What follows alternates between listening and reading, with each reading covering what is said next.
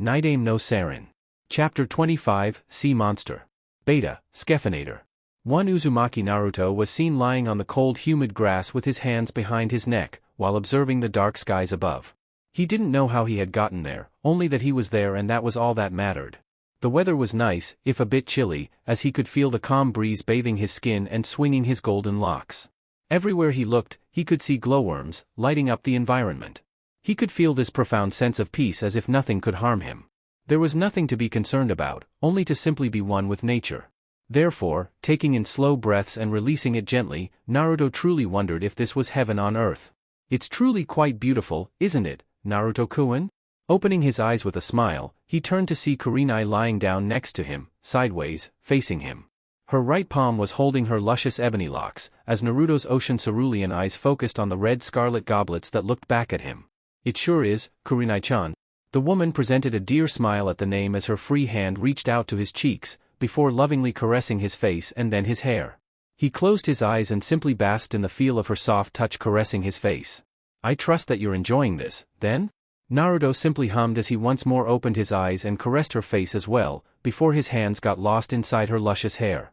The movement only served to shift something in the Jonin's visage as both Chunin and Jonin got closer together, before Naruto positioned his arms around her neck and Kurenai did the same. When their mouths got within close proximity with one another, their eyes had also met with one another and Naruto was simply marveled at her beautiful scarlet eyes, slightly blinking at him. Then, the both of them simply closed their eyes as their lips and tongues met, while in a passionate embrace. Naruto could hear Kurenai's soft moan as he held her strongly with his arms, pulling her body up close. It was quite an indescribable feeling as the make-out section continued, unperturbed. The Uzumaki Chunin would gladly do this for all eternity, however. The scene, though, stopped, when the alarm clock in his room erupted to life. It was at that precise moment that the now 16 to 17-year-old Chunin Uzumaki Naruto suddenly opened his eyes in surprise as he eyed his ceiling and the sunlight about to say hello for the day. A couple of blinks to adjust his eyes to the sudden clarity, as he could only mutter one single word, after knowing fully the contents of his dream. Wow! With Enko . At the Hokage's office, Hiruzen Sarutobi had called Enko in about how her assignment was going, regarding the member of the unit called Sound 4 that Kakashi and Yugugo managed to capture. The Scarecrow Jonin and an elite team of ANBU reached the position the enemies were in, waiting for Sasuke and then engaged.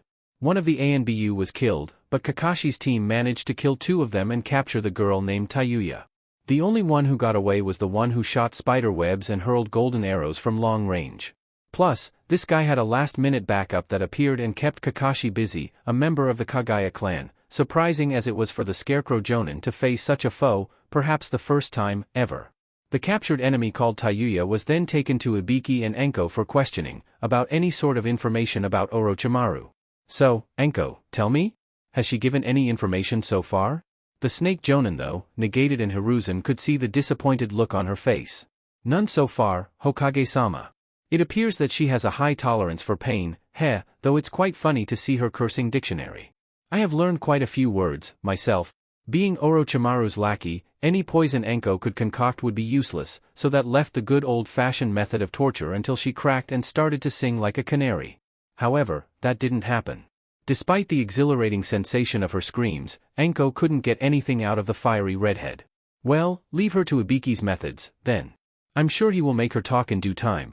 Enko scared at that, losing one more to the sadist Ibiki. It hurt her even more, considering that this was Orochimaru of all people.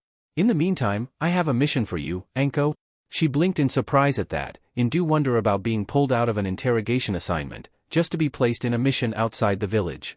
Highly unorthodox, which only allowed her suspicious sense to tingle in response.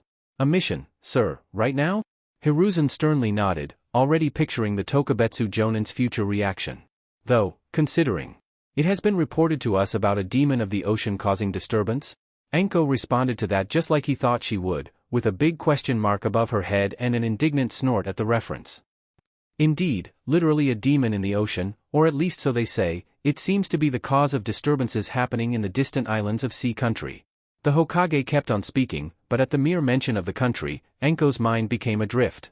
It was like she wasn't in the room with the Hokage anymore and back to the past in her teen body, having to fight tooth and nails to overcome the dreadful pain of being perhaps the bastard Orochimaru's guinea pig in his first attempt to use the cursed seal that now rests just beneath her neck on her back. "Enko, are you even listening?" The Jonin gasped at the village leader's calm but firm voice added by his observant eyes, painfully familiar with what she is thinking about right now. "Yes sir, sorry about that."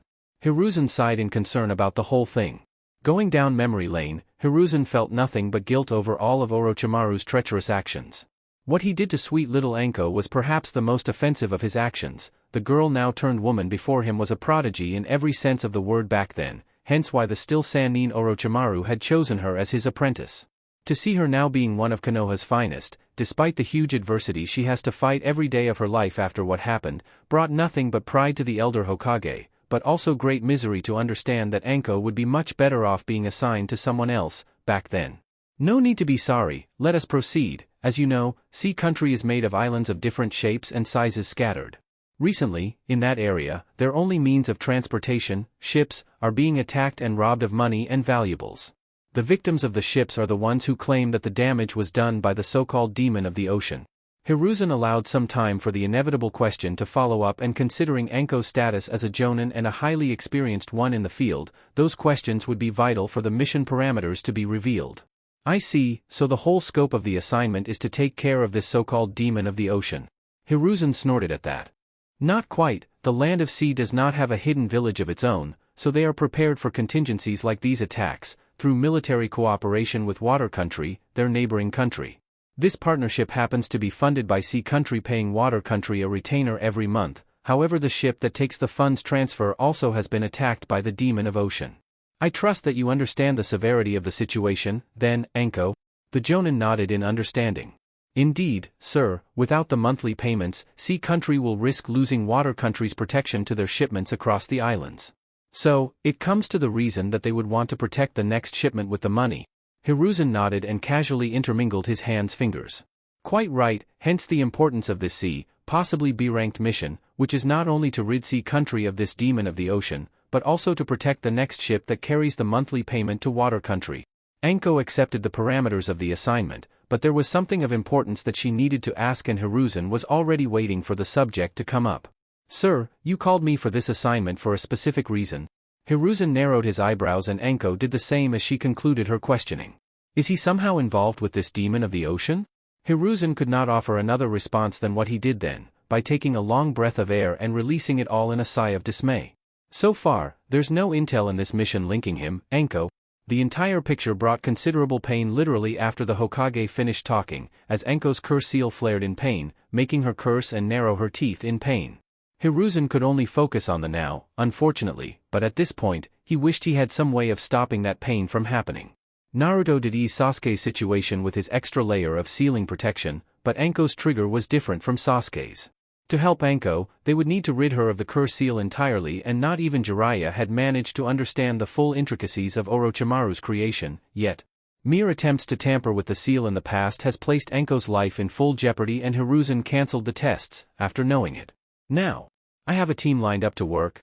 Hiruzen was about to pick up his charter with the info separated by his secretary, when Enko protested, before a knock could be heard with the team of available genin he had selected to assist her. "With all due respect, Hokage-sama, but I want to choose the people I'm working with in this mission." Hiruzen hummed in thought at that, and Enko amended. "Considering just what I may face out there, or whom I may face out there, I believe I have the right, sir."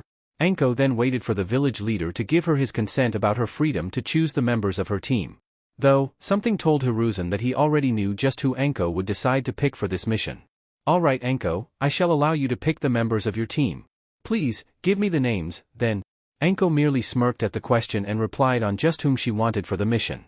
With Naruto .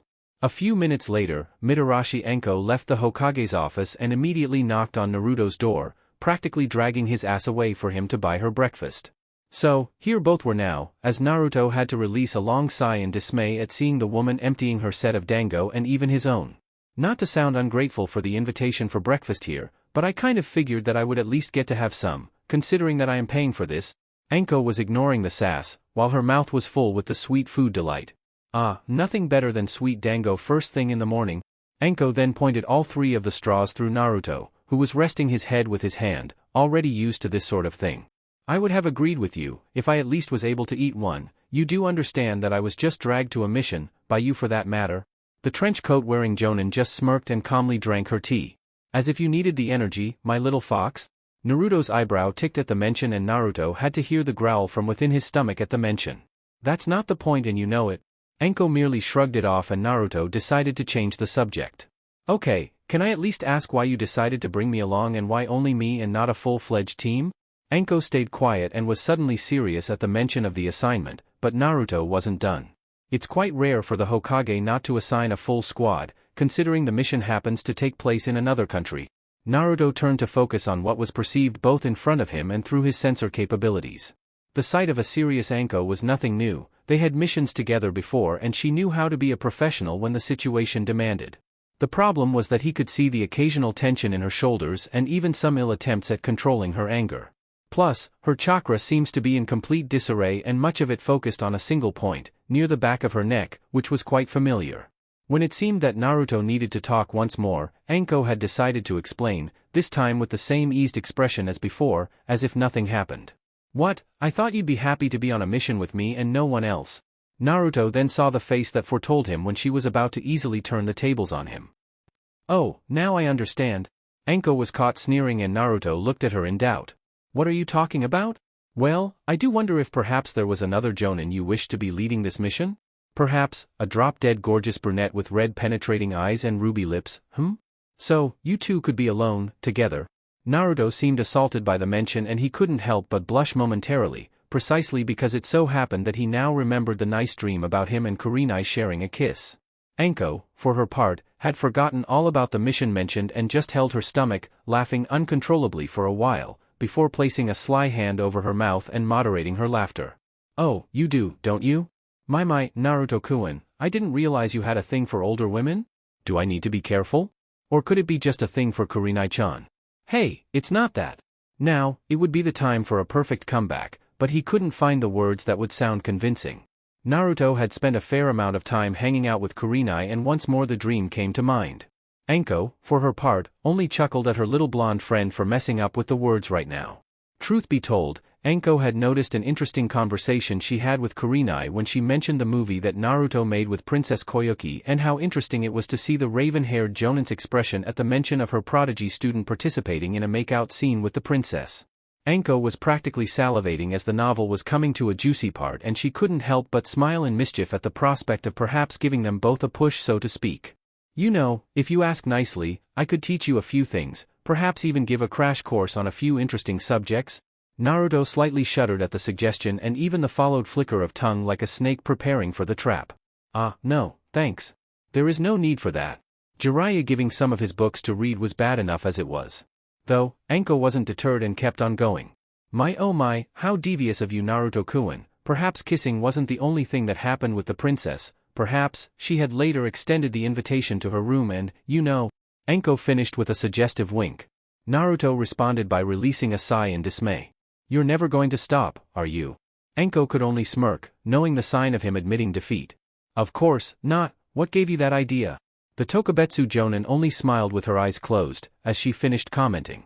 You two are providing me the most fun I had in years, even more so than my two favorite activities, sex and torture, not necessarily in that order. That alone made Naruto shiver slightly. He has known her for quite some time now and still gets the chills. At this point, everyone he knew had already warned him about Anko's mannerisms.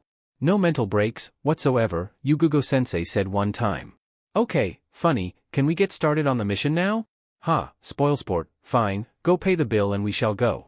I'll explain the mission parameters as we travel. With a grunt, Naruto got up from the table and Anko merely observed him complain, while getting inside the restaurant. Towards sea country . In no time, Anko and Naruto stood over a cliff observing the islands that formed sea country. During the trek there, Anko revealed to Naruto just about everything the Hokage told her.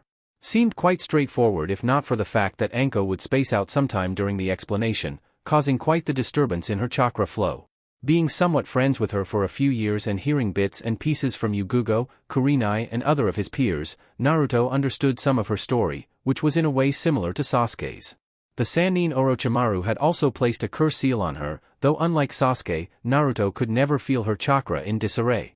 The curse seal, as far as his knowledge extended, tampered with the person's chakra, altering its nature. Without something to restrict its actions, the bare attempt to mold chakra brings immeasurable pain. First time here, Naruto? The Chunin nodded, looking around. Yeah, I went towards water and wave country on some assignments, but never here. I take it that in front of us is the mother island, right? As soon as the words left his mouth, Anko's eyes lost their color as she looked at the aforementioned island and trembled, going down the images of her fragmented memory lane. Something happened here, something painful, though she couldn't for the life of her remember. Fragmented images of her younger self running for dear life and snakes going after her, and then images of jars stored inside some laboratory, but nothing concrete, aside from the immeasurable pain. Naruto immediately noticed as the curse seal flared to existence, and he got ready to intervene, if necessary. Perhaps, call off the mission or send a message to the Hokage. Is something wrong, Anko? The foreign voice alerted the Jonin, and she turned to her coworker. Your chakra is flaring uncontrollably, is the seal acting up? Despite her knowing about Naruto using some advanced Fuinjutsu to help Kakashi subdue Uchiha Sasuke's curse seal, hearing him openly talking about it forced her on the defensive. Don't bother about it. It's fine. Now, please go ahead and take care of the arrangements for the boat transportation. Why, what are you going to do in the meantime? Now that her chakra returned to normal levels, Anko returned to her usual self and smiled at him.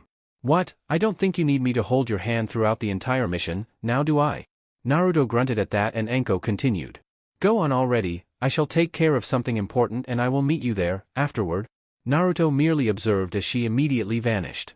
Figuring that he couldn't do anything against it for the moment, Naruto himself vanished towards the harbor, in order to secure their method of transportation and then wait for his partner in crime to judge him worthy of her almighty presence. Back to Anko, she landed close to their previous location and ran towards another ledge. In between steps, her arm ached as the curse seal flared up once more. When she looked down, this time, she could see a long wooden dock as the image of herself as a genin standing next to her Jonin sensei Orochimaru, showing off her knowledge of the islands that formed Sea Country. She'd sked at the memory of happiness when he praised her knowledge of the islands' names. She wanted to be just like him. Strong, intelligent, recognized by everyone. TSK, how naive I was, back then. Grr. The pain flared again, and it only made her snarl in even more anger at both him and herself for her damn naivety. With Naruto . The sun was about to settle for the day, and the beautiful orange hue in the sky together with the seagulls making themselves known, painted the picture of life in a town close to the harbor. Naruto took his sweet time admiring it all and comparing it to life back home. The feeling of the water in the atmosphere had awakened his chakra coils, just like it happens when he is in wave or water country. Thus, he can't help but feel the utmost relaxation and belonging when in close proximity to the water. It also brought a sense of nostalgia as he remembered the feeling he had when he paid a visit to the cave where the Nidaime used to train him in. Taking a deep breath, Naruto's nostrils were assaulted by the salty air. A smile soon formed on his lips as he looked around, in order to look for his and Anko's transportation. However, while looking around, his eyes caught sight of a man wearing a cooking uniform and a girl his age, conversing.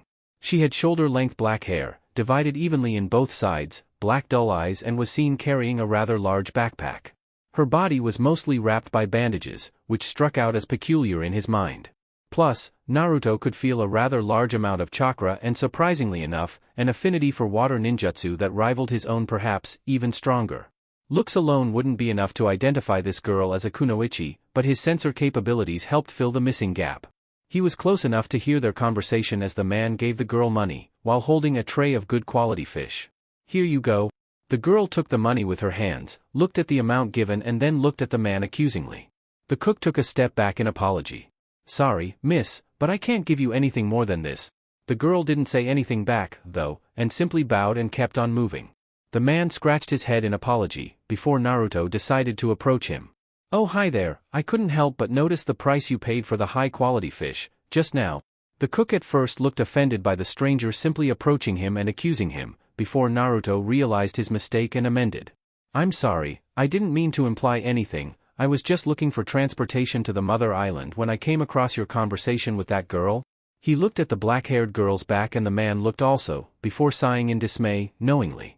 It's not that I am price-cutting, but because of this demon of the ocean uproar, customers are completely staying away from these parts. What I paid her is the market price, nowadays. Remembering about his assignment, Naruto figured it was time for some information gathering. I heard about this demon of the ocean, but I figured it was just a rumor. The man hummed, looking offended once more, but since this guy appeared to be an outsider. It's not a rumor, I can tell you. This port once thrived with various boats coming in and out with various different goods for trade. Once the attacks started, people had simply taken their business elsewhere.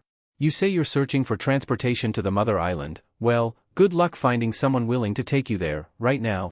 Naruto wondered about that, though he figured that it wouldn't hurt talking to the boat owners later on.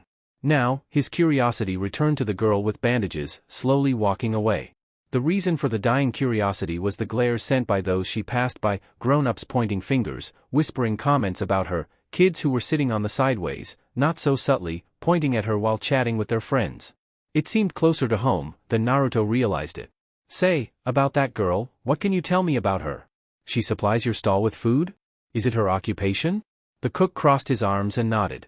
Yeah, she is a female diver from a small town on the Cape of Mother Island. She brings her business here, because the Mother Island folk just don't want her business anymore. An incident happened some time ago, about people from the Mother Island being spirited away. Rumors said that that girl was the only one who suddenly returned one day.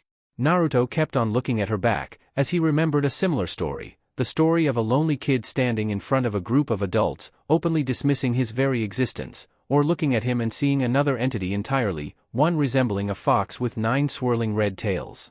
She lives alone nowadays, you see, and with her appearance, and the bandages, you hear things, I too feel a little bit creeped out. Something about the man's description irked Naruto, but he had a mission to attend to. Oh okay, then, thanks for the info, then. Do take care, mister. The cook was slightly taken aback by the sudden dismissal and walked back to this stall. The Chunin, in the meantime, turned to every boat owner in the port region, but everyone gave him the same negative answer. Just about everyone dismissed his pledge to take him to the mother island today, only tomorrow morning.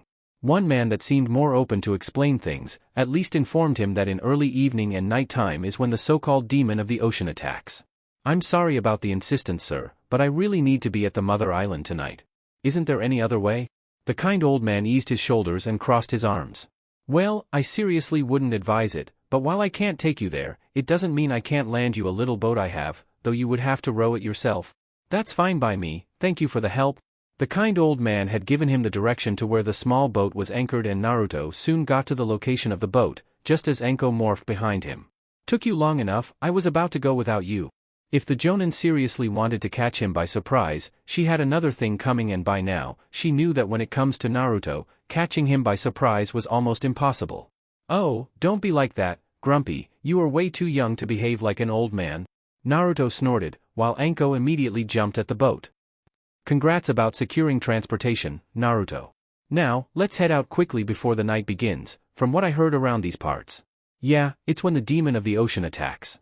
I know that, too. Enko chuckled at the complaint, as she took a comfortable seat and let him do all the work. You could have accepted the Hokage's offer for a team, at least I wouldn't be doing all the heavy lifting while you sit there, all comfy. At that, the woman faked being offended at the comment. I'm quite hurt at your lack of chivalry towards a lady of my prestige, you should feel honored to be my chauffeur. As Naruto used the driving stick of the boat to push them away, he figured that this back and forth between him and the snake Jonin would always be in her favor. Know what, forget I said anything. What, ending so soon? I was just getting started here. Naruto, you can't allow the woman to get over you so easily, or else Kurenai won't respect you as a lover. Enko smirked as that once more got to his skin, and Naruto was reminded once more of the dream he had of him and Kurenai. Would you stop with that, already, geez? Enko chuckled once more at the denial, while Naruto started rowing. Neither of the Konoha shinobi realized that they were being watched. In the middle of the way Enko was just getting comfortable gazing at the dark skies above and the quiet waves, while as per the usual, the blonde Chunin did all the work, rowing the boat. So, I take it you're not going to share with me what you've been doing while I manage to get our transportation? I have already told you, information gathering, just like you, it seems. Anything interesting to share? Naruto considered anything related to the mission Enko was already familiar with, so he turned to explain about the girl he saw at the harbor that granted his interest. Oh, moving on already, huh, but then again, you youngsters have such a short attention span. Enko opened her arms and commented in derision, earning a tick of Naruto's eyebrow in response. Not going to comment on that, no, what brought about my interest was that despite the local vendor saying that she was a local diver that sells fish for him, her body was filled with bandages and I could sense a large chakra capacity and high affinity for the water element ninjutsu, perhaps even stronger than my own. Anko knew when it was time to joke around and when the mission turned serious. And what her coworker shared, while it wasn't related to the mission, for now, it very well could be. A random person showing up out of nowhere, with sudden knowledge of chakra and worst of all, with a strong water affinity. This needed to be verified, as soon as possible.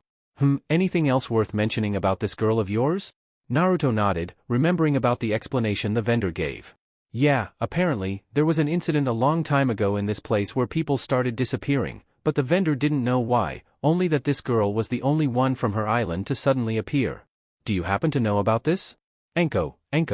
Once more, the flashes started to appear in her mind, about her time here with her sensei.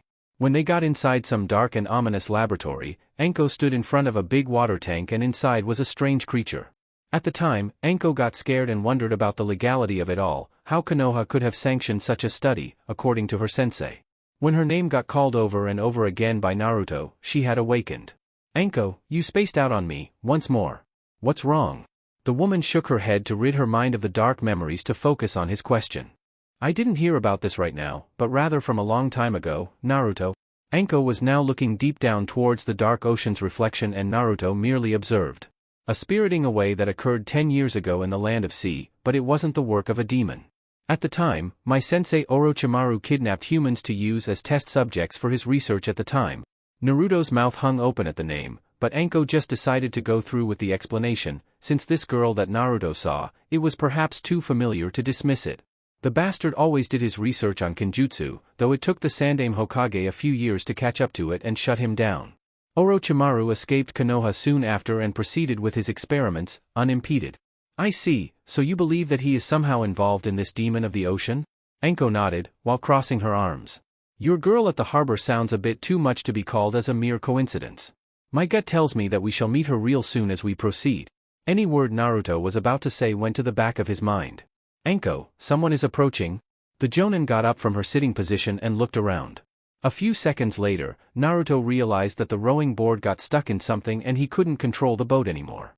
Up ahead, a sudden whirlpool started forming and Anko turned to Naruto to see him fighting with the rowing board. Naruto, leave the boat for now. Let's see who we're up against. Naruto and Anko then jumped on top of the water, as they observed the boat getting dragged by the whirlpool. Anko merely looked at her coworker from the corner of her eye and Naruto nodded, earning a smile from Anko, before she ran towards the position of her opponent. Soon enough, an arm stretched from beneath the water and ensnared her body. Anko only smirked, appreciating the line conduit for a personal favorite technique of hers. Katan Ryuka no Jutsu, Fire Release, Dragon Fire Technique. The arm served as a conduit for the line of fire that Anko released from her mouth, until it blasted on the water surface, forming a column of fire. She, then, landed on top of the water, while observing her opponent, only to see a body of water forming and then dissipating, indicating a water bunshin. The same arm came from her back to ensnare her once more, but before the foe was able to do so, Naruto had arrived and unleashed his sword to slash the man's arm off, forcing him to retreat his previous strategy and go below water once more. Standing back to back, Naruto and Anko stood in position, before a hand appeared to grab Naruto's foot and drag him below water. Of course, the hand was just too slow and Anko used one of her hidden snake hands to bite the man and inject a kick-ass poison on him. Anko, it appears they are all below water, allow me. The snake Jonin licked her lips in anticipation as she loved when the kid got serious. Go for it. Naruto went through a large series of hand seals and extended his chakra throughout the immensity that was the ocean beneath them. Suetun Swishuha, Water Release, Water Shockwave. Placing both hands on top of the water, a strong swirling force began around both him and Anko, but if one were to look below the surface, a fierce water hurricane began to climb down in rapid speed, dragging all three of the enemies with it, sending them all to opposite directions. Anko merely observed as the water around her rescinded its strength and looked back at her partner in crime. The kid surely evolved even more in the water ninjutsu department. There was no waste of chakra, all perfectly executed to perfection, and considered it was an A-rank technique and she couldn't feel any strain in his coils, was enough for her to attest that very few in Konoha nowadays could match him in water ninjutsu. Nicely done. Now it appears our boat is in ruins, so we would need to walk the rest of the way to Mother Island? Naruto snorted at that. Oh, so the great Anko doesn't want me to carry her. I could summon a few clones, you know. She enjoyed the jab and smirked back at him. Nah, I wouldn't be a good boss to you if I took advantage of you like that, best to save that for later, but thanks for the offer, though. I was being sarcastic, if you don't know. Oh, I know, however, I tend to be a more literal kind of girl, so I shall cash in that offer later on. Now, let's get going to Mother Island and get some sleep. We have a meeting tomorrow morning. With a grunt at once more losing the verbal battle, Naruto and Anko had decided to run the distance needed to reach the shore of the Mother Island, before finding a nearby inn for the night. Chapter 26, The Real Monster. Beta, Skephinator. The very next day, Mitarashi Anko and Uzumaki Naruto met with the client, representatives from Sea Country. The conversation didn't last long and Naruto stepped out of the meeting house, while Anko ironed out the last details, concerning their next steps going forward. The party from Sea Country would deliver the money to Water Country by this same time, tomorrow morning. However, they would only leave, provided that Naruto and Anko managed to stop this so-called demon of the ocean before they leave tomorrow. Another stipulation that Anko herself decided upon was that none of the boats would leave towards the rendezvous point with Water Country, without both Naruto and Anko present on the boat. Of course, the man named Hideout from Sea Country agreed wholeheartedly to her demand, but Anko knew from experience, not to trust too much that the client will keep his word. Naruto, in the meantime, casually hung out outside, while observing the calm and smooth ocean waves and the seagulls in the blue sky above, hovering over the fishing boats, waiting for lunch. They now had less than a day to somehow find out where this demon of the ocean is and take care of it, before the deadline. However, so far, they didn't know where to start. Best they could do right now is look around and ask some questions. There you are, I was looking for you. Naruto turned to see the mission leader approach. It's time for some information gathering and a demon hunt. Naruto nodded and looked at the men from Sea Country walking away, before one of them climbed on top of a horse and galloped away. Let's get going, then, our time frame is rather short for my liking. With Isaribi . Inside a more secluded household, located far away from the main island, the girl diver known as Isaribi looked at her lunch being prepared with a dejected visage. Her life nowadays was much the same, ever since she came back from being spirited away. She would bring out the fish she caught in the morning and then try to sell it to the locals, expecting at least enough to make a half-assed meal for herself. However, it wasn't nearly enough. It never was. However, she learned to live with the notion that this was the most she would get, perhaps, for the rest of her life, her miserable life. Noticing that lunch was ready, she served herself a bowl of soup and vegetables, before taking a seat to enjoy it. A sudden rock crashing on her window alerted her to the noise, but then she came into terms with what happened. Every day was the same, as she placed her bowl on the ground and left her house, only to see the local kids screaming and throwing rocks at her and at her house. Take that, you monster. What will it take for you to leave us alone, huh? Get out of here, already. The rocks slammed into her window and a few of the projectiles even hit herself, bringing a lot of pain. Despite it hurting immensely, what hurt her most wasn't the rocks, but the derogatory comments from the kids. She closed her eyes, hoping that they would be satisfied in time and leave. And after a few more rocks, that, much to her relief, the new batch of rocks weren't thrown too hard and barely scratched her skin. Still, the kids once more screamed obscenities to her, before leaving for the day. They will come back tomorrow, for sure. It's their favorite pastime, she reasoned. Getting up from the ground and nursing the wounds caused by the rocks, Isaribi then walked back to her trashed house to finish her lunch, when her ears caught the thundering noise of a horse galloping.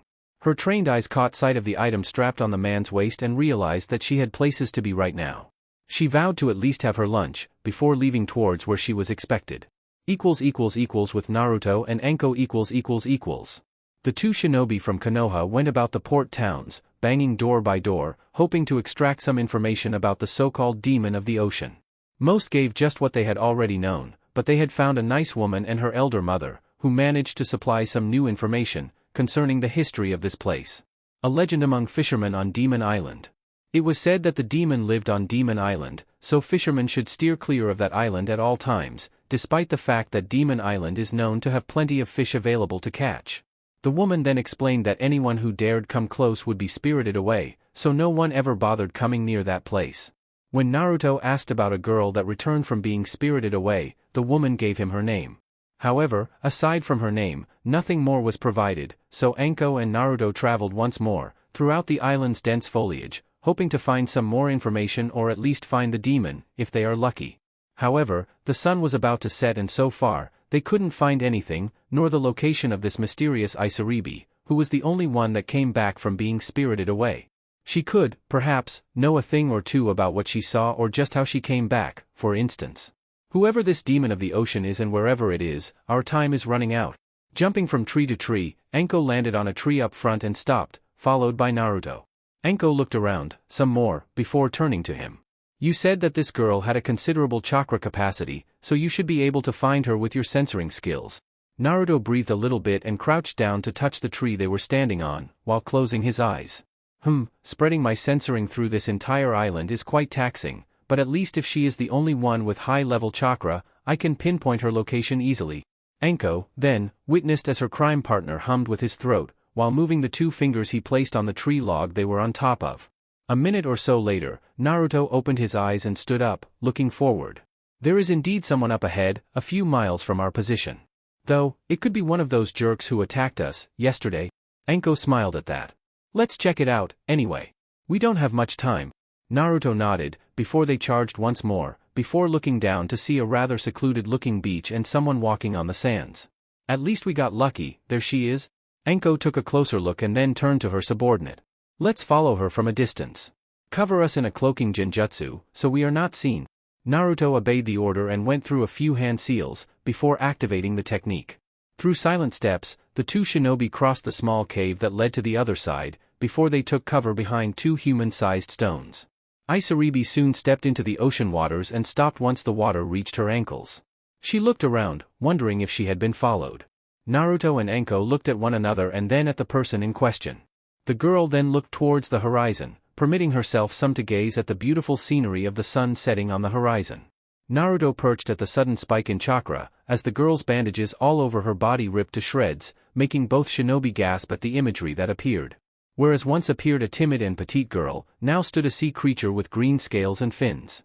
It rather made sense to Naruto and Anko. However, Anko soon got another of her flashback memories, of herself as a teenager seeing the creature similar to this one inside a water tank with her sensei Orochimaru behind her and another man next to him. The pain on her shoulder surged once more and Naruto looked on in alarm at her, while the girl Isaribi left underwater to go somewhere else. Trapped between looking at their target and at Anko, Naruto had quickly summoned a Kage Bunshin to follow Isaribi, just as Anko grabbed her shoulder in pain. That girl, is she? Growling. Not again. Anko, hold on. Before Naruto could finish his sentence, however, the snake Jonin had passed out from the pain. Damn it, not again. His eyes caught sight of the all-too-familiar cursed mark on her shoulder, glowing red and pulsing malevolent chakra throughout her system, just like it did with Sasuke. Naruto thought about doing the same thing he did to Sasuke, but he didn't want to risk screwing things up. With Sasuke, he was being watched by Kakashi-sensei and the Hokage, not to mention the hidden Jiraiya. They were on a mission right now and he was alone at the moment. The only thing he could do was to take care of his fellow Kunoichi and hope that she doesn't take too long to wake up. Meanwhile, his clone would follow Isaribi and see where she's going. At night. Naruto, at this point, had already changed the wet cloth on Anko's forehand many times by now. Despite not knowing much about first aid treatment, his censoring skills allowed him to understand more or less of what was going on with her. At first, the cursed seal's malevolent energy was attempting to corrupt her own chakra source, which was probably the cause of her pain. Then, the dangerous chakra rescinded and her forehead stopped burning. Now, despite being unconscious, at least, her chakra seemed in a constant and normal flow, indicating that she could wake up any moment now. In the meantime, going through the mission at hand, Naruto wondered what was going on with Isaribi. Since nothing happened with his clone, he presumed that it was still following her. Still, Anko needed to wake up soon or else they would miss the deadline provided by the client. Naruto. He looked back to see Anko awakening and removing the cloth from her forehead. Are you okay? Is the cursed seal active? Anko shivered at the mention, before looking at her mark and picturing the image of the girl inside the water tank and her sensei Orochimaru behind her once more. Naruto, for his part, sensed that he may have crossed some sort of line and apologized. Sorry, it's just that I saw the same mark on Sasuke's neck and saw what it did to him, before Kakashi-sensei and I sealed it, somewhat. You don't need to worry about it, Anko said, trying to at least ease the tension about the subject. We need to find that girl. Naruto caught on to the dismissal, but didn't press on, focusing on the mission instead. Right, okay, before you passed out, I sent a clone to follow her. So far, he's still due to dispel himself to give me her location. Anko smirked at that, giving a silent thumbs up for the future fellow Jonin by her side. No need to wait for your clone. Like the legend says, the demon lives in the deserted island, Demon Island. There is where we shall find her and possibly the man behind this mess. Naruto saw Enko's hand squeezed shut and trembling, before she took some breathing to calm herself or else the cursed seal would pulse once more. Naruto. The blonde paid quick attention as Enko looked down, before speaking her mind. Before going forward, it's important for you to know that we could run into Orochimaru soon. That was alarming news, indeed. I see, that's not good. Enko admitted to Naruto being more mature and experienced than his actual age, but anyone would behave just like he did at the moment at the possibility of encountering an S-ranked missing nin in this mission. Indeed, we won't have time to call in backup, so let's proceed. Quickly finding a small boat for the travel, which Naruto was responsible for its control of course, the two soon reached Demon Island and jumped on top of the rocks to reach the top of the island, where they found a cave entrance. As soon as they found the cave entrance, a tick surged inside Naruto's brain at the information he acquired from his clone, regarding the base location. Enko then turned to Naruto, who signaled her about the presence of chakra inside the cave. The two, then, vanished towards the cave and found the hidden base. The two quietly walked throughout the hidden base, until they found a seemingly open door with light inside. They were hiding behind a corner, illuminated by candles on the wall. Naruto, what can you tell me about our opposition? He closed his eyes for a while, scanning the whereabouts of the cave, in terms of chakra presences. I can't sense Orochimaru anywhere, which is a relief. Enko was surprised by that, first because Naruto knew about the snake Sanin's presence, but then again, she forgot that Naruto was close by when the Sandaime and the bastard fought, so it made sense. Another reason she was surprised was that her former sensei wouldn't have wasted the opportunity to mess with her some more. He knew that she was nearby, mainly, because of the cursed seal acting up. I can sense Isaribi nearby as well as the assholes that attacked us yesterday, however there's another person I can't identify. Enko looked at her partner in question, before her mind went back once more to the person that stood next to Orochimaru when Enko was a teenager. His chakra is quite controlled and precise, quite akin to a medic nin. Medic, you say, it must be him, then, Amachi. Amachi, who's that? Enko snarled and felt the pain on her neck again, acting up. If Orochimaru isn't here, then why am I still having these pains? He was the lead scientist in this place, employed by Orochimaru. He was the man behind the kidnappings and experimentation on the locals. Naruto snarled at the description, experimenting on the locals, basically ruining everyone's lives like that, without a second thought. From what I can barely recall, Amachi was never much of a fighter, but don't underestimate what he can do, Naruto. The person in question nodded, before they started walking towards the barely open door. Naruto had quickly opened it, since he couldn't sense any presence nearby.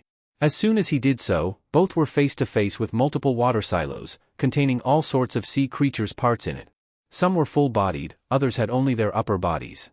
So, this is where the locals were taken to experiment on, huh? Disgusting. Enko couldn't agree more, before both turned to see a door opening on the other side of the room, before the two goons appeared with smug looks on their faces. Well, it seems you finally found this place, huh? Too bad, you won't get to leave here. The one with the glasses said so, while holding what appeared to be a rope of some sort, linked to the ceiling.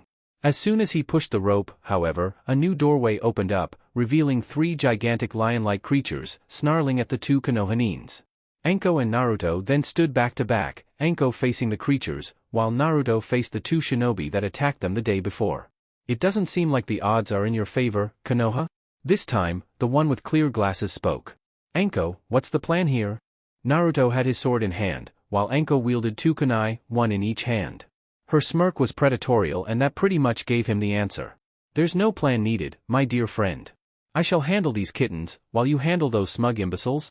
Naruto snorted, before he saw Enko vanish to face the lion creatures. At pretty much the same time, both shinobi advanced on Naruto, hoping to catch him off guard. If memory serves him well, then these two were the ones from the Chunin exams. Aside from knowledge in Suiton ninjutsu and somewhat proficiency in genjutsu, Naruto figured that these two were average at best. His eyes caught sight of the black glasses man's hand glowing in chakra and he remembered that this guy had the ability to absorb chakra at a touch. Before he managed to touch Naruto, however, all the man saw was an afterimage of the Chunin, before Naruto appeared next to him and inside his safety zone. His sword did the rest by carving a nice slice on the first offender's stomach, drawing first blood. The other one extended his arms as if they were made of rubber, in order to entrap Naruto, but Naruto dodged and molded some chakra on his legs and limbs, before moving after the one with the extending arms at fast speeds. All the man saw was Naruto's afterimage, moving from side to side, before the real Naruto surged right next to the enemy, with his fists enveloped in wind chakra. Futon, Senpuken, Wind Release, Whirlwind Fist. This particular foe could bend his entire body like rubber, but the punch carried enough wind chakra that it shredded his body and sent him flying towards the nearby wall. The man with black glasses tried catching Naruto from behind, hoping to suck his chakra off and heal the wound, but Naruto moved in advance, creating some distance and hurling a rain of projectiles on him, which was dodged completely. The man then slammed his hands on the ground, emitting a strong chakra pulse that stopped Naruto on his tracks, not enabling movement from the blonde Chunin. Naruto snarled at his body, feeling quite heavy, while his eyes followed the enemy's movements. With a single rammed seal, Naruto gathered enough water chakra inside his body and ejected all at once, forcing his body away from the chakra shield, surprising the enemy who was about to catch him from behind. In midair, Naruto, then, went through hand seals for a new technique he learned at the beginning of his training with the Nidaime. Suetun, Suidanya, Water Release, Water Severing Wave Technique. From his mouth, Naruto spewed a strong and thin jet of water, capable of cleanly slicing the man's arms off, from a medium distance. The enemy screamed in pain and took his attention away from Naruto, which cost him dearly when Naruto's sword pierced the man's chest and it got out from the back. Quickly removing the sword and confirming the kill, Naruto, then, witnessed as Enko used her fire ninjutsu on the creatures, followed by a long rain of kunai and shuriken, turning them into crispy pincushions. He, then, saw her viciously lick the cutting side of the kunai that dripped off the lion's blood and shivered a little bit. Leave it to Enko to behave like that. Naruto didn't waste much time and landed the kill on the other unconscious guy, before sealing their bodies inside a scroll.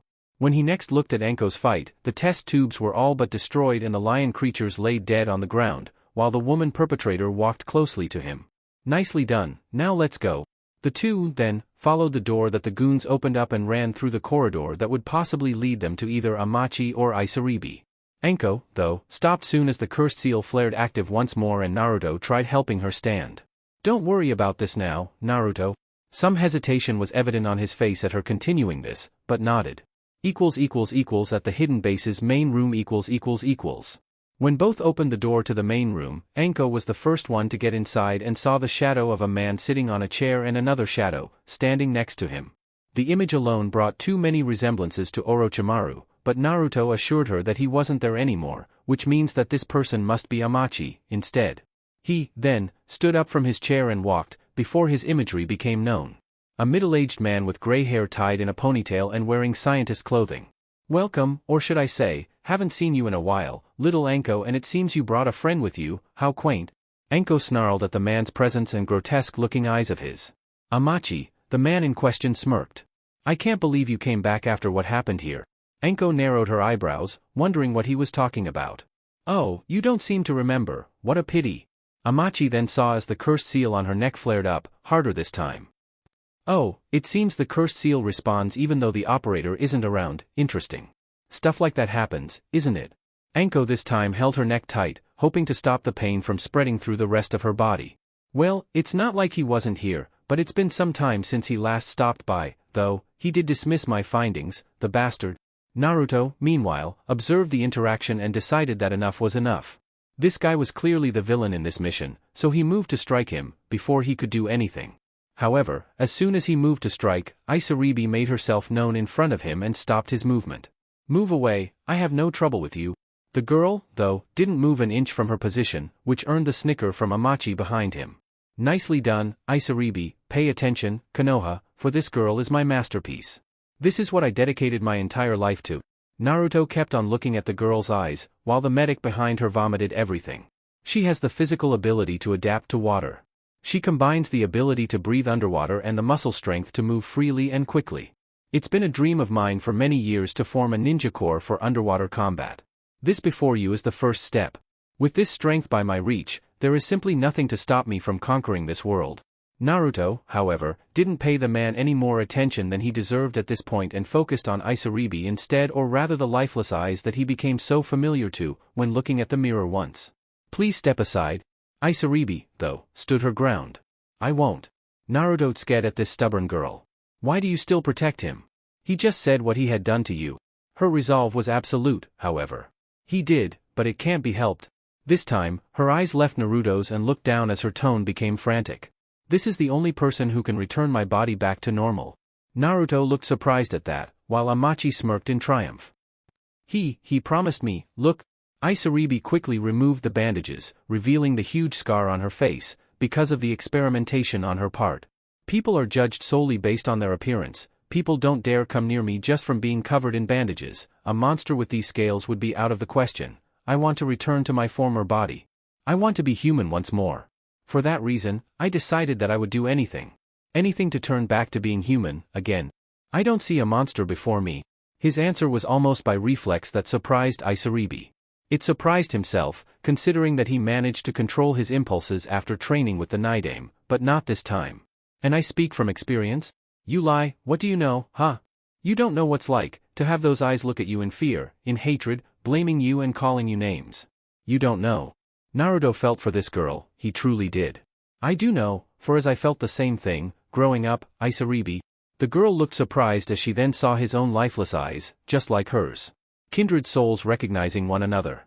Everyone looked at me in contempt, for something I never did, fear, indifference, hatred, I have felt that and much more, directed at me, just like you had. You lie. Stop talking, my head hurts. Naruto looked down that he just couldn't reach out. Well, as touching as this scene is right now, I'm afraid we have places to be, see you. Neither Anko nor Naruto managed to stop the real monster in the room, Amachi, from molding chakra, before the exploding bombs all over the base exploded at the same time. Naruto noticed that Anko was still holding her neck and couldn't protect herself from the rocks and debris that threatened to pound her into the ground. Using extreme agility, Naruto then sunshined in front of her and formed a protective water wall around them. Amachi only smirked at the scene, before ushering Isaribi to follow, to which the quiet girl obeyed, but not before looking at Naruto's direction for a while. When the water from Naruto's technique rescinded, he saw that the base was falling apart and quickly grabbed Anko to take her out of there, before everything collapsed on their heads. Outside Demon Island . When both managed to leave the base in safety, the sun was already up, which meant that their time frame was over. Naruto, we need to return fast. Amachi must be after the money needed to fund his research. He nodded and carried her towards the boat they used to come to Demon Island. But, you said that they wouldn't leave without us returning to accompany the boat? Anko snarled at the notion. They may be samurai warriors, but all of them are easily fooled by shinobi trickery.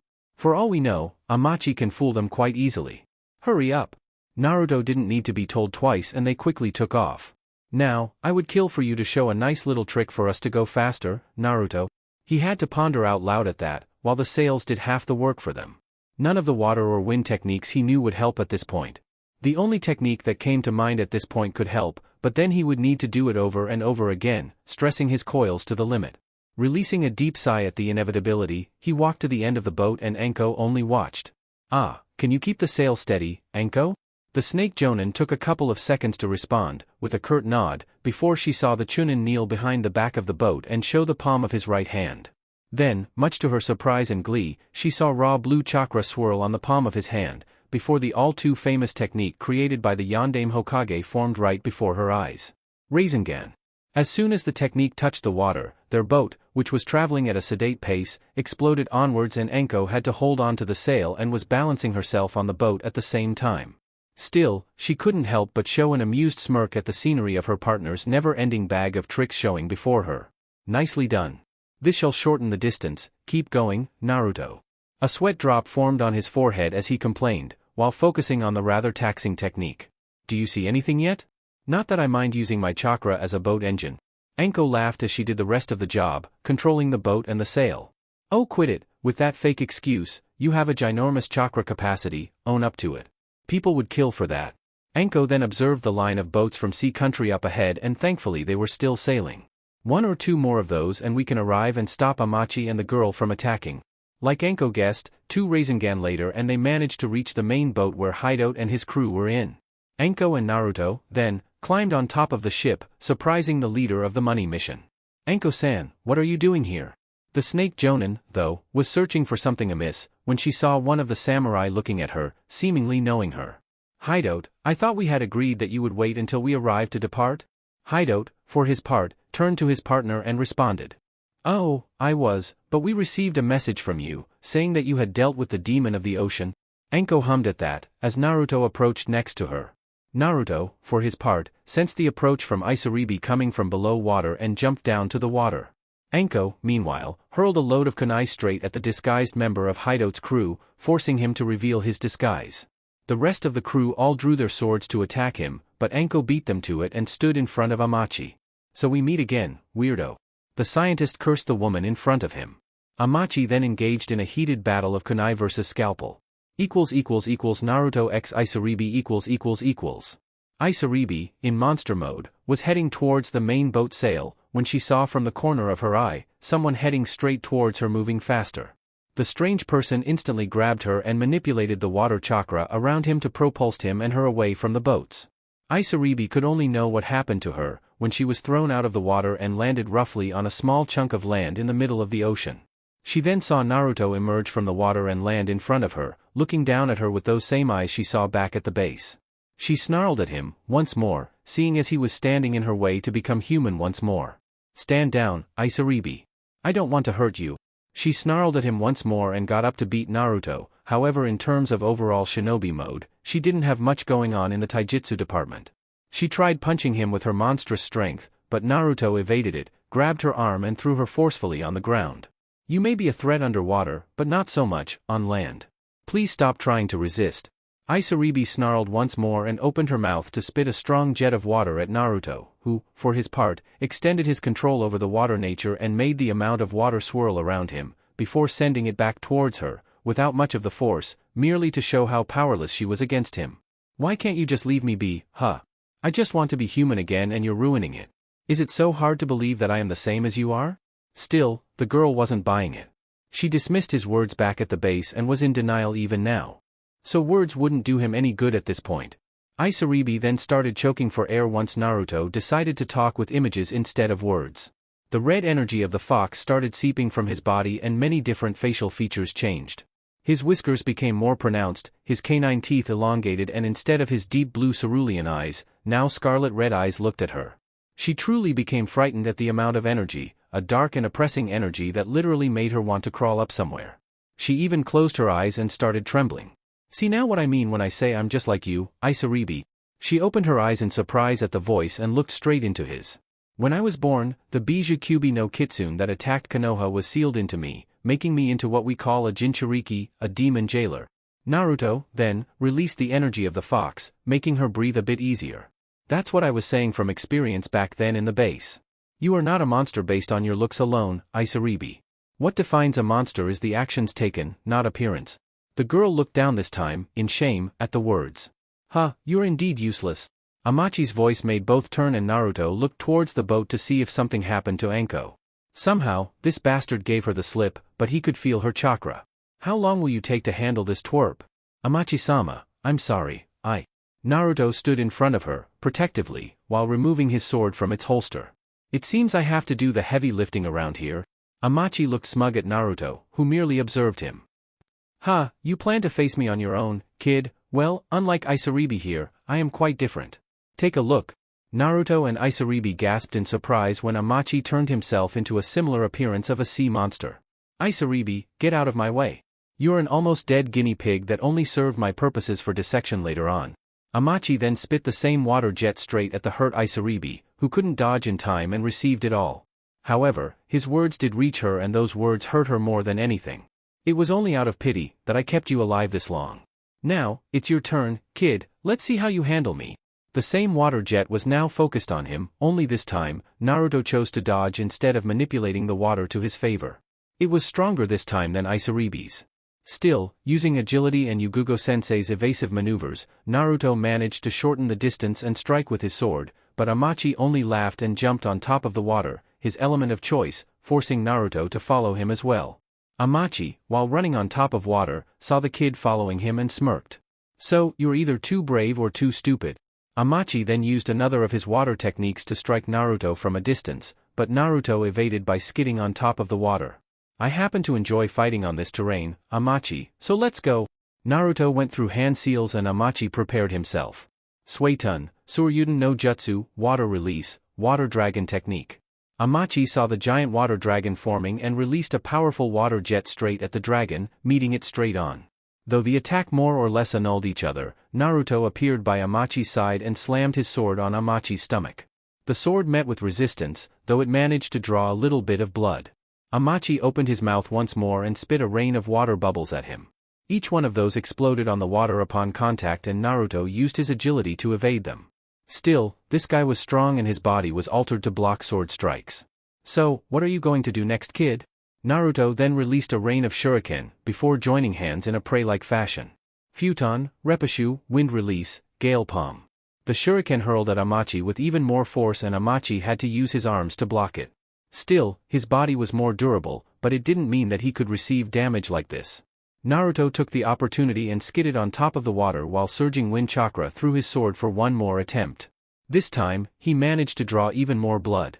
Keeping the attack constant, Amachi was feeling a lot of pain from the wind sword strikes. In one of those moves, though, he managed to stop Naruto's assault and landed a strong punch on his jawline. Naruto skidded back and removed the blood from his mouth at the strike.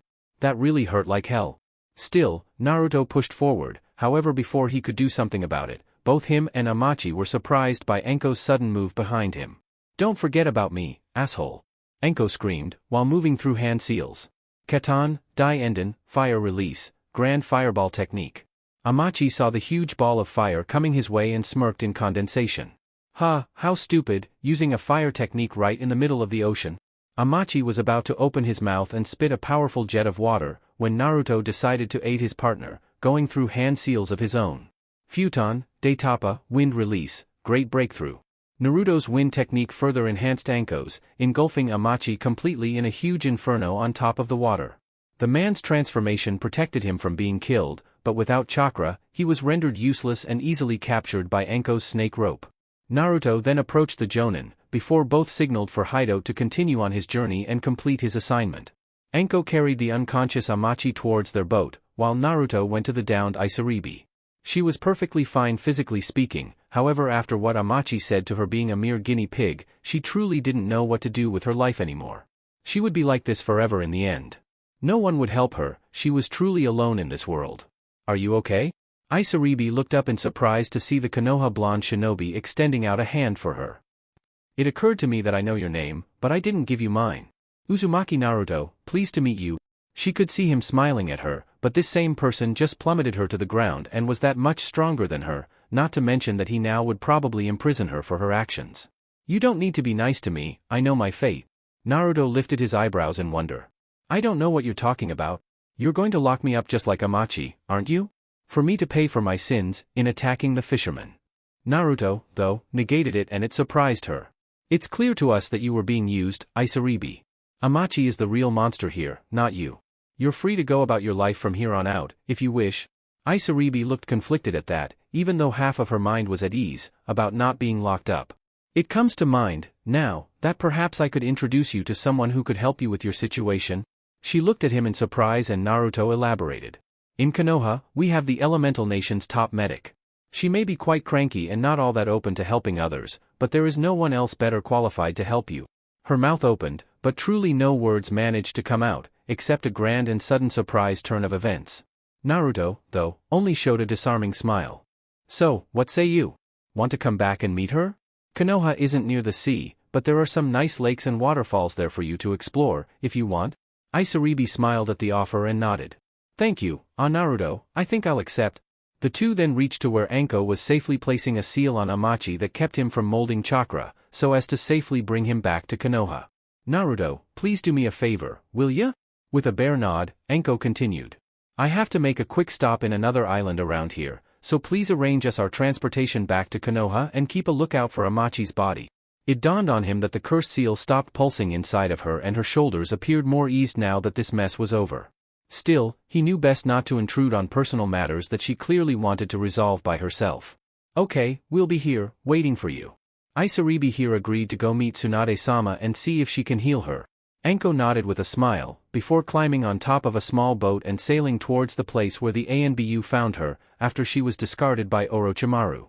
The island she sailed to was called Jiro Island. It seemed abandoned just like some of the others. She walked towards an abandoned village and then into a house that had an open lock. She needed this peace of mind, after all, to know exactly what happened to her. Was she truly discarded like trash by the man she trusted and worshipped? As soon as she closed the doors, the cursed seal flared to life and the pain continued. Her mind then showed the missing piece of memory. She was indeed in this house, when Orochimaru bit her and placed the cursed seal on her. After placing the cursed seal, Orochimaru and Amachi left her to her own devices and she was in deep pain, while thrashing around. She suffered immeasurable pain for Kami knows how long. When it was finished, her eyes turned catatonic as she looked at the ceiling, without much inner strength left, but she didn't die. The water in her face was due to the tears that started falling freely, not only from the pain, but because of what the man she idolized did to her. She felt betrayed, discarded, abandoned. The adult Anko snarled, believing that indeed the bastard had abandoned her. When the door then opened and they returned, Amachi turned to Orochimaru and said that she was alive. The snake couldn't even praise her will to live, not even after what he did to her. He even discarded Amachi's research and moved to leave this place and never to return. Before leaving, though, Anko with the last strength, grabbed his ankle and screamed with all her might. Why? How could you do this? I respected you, I worshipped you. Yet you. Orochimaru, though, merely smirked and kneeled close to her face, while caressing her chin. You're lacking many things, desire for this power, tenacity, hatred, everything. Orochimaru smirked and turned to evaluate. However, you survived nonetheless, so you at least have some value. The kid Anko continued to snarl, but she couldn't say yes to this man, after everything. For him, the answer was given, nonetheless, and he only got up and left, with the promise of finding another more gifted child in the future. The adult Anko then took a long breath as the pain rescinded. Her memory is once more fully connected. She just turned and walked away from the house and looked up to the sun shining up above. A relieved smile appeared on her features as she made peace with her past. So, I wasn't cast aside by the bastard, I, on my own, chose not to leave. In Konoha . Once the party of 3 arrived in Konoha, they went their separate ways. A much more relieved and pain-free looking Anko went to the Hokage's office to report on the mission's success, as well as her achievement in finding out what truly happened on that very day when Orochimaru placed the cursed seal on her. Hiruzen could only smile as he heard the report from Anko, instead of reading about it in a piece of paper. Plus, Anko always got this way when she returned from a mission with Naruto. The part when he heard that Orochimaru's research caused an entire nation to suffer the consequences, though, weighed heavily on his old bones. Naruto, for his part, had taken Isaribi to consult with Tsunade, Shizune and their apprentice Sakura at the hospital. At first, Tsunade wasn't that much enthused about assisting, but when she heard the girl's story and how Orochimaru was responsible for it, she just couldn't say no. After a blood sample and body tissue analysis, it was just a matter of isolating the cells that allowed her transformation to occur. The devised method consisted of a specific serum injection at least once a week that would nullify the cells responsible for the transformation. The downside, of course, being that she would lose the abilities gained by the transformation, but at least she had gained what she came for. To appear human, once more. She also wanted a fresh start, sort of speaking. She didn't want to go back where people mistreated her, despite the fact that she was cured now. So, she had applied for citizenship in Konoha. Naruto, then, introduced her to Hinata and Yakumo. The two happened to be hanging out in Kurenai's house, when Naruto got inside and introduced Isaribi to them. The timid girl from abroad related immediately to Hinata and Yakumo, who both were also a bit reserved themselves. Yakumo had even offered Isaribi a place to stay until she got settled and found a place to work. After all, Konoha had plenty of restaurants to work with and unlike Sea Country, she would be properly paid for the fish she caught this time. Chapter 27, Life-Altering Mission. Beta, Skephinator. It was already nighttime as one Yuzuki Yugugo appeared dressed in the standard Jonin attire, while focused on fixing up the fire for her and her partner. It was still cold tonight, but quite certainly not as cold as it was when in the location of her mission together with her protege and partner. A few months ago, she had expressed her desire to the Sandaime Hokage about stepping away from the regular ANBU forces and becoming a regular Jonin and even a Jonin sensei in the future. Both Anko and Kurenai had advised her that it would do wonders for her grief to form new bonds with students. The pain of losing Hayate was still fresh and perhaps it won't ever go away, but she could learn to overcome some of the feeling of loss or at least learn to live with it. This path was similar in a way to Kakashi-senpai and he appeared better than in their ANBU days, even if Yugugo now understood the signs of his depression hidden by his aloof attitude, after she had lost Hayate. The Hokage had approved of the change and immediately gave her a mission towards Iron Country. Since the mission entailed the protection of a young female samurai, Yugugo had chosen Naruto as her partner. Her tutoring him, these days, had truly ended and Naruto was no longer her student, but a training partner for her to practice with. He wouldn't be an expert in kenjutsu like her and Heiate anytime soon, but he had grown enough to give any sword fighter a run for his money. Plus, it was never his intention to become a sword expert, but an expert in every possible shinobi art out there. He mastered genjutsu with kurenai, ninjutsu with Asuma's and Kakashi's assistance, fuinjutsu from the Sannin, Jiraiya's supervision, taijutsu and shurikenjutsu from his own effort ever since he was little. Truly, at this point in age and life, Yugugo could truly wonder if there was something out there out of his grasp to learn, understand, and even master. She wouldn't be surprised if he wanted to learn all ninjutsu elements like the Sandaime. Her once-called protege was truly on his way to surpass most of them and at such a young age. That's why her still fragile heart clenched at remembering what happened in the mission that they had gone to see her student in such a fragile state of mind was truly painful in more ways than she realized. The life of a shinobi, indeed, comes with these perils and Naruto could never truly grow before he came to terms with these situations. However, it still pained her greatly to witness it. Looking up at the clear skies and seeing that the fire was ready for them, Yugugo walked calmly towards the place where she left her student alone to grieve. Climbing up a hill, close to their location, she saw him sitting down at the edge with his legs dangling dangerously, while he held the beautifully crafted katana he inherited from the girl they were tasked to protect, or rather convince her against doing what she was set out to do in Iron Country. As soon as Yugugo paid close attention to her eyes and ironclad will, she realized that the success or failure of this mission wouldn't be up to her or even Naruto's actions, but the client's own. Whether male or female, Samurai had that mentality and nothing would change it, no matter how much her student tried to dissuade her. Naruto-kun, the fire is ready, we have to eat something and get some rest. His sigh in dismay brought her chest pain all over again. Okay, sensei, just give me a minute. She could see his downcast eyes and merely nodded, before turning her back on him. Sure, but don't take too long, you still need to secure the perimeter and set the tents, while I make? It's already done. Yugugo turned briskly at the cold edge in his voice, but then he corrected himself. I apologize, I didn't mean to snap at you, sensei. The clones had already applied the security seals and fixed our tents. I will be there. Yugugo had understood the outburst, she had done the same to him, when the Heiate wound was still fresh as she did to all of her peers who tried consoling her, but failed. Naruto, what happened to Tsubaki-san wasn't your fault, there was nothing you could do to stop her. Her student didn't respond, but chose instead to look at the sword in his hand, once more isolating himself. All she could do was release a sigh and walk away, but she couldn't miss the few tears that echoed in the clearing once it reached the katana scabbard. In his mind, he replayed the imagery of him and a young samurai girl close to his age with brown hair tied in a ponytail wearing a white robe with a turtleneck undershirt, shin-length pink pants and black leggings, practicing kenjutsu together on top of a frozen lake near her family house. Her contained laughter and joy hidden by her will to win their spar was evident in his mind. Naruto's hands, then, squeezed her sword as the tears fell freely at the later image in his head.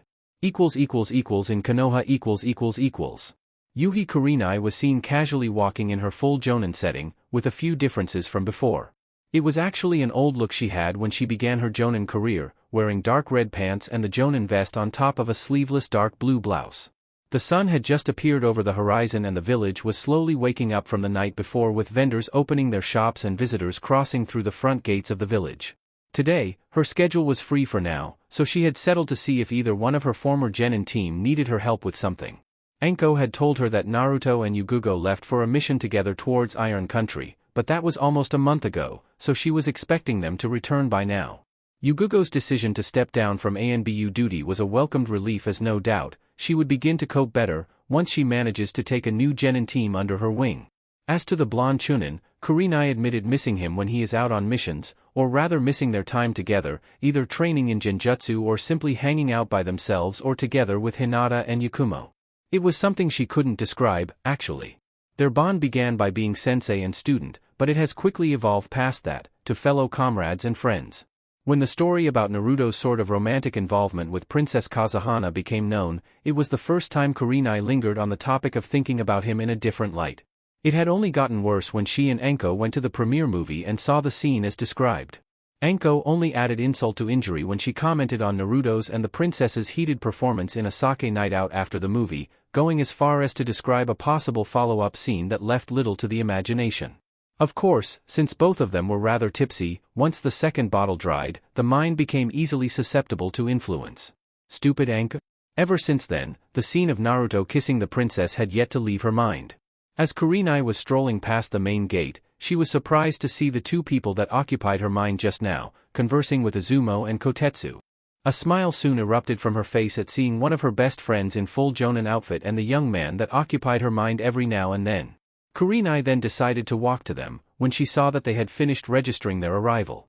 Yugugo appeared to be conversing with Naruto, but Kurenai stopped walking once Naruto vanished in a shunshin. The Genjutsu mistress was at least close enough to see the sigh escaping Yugugo's mouth, and Kurenai had enough experience to be concerned that something didn't go well in their first mission together. A small rational area of her brain registered somewhat painfully that Naruto was probably the strongest sensor in Konoha. As such, he knew that she was close by, but left, practically ignoring her presence. Yugugo-chan, hello there. Why did Naruto storm out like that? The sword expert turned to see her friend approaching.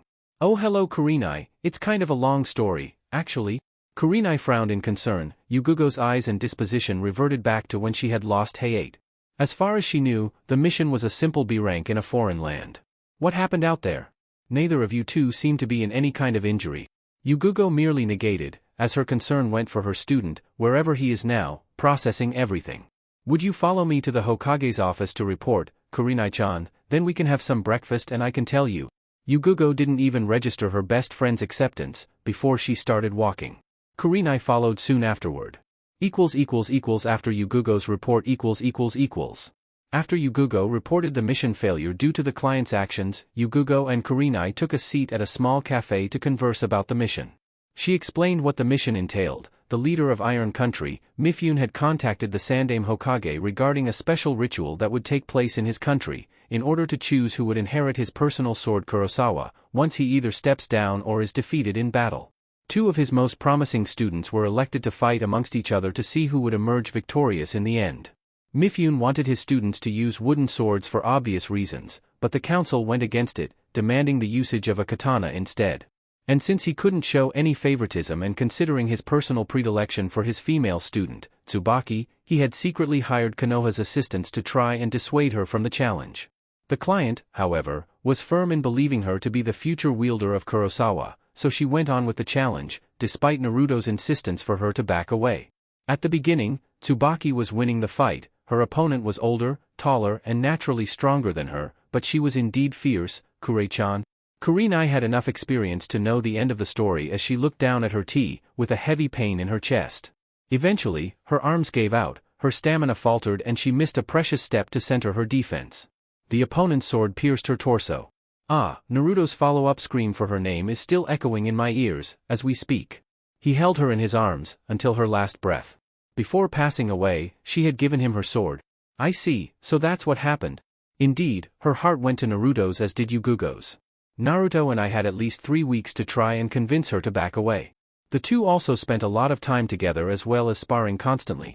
Kurenai looked up from her tea and inadvertently went there. Was he infatuated with her? Yugugo wondered about that. Considering the pain she felt from him, it would be plausible.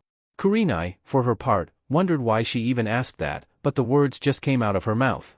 I don't know if it went that far. They had spent a lot of time together, sharing stories of training, and Naruto told her about some missions he went on, around the elemental nations. A bond was formed, but I don't think it was that kind. Yugugo then finished her tea, before continuing with the story. We left Iron Country soon after her funeral, which surprisingly enough, was only attended by us and Mifune-sama. Naruto-kun is still due to let go of the katana she gave him, before her passing. Kurenai was quiet, wondering about a lot of things afterward. Well, Kure-chan, I'll be headed home for some rest. Now that I have more free time, I guess we can see if Enko-chan wants to do something later tonight. Kurenai, though, merely nodded and waved her goodbye, while her mind was still filled with many thoughts. Sure, get some rest and leave the bill to me. At night.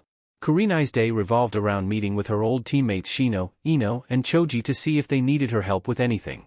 However, throughout the day, her thoughts went back to Naruto and wondered how he was feeling after what happened. She tried searching for him, in between meeting with her old students, but he was nowhere to be found. It was already nighttime right now, as she was heading straight to her house, passing through the dense gardens of Konoha. As she looked around, She noticed how familiar this particular path was, considering that she and Naruto would casually stroll through here after a shared meal. She stopped walking, however, as soon as her eyes turned right to see a small lagoon, practically hidden from view. It came as a surprise to her, considering that she had never noticed it until now. As she approached the lagoon shore, she was surprised to see the very person of her interest, sitting there in the middle, holding a katana in his hand, presumably from the girl samurai Tsubaki. She didn't take 2 steps further, before she felt the wave of his Suetun nature chakra enveloping her. The feeling was nothing new, as she knew the secret of how he is able to extend his sensor reach. Instead of the warm feeling of his humongous and dense chakra, she could feel nothing but chaos and disarray. It filled her with sadness, and she didn't need to see the teary cerulean eyes reflecting in the water. "I'm sorry for not greeting you when we returned to the village." Kurenai was surprised upon hearing his mellow voice. She just casually stepped on the water and reached his position, though his eyes were finding it hard to leave the sword in his hand. "So, you did notice I was there, Naruto-kun. That wasn't very nice of you to simply vanish without saying anything." Despite the choice of words, Naruto didn't sense any anger or disappointment in her chakra. "Once again, I'm sorry. I needed to process what happened on the mission." Kurenai took a seat next to him, getting comfortable, while holding her knees close to her chest and looking at the night sky. "Yugugo told me about what happened. Do you want to talk about it?" Naruto, once more, looked at the sword in his hand, trying to find the words, or any word whatsoever to respond, but Kurenai only smiled and continued talking. "It's okay if you don't right now, though. It takes time to find the words when you're grieving." Kurenai, then, saw his subtle nod, at least glad that he wasn't shutting himself from her. Still, it was an entire ocean's length compared to where she figured he needed to be in order to open up to her right now. Then, Naruto surprised her when she heard his rasped voice. "I failed." Naruto Shippuden OST, Despair playing. The mere word was enough to tighten the grip he was holding the sword in his hand. Kurenai paid rapid attention as he clearly struggled with the words. "Tsubaki-san, she wasn't supposed to fight, she wasn't ready." Kurenai had enough detail to figure that out by herself, but she let him continue, as right now he was in his own little world.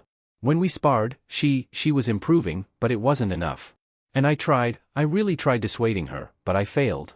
She decided to go and now she's dead." Kurenai's chest began to ache at the pained voice from him.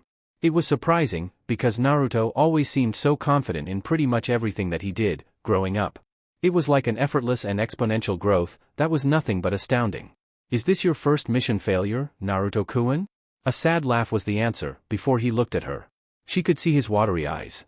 "Oh no, there were a few missions in the beginning that ended in failure, but this was the first time that. Yes, she understood, it's like a rite of passage for shinobi adulthood." "That someone died under your watch?" Her hand went for his shoulder, offering him comfort, and Naruto was just too absorbed in sorrow to realize it. "It's something that every shinobi goes through, Naruto-kun. The first time it's indeed hard to bear, you feel like a failure and consider folding under the pressure you place on yourself. Everyone went through that, Kakashi, Asuma, Enko, Yugugo, me as well, everyone." She could see his eased breathing at her offering of comfort, but the pain was still there. "Is this what you're feeling right now?" Her heart skipped a beat when Naruto negated his head and focused on the sword in his hand once more. Yugugo did say that he and Tsubaki had formed a bond, though she didn't know what kind. Could it be? You cared deeply for her, didn't you? Now, the tears fell freely and Kurenai began to process her own feelings, based on his possible answer. Naruto, then, looked at the deep cerulean water below them, in wonder. "I respected her." Kurenai looked at him in surprise, not expecting that answer. She wasn't ready for the challenge, but she never faltered. She knew she wasn't ready, but she was fixed on her goal to earn Mifune-sama's sword. No one thought that she was capable, not even me, but she went on ahead anyway, knowing it. She faced her fate head-on. Kurenai smiled deeply as she felt pride in him for sharing this with her. Kurenai felt warmth in having this moment with him. So much so, that instead of the hand on his shoulder, she pushed forward and hugged him deeply, while feeling his tears hitting her shoulder. She didn't deserve this, Kurenai, she didn't. His sobs only made her want to hug him tighter, to be there for him. "She sounds like an amazing warrior, indeed, and I can say for certain that she wouldn't want you to beat yourself up like this, Naruto-kun." She said that, after cutting off the hug and making eye contact. Naruto, then, remembered his and Tsubaki's constant spars and the time he had known such a person, filled with unwavering resolve. "No, I guess she wouldn't, but it still hurts." Kurenai nodded solemnly, before standing up from the lake they were in. "I know, it will take a while, but these are the events that shape us, makes us better in the long run. Now, dinner is on me and I won't hear no for an answer. Get up at once. Kurenai stated with a smile, offering a hand for him to stand. Naruto saw the hand as well as Kurenai smiling at him. Wiping the tears from his eyes and placing Tsubaki's katana next to his own, strapped to his waist, he accepted the hand and stood up. Kurenai, then, wrapped her arm around his and they walked together, towards the village restaurants. Neither of them seemed to hear a giddy Anko and a groan from Yugugo at her friend's antics, observing them both from afar. You know that he knows we are here, right? Anko only showed a full-teeth smile at that. Of course, I do, so what? Anko then rubbed both hands like an evil mastermind, thrilled in her planning. Now, all we need is one last push. Yugugo blinked twice, while observing the snake Jonin. One last push for what, exactly? Anko could only look at her friend with a smile and a wink. Next day . One Mitarashi Anko then stood in front of the Hokage's office and next to Jiraiya. She had just laid out her evil plans to the village leader and stood there with her full-teeth smile. I must say, Anko, that this is unprecedented. To this day, I had never had a shinobi not only turn down an assignment, but indicate someone else instead. Jiraiya only stood there smiling, since he was of course already briefed by Anko, so he was okay with the change. Of course, like a personal enthusiast in the subject, he was already envisioning the next sequence of his famous book sequel writing itself. Anko knew that and silently hoped that her friend wouldn't be too mad about it. I understand, sir, but indeed this is for the best. Hiruzen only hummed, trying to see any angle to Anko's suggestion. What say you, Jiraiya? The Sannin turned to the leader. Considering that this is Akatsuki related and the fact that you specifically asked for Anko's expertise, do you concur with her suggestion? To that, the Sannin placed a thinking hand under his chin and turned into ponder mode. I won't be running into any of the Akatsuki members, so it shouldn't be a problem. I first requested Anko based on her skills in acting undercover, but her suggestions are sound as well. Anko smiled at him, backing her up. Of course, a snake or two would visit him in his little trips to spying on women, otherwise. Hiruzen, then, looked at the chart in his hand, particularly of Kurenai and Naruto's file. It's been some time since the two of them were on a mission together, but their track record is impressive. I see, so I shall call them here to explain it, then. Naruto's last mission ended in failure and Yugugo had expressed concerns about how he was coping with it. His mind is in need of a new assignment to move on. Hiruzen looked sideways and a shadow vanished to call both for their new mission. Well, I shall get going, then, Hokage-sama. Anko did turn and was about to leave. Not so fast, Anko. The snake Jonin turned to see the aged leader throwing a scroll for her to get. Since you have backed off from this assignment, I have another one for you to perform. The details are in that scroll. Ah, I was hoping to relax for a while. The complaint wasn't made to be more than a mumble, but the aged leader heard it and frowned. Another objection, Anko? She scratched her hand in embarrassment. Nothing, sir, I will get right on it, then. See ya. She quickly left via Shunshin and Jiraiya only chuckled at her antics. With Naruto . Both Naruto and Kurenai arrived at the Hokage's office no more than 5 minutes after the ANBU called for them. Jiraiya was no longer at the office, so Hiruzen was the one to brief them on their joint mission. Since everyone is here, I will get started with your next assignment. Kurenai looked sideways at her partner, who was facing the Hokage intently. Yesterday, dinner went uneventfully as they had talked more about Naruto's time in Iron Country. He had even said that both him and Yugugo had some tutorship from the leader Mifune himself. They had talked a lot and Naruto appeared more himself, near the end. The two parted ways after Kurenai paid the check. Kurenai was indeed surprised that the Hokage called him for another mission so soon and her as well. Jiraiya should have been here to explain it, but he had some places to be first. Now, in about 3 days' time, Jiraiya shall meet with one of his spies in a bar located between Fire and Rain Country. For some time now, this spy has not been as cooperative, so this meeting shall be the last one, before more drastic measures are in order to make him talk. Naruto and Kurenai looked at one another in wonder, before Kurenai voiced their shared doubt. That's all good and all, but they are still due to hear their part in this. Ah, sir, what is our role in this mission? I would consider Jiraiya-sama capable of running this by himself. Hiruzen hummed in acknowledgement. Indeed he would be, but there are some nuances to be considered. Jiraiya's spy network is above all made of former shinobi spread throughout the elemental nations. He worked hard to get the members' trust. If he openly moves to capture one, then word shall spread quickly and he loses his network. Kurenai and Naruto nodded. So, we shall be the ones to capture the spy, then? Hiruzen nodded at Naruto's question. You two have this time until the meeting to reach the location and act undercover as a couple? To that, Naruto's eyes widened instantly, betraying his lack of experience.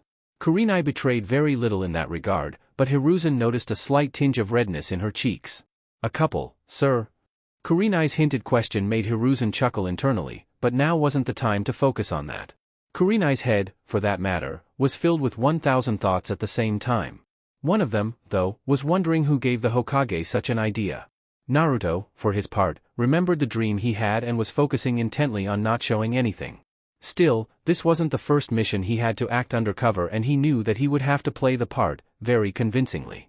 From the looks of it, this was close to an A-ranked mission. Depending on Jiraiya's signal, you two shall move to capture the spy as soon as he leaves. But only after the signal, not before. If Jiraiya hears the intel he's hoping to get, then the mission is over. Naruto and Kurenai nodded, before Kurenai picked up the scroll of their mission's location. Both left in a shunshin so fast, neither of them heard Hiruzen's chuckled amusement.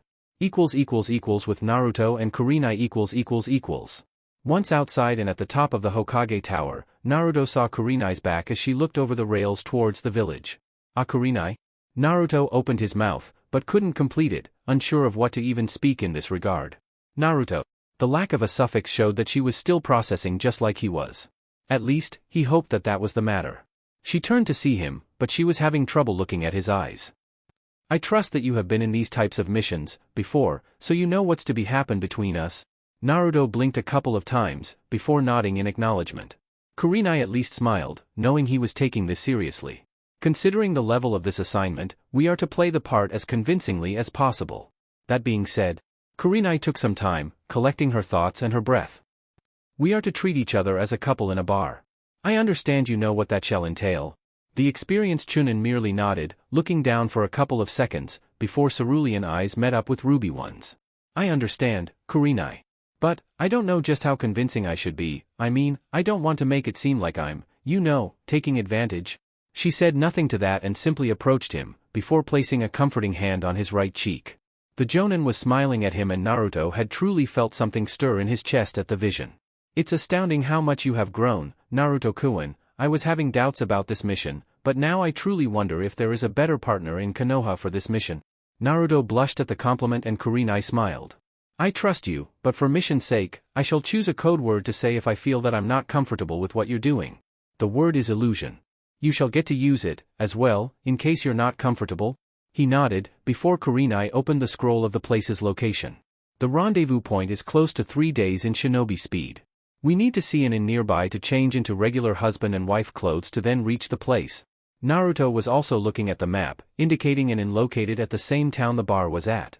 Okay, then, by your leave, Taicho. Kurenai nodded and both left via Shunshin towards the nearby gate. The border between rain and fire country . The Sannin Jiraiya was inside the location as per the mission requirements and quickly maneuvered himself throughout the crowded tables and booths. With this particular spy, if anything and that meant anything was different, then he wouldn't even appear. As such, Jiraiya made sure to arrive at a time when no one would bother choosing the private booths near the farther wall from the bar entrance. Ordering a sake bottle and 2 saucers, Jiraiya made himself comfortable while waiting for the spy's arrival. Of course, his state of mind was also key, so he just couldn't look at the door every time his peripheral vision caught sight of it. As such, after a couple of servings, the Sannin just allowed himself some time for his thoughts, while waiting. It's been a long time, hasn't it? The raspy voice reached his ears, before Jiraiya chuckled and looked sideways to his spy. A man with long black hair, a poorly shaved beard, wearing a blue haori and dark pants. It has indeed, please join me, the sake is still warm. The man grumbled and took a seat, opposed to Jiraiya's. No names were needed between the two and precisely not when people may be listening. Much obliged, sometimes, the thirst requires a bit more poison. I trust you ordered the finest brands. Jiraiya smiled and served the man saucer. Of course, I wouldn't waste this opportunity for us to meet after so long, with cheap sake. The spy drank it all in one go just like Jiraiya remembered, before he poured more and the spy drank it all once more. Ah, indeed, now, to what do I owe the pleasure of this meeting? Jiraiya knew enough about him, not to jump ahead with the subject, even if he wanted to deck his face for even asking. Oh no, there is no reason needed to share sake with friends, isn't it? The spy had simply nodded with a smile, asking for a refill. He was about to open his mouth once more, when the both of them saw what appeared to be a couple walking inside the bar and taking the first private booth on the adjacent wall. The woman, with ruby eyes and brown hair too, was wearing an elegant brown kimono with red sash, while carrying an umbrella. Her arms were holding the male with blonde hair and blue eyes, wearing a light gray overcoat worn on top of a military-like blue uniform. The woman's head was comfortably rested on the man's shoulder as she looked at him with plain adoration and love. The blonde man, for his part, with his free hand, gently caressed her cheeks, while looking at each other with plenty of affection. The spy snorted at the display and Jiraiya secretly applauded those two, while at the same time seeing his new book writing itself. Anko was right, this is golden, though I wonder if they are this good at acting or if there's something else there, something else indeed. And here I thought that this place was reserved for the drunk and pathetic. It's rather nice to see such a lovey-dovey couple, isn't it? The spy kept on looking them up and down for a while and Jiraiya knew that he was checking their behavioral pattern attentively. One of the bar waitresses placed a bottle of sake and the man had quickly handed over the money, before the woman served him some sake. The man, then, accepted the serving as both drank it all, before the man told the woman something and she started laughing, before cuddling close to him, without worrying if they were making a show or not. While couples normally behave like this in public, nothing seemed out of the norm, so the spy turned to the Sannin. Indeed, it's a welcome view. Now I take it that you wish to hear about what I have to say. Jiraiya nodded, as the two started talking. With Naruto . The disguised couple were just enjoying their night out, unimpeded about the mission parameters. Despite that they were playing a role, both were quite accustomed to one another, to the point that it felt automatic to have a nice chat. Of course, Kurenai's trained eyes and Naruto's sensor capabilities kept them focused on the conversation that Jiraiya was having at the moment with the member of his spy network. More sake, honey?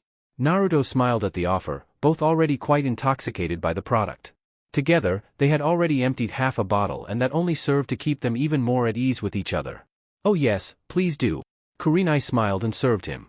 Kurenai's kimono was a bit loose on the shoulders, so it dropped a little bit, showing the top part of her chest region. The alcohol was making its job by loosening some inhibitions, but not so much that he would jeopardize the mission, as well as losing Kurenai's trust. She, for her part, though, was acting out of character at the moment. Usually so composed, Yuhi Kurini was already past her limit of social drinking. At this point, her inhibitions were also more loosened, despite her continued focus on the mission. Her female-trained eyes, of course, noticed Naruto's focus on her chest area. She smiled coyly at this, while inside feeling the warmth. To what she attributed this feeling, so far, she was unaware. It could be the alcohol talking or, it could be the images that she started having of the nice man by her side, images of his training regimen, of his discipline, images of his clothes off. Oh, honey, are you trying to sneak a peek? That's not very nice, you know, at least not in a public place. Naruto sensed no tension in her chakra, nor did she use the code word. Sorry about that, though I am finding it hard to control my eyes. Kurenai caressed his whiskered cheeks fondly, making it extremely hard for him to stay focused at the moment. Oh, how flattering, even after our afternoon sessions, you're still lingering for more, I take it. Kurenai's inebriated mind was off the charts right now, as she couldn't even control her own mouth at this point. Plus, the images had already moved on to him taking some liberties with her. Cursing Anko at this point was irrelevant. She was there, already. The conversation was leading to something that was no longer under her control. And her hands were still caressing his cheeks fondly, when the image of Naruto kissing the princess also surged in her brain. She really wasn't prepared for what Naruto said next. You know, I was really trying to keep it together and not kiss you right now, since we are in a public setting, but I don't think I can resist another second. She saw his face approaching hers and all she wanted right now was to lean forward. Oh my. How mischievous you are, honey. His smile at her had literally made her heart skip a beat as the two embraced each other, while making lip contact. As soon as that happened, cerulean and ruby eyes opened up in surprise, looking at each other. This wasn't supposed to happen, at least, not mission-wise. However, at this point, none of them even considered stopping as the eyes closed once more as the respective heads moved sideways with Kurenai's resting on his shoulder, while Naruto leaned in to deepen the magical moment of the undercover couple. Naruto's hands caressed her back smoothly, while hers moved to feel his defined chest. Kurenai could feel the warmth of his chakra invading her system, bathing her whole, as if she was tucked in a blanket. To this day, she had yet to know anyone in Konoha with more chakra than him. But, this thick chakra came together with so much control, that she was feeling it inside her entire body. Dared she say how she was feeling downstairs and the feeling started to scare her. The mission was still a go and she couldn't allow herself to lose control, or at least cross that boundary. But she wanted it more than anything, right now. For sure, their relationship had shifted and it could never go back to where they were before. When they went back to the safe confines of the village, oh, the images. Naruto, for his part, felt so out of this world, that for a moment, he had simply forgotten that he was still on a mission.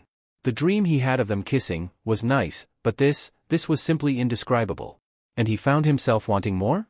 The couple didn't know for how long they were at it, just that neither even thought of remembering the code word right now. Jiraiya was watching his spy leaving the bar and passing by the heated couple making out. He, for his part, chuckled at the scene and got up as well to pass by the couple.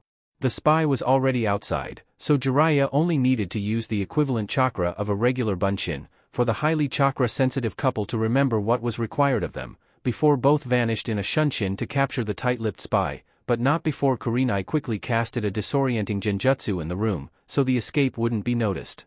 The perverted Sannin just casually observed it all, before going to the cashier and paying for his tab. At this time, Naruto and Kurenai had already captured the spy and were waiting for him at the second rendezvous point.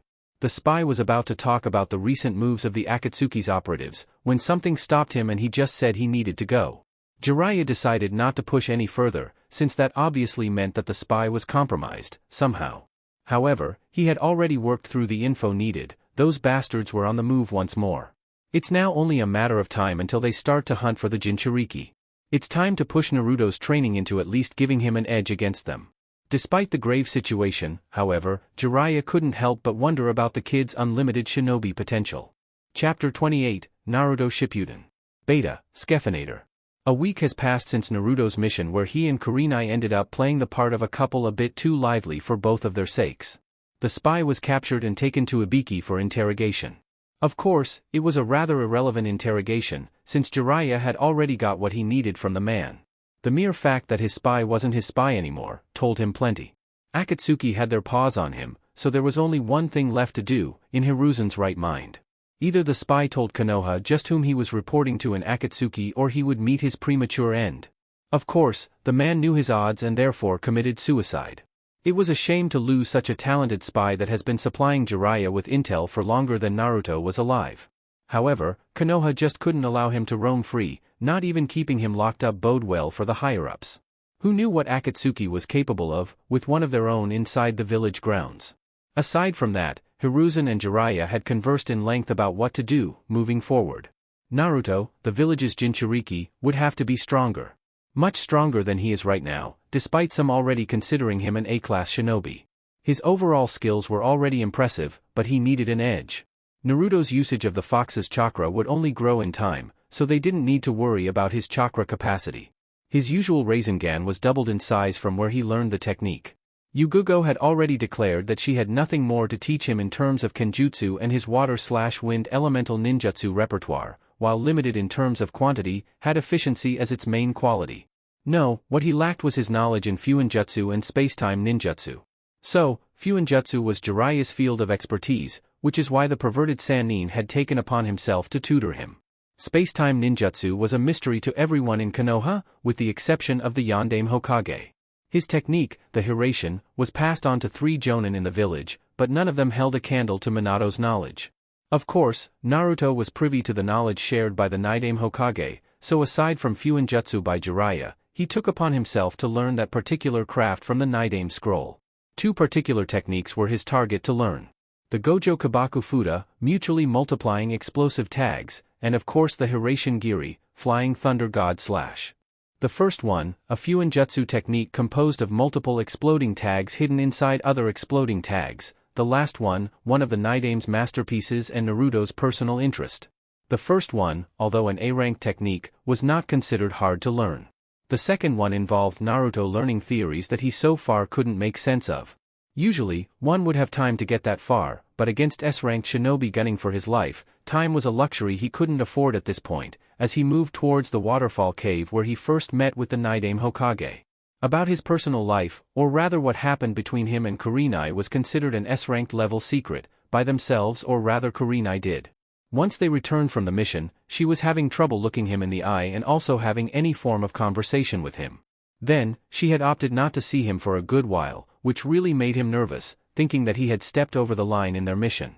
She didn't use the secret code and it seemed like she was enjoying it just like he did. The Chunin was truly at a loss about what to do or how to proceed. It's not like he could go to anyone to ask questions. A mere word about it and he would risk it getting out in the open, which was something he didn't want for either one of them. He remembered Enko teasing him about this in their last mission, but he had a feeling that the snake Jonin would simply blabber to everyone. He could count on Yugugo-sensei for help, but considering her own life history, Naruto didn't feel like bothering her with what happened. Of course, talking with the perverted Sannin was out for obvious reasons. Asuma-sensei was out as well, considering that he and Kurenai had dated in the past, when Naruto heard about it from some of his Chunin peers, gossiping about it one time, near him. Neither of his genin teammates, nor Yakumo, were viable options. Hinata has been acting strange around him for quite some time now and Shikamaru would simply wave it off as too troublesome to get into. Thinking about his former sensei, Naruto managed to get a nervous laugh, in contemplation. Just imagine asking about this to someone who was a firm believer that shinobi and emotions just don't match. Naruto could already picture the legend's response, looking at him with a plain face for a while, before dismissing the situation as a waste of time. So, with a sigh, the experienced Chunin resorted to doing what he could at the moment, train his ass off and hope, beyond hope, that the answer would become clear. Though, the thought of Kurenai never wanting anything to do with him, brought chills to his spine. With Kurenai . It was late at night and one Yuhi Kurenai had decided to simply stay home tonight and possibly the entire week. Her hair was a mess, she was wearing a short red dress that barely passed her thigh. Her only company for the night was a bottle of sake and the memory of yet another mistake of hers to keep her company. To this day, she couldn't understand what possessed her to go over the point of no return with Naruto. Sure, they were supposed to be a couple and play the part convincingly. However, at one point, something inside her wanted, desired, it would be the better word. Naruto's choice of clothes in their assignment had only added insult to injury as she eyed a man next to her, forgetting about the boy that she once knew. The after-memory still lingered as her body still trembled at the feel of his lips on her, his hands caressing her arms and back, while she used hers to feel the efforts of his training so far. Above all else, she could feel his warm chakra, while kissing, and it was something she had never felt before. This safety, the warmth, it was like we were under a warm blanket, and I just couldn't stop. No, I didn't want to stop. Kurenai stopped in her daydreaming once again, with a forceful rub of her face, while kicking herself for feeling like that, the shots of sake doing little to keep the guilt from weighing down her shoulder. She should have stopped him, stopped herself once they both realized the spy stopped looking at them and focused on Jiraiya once more. And now, she was risking, yet again, the friendship of someone close to her. Once again, the hands went for her face as she cursed her urges, cursed her own hormones, cursing Naruto, for being so. Nai-chan, come on, open up, I know you're in there. Kurenai jumped from her couch, once Anko's voice, together with her smashing her doorway, was announced. Go away, Anko, I want to be alone. A couple of seconds passed, but then Anko slammed her doorway once more. Come on now, let me in. Kurenai groaned and got up, before opening the door and walking back to her sofa, angrily. What's going on, Nai-chan? You went on a mission with Naruto-kun and then you locked yourself in your house, what happened? I don't want to talk about it, okay? Now say what you want and leave me be, please. Anko looked at her friend in alarm, remembering the last time she behaved like this, though it couldn't be. Come on, Nai-chan, at least talk to me. Kurenai wasn't meeting eye to eye and Anko placed both hands on her waist. Does this have anything to do with the mission? Ibiki was having the day of his life with the spy, so the mission was successful. Kurenai kept it quiet for a moment, before pouring more sake to ease her headache.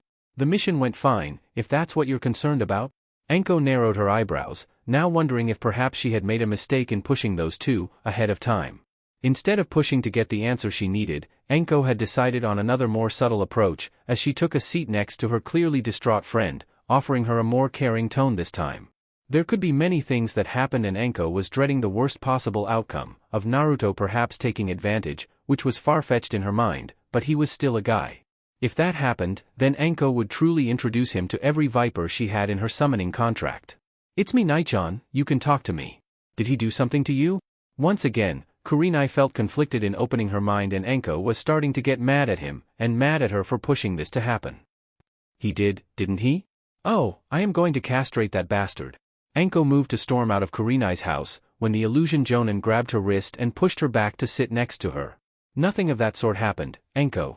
Kurenai was feeling numb until Anko's words were fully processed. The snake Jonin had released a sigh in exasperation.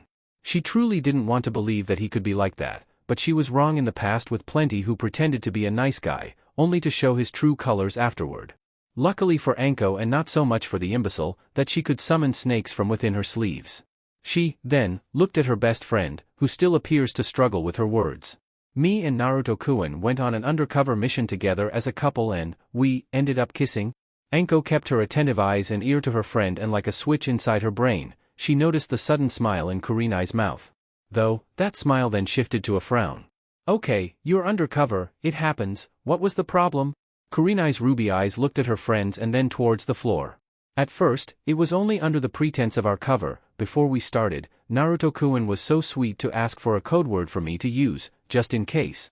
Being Kurenai's best friend, Anko was privy to Kurenai's feelings about the blonde prodigy. And seeing the affection Kurenai used to address him was too much for the snake Jonin, who by this time was feeling less guilty for pushing them together. However, she was still wondering why her friend was so distraught like this, if Naruto didn't do anything wrong with her and was, like Kurenai said, a gentleman. Her friend, then, continued the explanation. Our bond worked plenty in the bar and it felt easy to flirt with each other. At some point, however, I guess he too, forgot that we were on a mission. Anko's eyes widened as she saw Kurenai's mesmerizing eyes as if she was reliving it. When we kissed, Anko, it was like everything else stopped mattering. I just wanted more, we both wanted. Wow, he is that good, huh? Kurenai hadn't even paid attention to Anko's questioning, as she was yet again remembering the sensation. I don't get it, then, why are you like this? The feeling of guilt returned in full force and Kurenai turned to her friend. On the way back, my mind went haywire. Anko, I am his senior, what I did was unprofessional, he's younger than me, I took advantage of him. Anko was snorting at each and every so-called problem that Kurenai was listing. But what bombarded me even more is that I was risking his friendship? At this, Anko stopped and looked more thoughtful. What if we take things further and then something happens, Anko? Okay, those you first mentioned are horse shit, but the last reason is more sound. Kurenai felt more at ease now, despite her chest never stopped hurting. Ever since he first came to me for genjutsu lessons, we became close, seeing his growth as a shinobi is a privilege. Furthermore, molding his growth while taking care of his personality, Konoha has never bothered to care about its geniuses and plenty died because of it. I also got to impart my wisdom about genjutsu, Anko. Aside from that, we got to know one another. I told him about my father. Anko's eyes widened at that. Kurenai only shared that with a precious few. Wow, really? When? You never mentioned that to me. Kurenai smiled, remembering it. Yeah, it happened in our first mission together with Hana-san. He even felt guilty when I told him how my father died, taking the fall for what the fox did. Anko saw Kurenai's now content smile. After his mission with Yugugo turned into failure and he cried in my arms, Anko, it was so heartwarming, to have his trust, to know that he felt safe around me to mourn. I just can't allow myself to throw all that away for my own selfishness, Anko, I just don't know what to do. Anko then released a sigh followed by a smile at her friend. She also remembered how much she teased him about this possibility in their last mission and how Naruto wasn't able to hold back the blush at the thought of him and Kurenai getting together. He is indeed quite surprising, I tease him a lot, but I also grew to care for him, like a little brother. Yugugo-chan never stops gloating about her student. Kurenai this time wiped the tears from her eyes, feeling more at ease. I don't want to hurt him. Now that the snake Jonin understood the conundrum, she felt more at ease with her initial plan. Well, who's to say that what you're worried about will happen? Kurenai looked at her friend, who was smiling. You're worried that something may happen that can set you two on different life paths. Well, I am certainly seeing signs that you are not seeing, Nai-chan. What signs? To an expert interrogator, it was quite obvious and Anko snorted at the question. Your face betrays you, Nai-chan. When you talk about him, a smile appears, almost automatically. Kurenai blushed and Anko felt the need to scream like a schoolgirl at the scene. The way you describe the make-out session, I can tell you wanted things to escalate, like I bet he did with the princess. Anko laughed at Kurenai's look of anger at her friend for once more teasing her like that. Okay, I will stop doing that. Can't fault a girl for trying to tease you, though. Now, I can't really tell you what to do, to count him as a friend or a lover, but to keep yourself from exploring bigger things, based on the mere possibility that something may happen. Our line of work just doesn't allow us to think long-term, Nai-chan. We can be killed anytime, anywhere. Kurenai nodded, understanding what her friend was getting at, but Anko was not done. I say go for it. I get the feeling, though, that he may reciprocate your feelings more than you realize. And who knows, maybe something wonderful can come out of this. more than it already has, in my book. You're only saying that, because going forward, means that eventually. This time, Anko smirked, knowing that she got through to her friend. Please don't insult my intelligence, here, Nai-chan, I know that you have already pictured it plenty of times, I can even smell it. Just remember to give me all the details later on. Kurenai then blushed in embarrassment. You're such a pervert. Kurenai, though, was still blushing and Anko placed one hand over Kurenai's neck, before reaching for the sake. Now, let's get this party started, wait right here as I will call in Yugugo-chan and even Hana-chan, she has been itching for some female drinking buddies. Kurenai laughed, feeling better this time as Anko left via Shunshin to call up her friends. While alone in the apartment, she passed a comforting hand over her mangled hair, while remembering her time with Naruto, only now without the guilt. With Naruto . The next day, Naruto was seen standing on top of a lake with his eyes closed, while wielding his sword. Unlike what he expected, training yesterday didn't clarify his conundrum about Kurenai. Still, spending enough chakra and performing some kenjutsu and taijutsu drills at least allowed his mind to get clearer, somehow. It had allowed him to blow off some steam, and then get some shut-eye last night. Right now, he was focusing on extending his senses past a few miles radius. The droplets of water around him swirled around him, first at low-level speed and then faster, before turning in a different direction. Then, the droplets stopped spinning and all of it fell on the lake, as Naruto opened his eyes and began the katas that Yugugo-sensei drilled into him, since they began. The sensei stood on top of a hill overlooking his training in her own jonin attire, with her arms crossed. To the untrained eye, it looked like pure perfection and coordinated movement, but to her, it was obvious that something was wrong with her student. His sword's movement lacked resolve and he was missing important steps.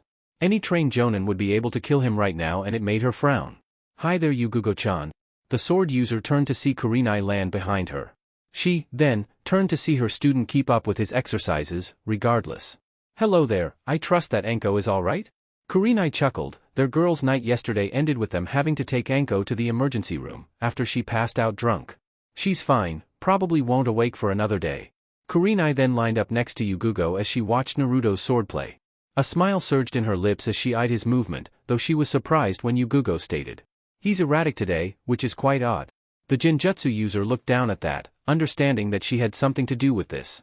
I think that's because of me, I'm afraid, I'll go and talk to him. Yugugo looked sideways at Kurenai, remembering about last night and how Naruto became the center of their conversation, or rather Kurenai and Anko's conversation. Whatever it was, though, it wasn't something that pertained to her, so she just nodded. She was about to comment further, when a hawk circulated over her head. Well, it appears I have a mission to attend to, see you later. The illusion specialist waved to her in goodbye, before turning to Naruto and moving closer to the lake. By each step she took, her heartbeat increased, which was a new sensation for the Ravenet Jonin. While Hana and Yugugo chatted by themselves yesterday, she and Anko had taken the opportunity to discuss her and Naruto's next steps, so to speak. She has made peace with listening into her heart and desires, however at the end of the day, such a relationship just wouldn't be in anyone's best interest to be made public for obvious reasons. Anko, though, had the slight sensation that Naruto wouldn't question it, based on his own desire to keep what he could do a secret from most. Hell, even today, Kurenai understood that there were still official secrets declared by the Hokage regarding Naruto. Anko said that not even she was privy to the contents, so it was above a Jonin's and even an ANBU's pay grade. Like she expected, no sooner had she stepped on his sensing radius, Naruto stopped his training and looked in her direction. She just waved with a smile, while understanding the guarded look she was receiving right now. Hi there, Naruto-kun, good afternoon. Naruto placed his sword inside its scabbard and then sealed it inside one of his scrolls, before eyeing her. Getting some training done, I take it? Oh yeah, Yugugo-sensei is quite strict about not missing a day of practice. Where is she by the way? I thought that she was observing. Kurenai noticed the more reserved tone he was using and it somewhat hurt, even though she understood. She was just called for a mission. Naruto acquiesced and then looked down towards the body of water, observing its fluctuation, as if trying to understand the current situation. Why are you looking down, Naruto-kun? The answer to the question was obvious, but Kurenai still had to broach the subject somehow. I thought you didn't want to see me.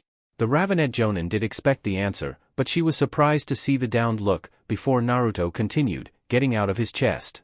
Listen, I apologize if I stepped out of line, before. Kurenai didn't complete her questioning, surprised that he would be apologizing. She approached her once student, now friend and possible love affair.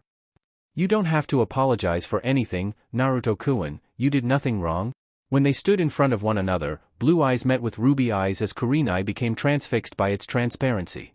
Naruto, for his part, saw her smiling and couldn't help but blush, particularly at the wave of her messy ravinette hair, before she used her hand to place it behind her right ear. Then, why? This time, it was Kurenai who looked down. I got scared. Naruto looked at her in surprise, while she continued. It all happened so fast, that once I realized it, I got scared. I didn't want to risk jeopardizing what we have, Naruto-kun, and for that, I apologize. She heard him release a sigh, before showing a content smile. That's a relief. To her questioning gaze, he clarified. The mere thought of never seeing you again, I had trouble sleeping ever since we came back. I caught myself wondering if I said something or did something inappropriate that made you lose trust in me, that made you not want to see me. Kurenai chuckled at such a heartfelt confession coming from the young man as they took a seat by the lake shore to be at ease next to each other once again. They just sat in a comfortable silence, and Kurenai had simply allowed herself to bask at the warmth of his chakra enveloping her once again. Like sitting by a fireplace, while it's cold outside. Looking sideways, she could see him looking at the sky, now with a relaxed smile on his face, and she felt terrible for almost taking it away from him. Ah, Kurenai, do you want to go out to dinner tonight? The Jonin smiled at the offer. You're asking me on a date, Naruto-kun? The first time this conversation happened, her question was for teasing purposes. This time, she could see the confidence in his expression. I am. Kurenai hummed at that, already thinking about a proper way for them moving forward. Of course, I do, only this time, you don't need to take me anywhere. Naruto looked at her in doubt. Just come to my place and I shall cook for us. There is no need to bring anything, leave it all to me. Wow, but that wouldn't be so cavalier of me, now would it? She waved his concern off easily, making a mental note to retribute to him, later on. There is no need to worry about that, Naruto-kun. Now, there is only one thing I need to talk to you about. Now, she was dreading this, as he could very well object and that would cause issues, but it was important to her. This is nothing against you, Naruto-kun, but I'd like for this to be between us, if you don't mind. I simply despise gossiping of any kind, not to mention the damage it could mean to our careers, if revealed sooner than we wish to. I hope you understand. To this, Naruto looked at her for a couple of seconds, which to her, felt like hours until he nodded. Naruto's whole life is surrounded by secrets, at least this one was not something that he was born with. It's fine by me. She exhaled in relaxation at his prompt answer. Actually, I was afraid to come to anyone to talk to, from fear of it getting out in the open and jeopardizing you somehow. Yes, I'm glad you understand. Now, please be on time then, Naruto-kun. Getting up, she left him to his training, while he looked at her back. With a newfound resolve, Naruto shunshined back to the lake again, and Kurenai felt his chakra riling up. She turned, only to see much clearer movements from him. She could only smile at his enthusiasm, before already going through the list of groceries she needed to purchase for their date. After their first romantic dinner date, both had decided to resume where they left off on Kurenai's sofa. 2 months later. 2 months after Naruto and Kurenai's mission, 3 experienced Chunin were lined up in front of the Hokage's office: Hyuga Niji, Aburame Shino, and Uzumaki Naruto. From the 3, only Niji had opted to still remain with the same outfit, a white kimono shirt with long sleeves, matching paints, and a navy gray apron tied around his waist, and black shinobi sandals. Shino chose the standard Jonin attire from Konoha, while wearing an open overcoat over it. Naruto, for his part, also went for the regular Jonin attire, only instead of long sleeves, he opted for short ones. Hiruzen focused on a much more surprising and nostalgic change. Instead of the regular Konoha Hitayate, Naruto had opted for the same helmet worn by the Nidaime with the Konoha logo in the middle. Hell, with his spikier hair, experienced eyes, and even the white fur, Naruto would be a carbon copy of Tobirama-sensei, only with blonde hair and blue eyes. Behind them were the respective and former Jonin sensei, Madogai, Yuhi Kurenai, and Sarutobi Asuma. Well, since everyone's here, I would like to express my pride in seeing before me 3 examples of Konoha's will of fire, in 3 years, receiving not only the Chunin promotion, but now a full Jonin status. Kurenai and Asuma looked at one another and smiled, seeing their prodigies reaching their same height, while Madogai was crying his heart out and screaming about the power of youth, much to Niji's eyebrow twitch. Hiruzen considered the contrast between the stoic Hyuga and his Jonins over enthusiasm. Shino was of course another expression of one of Konoha's genius clans as well, just like his father before him. His wrinkled eyes moved slowly towards Naruto and lingered for more time than the rest, for obvious reasons. Naruto had picked up on the hidden communication and bowed in respect towards the aged leader. Out of the three, Naruto had been through more missions and had received the majority of the Jonin force's approval, followed by Niji and lastly Shino. At this point, pretty much none of the ninja force even remembered just who takes residence in Naruto's body anymore, and that was only due to this young man's drive and tenacity into the shinobi arts. Now that Hiruzen took a closer look at Naruto, the image of Tobirama behind him was actually shared by another, right next to him. Tobirama-sensei, Minato, I have no doubt in my mind that both of your legacies shall live on in this young man. While the coronation was being held, Kurenai allowed herself to pay more rapid attention to the man next to Shino, her man. She was smiling in deep pride, not only because of the secret romance part, but also the fact that she played a specific part in his development as a shinobi, and she was working very hard in containing her personal joy in merely observing him. Not only her, but also Yugugo and Enko as well, each in their own way. Naruto, for his part, slowly looked backwards and they crossed eyes for a few seconds, before she swiftly nodded at him. The helmet edition surprised her when he voiced it. It was indeed surprising when he said that he worshipped the Nidaime Hokage, but then seeing his prowess in water techniques, it was to be expected. It has certainly looked good on him. One thing was for sure in her mind, though no one could see it, Naruto would be out with his peers celebrating, but afterward, he would be all to herself. Later on, all of the once academy students, now respectively Chunin and Jonin, went out to celebrate. Niji was with Tenten and Lee, who for his part behaved like Guy with the exception that he vowed to surpass his rival and be promoted right afterward. Shino was more of a recluse, so he had just accepted Choji and Ino's congratulations and even Naruto's, before he opted to leave the pub and go home. Kiba and Sasuke were together with Sakura at one of the tables, having fun. Normally, Sakura would be due for the promotion as well, but she was being suited by Tsunade to become a full-fledged medic nin in the future. Naruto, Shikamaru and Hinata had chosen a booth for their own, and Shikamaru was also dressed in the regular Chunin outfit this time. He and Naruto were sharing a glass of beer, while Hinata, surprisingly enough, had decided to order some sake. Okay Shika, I wonder why you weren't promoted as well. I have seen you leading a couple of missions. The Nara heir was using his little finger and scratching his ear, much to Naruto's humor.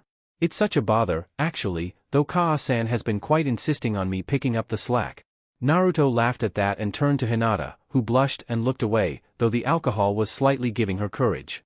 Ah, congratulations on your promotion, Naruto-kun. Naruto looked at her strangely, as did Shikamaru. The truth of the matter was that when they were a team, Hinata had seen a different Naruto than the one she had a crush on and slowly moved away from that feeling. However, she was growing up as well, and her childlike infatuation turned into something else at looking at him, and for quite some time now, Hinata has had some dreamy nights of him without his shirt on. So much so that nowadays, she blushed every time she saw him, when they hung out in Kurenai's house together with Yakumo. Thank you, Hinata. With Niji's promotion as well, I take it your father is taking it easy on you, right? Hinata nodded with a smile, at least glad that she could focus on another subject. Ah yes, Toussaint has taken it upon himself to train Niji-Nizen and me as well. Niji-Nizen has been helping me out as well. Naruto smiled at that, and once more, Hinata looked away. She was about to comment when Sakura approached their table. Naruto-senpai, congratulations for the promotion. The Uzumaki turned to see the medic in training and smiled. Thank you, Sakura. How are Tsunade-sama and Shizun treating their little pet project? The teen medic proudly closed her fist and declared. Just great. I have been learning a lot from them. Any day now, I get to participate in Shizun-senpai's most complex surgeries. Sakura, then, turned in derision to Shikamaru, one of the members in medical ninjutsu. You would too, Shika, if you applied yourself more? Shikamaru just released a sigh at that. To this day, he had yet to understand just how he was selected to become a student under Tsunade's medical shinobi program. While it's good and all to learn first aid treatment, it's not like he saw the need to go further than that. Little did he know that it was Naruto who placed his name as a good candidate. Tsunade-sama only picked me because of my family's herbs, Sakura, and I also don't care about becoming a full medic nin like you. Sakura only snorted in derision. Yeah, whatever, troublesome, it's all you ever talk about? Sometimes, that's all I need to say, Sakura. Naruto remembered when he gave up trying to get his friend to pick it up a notch.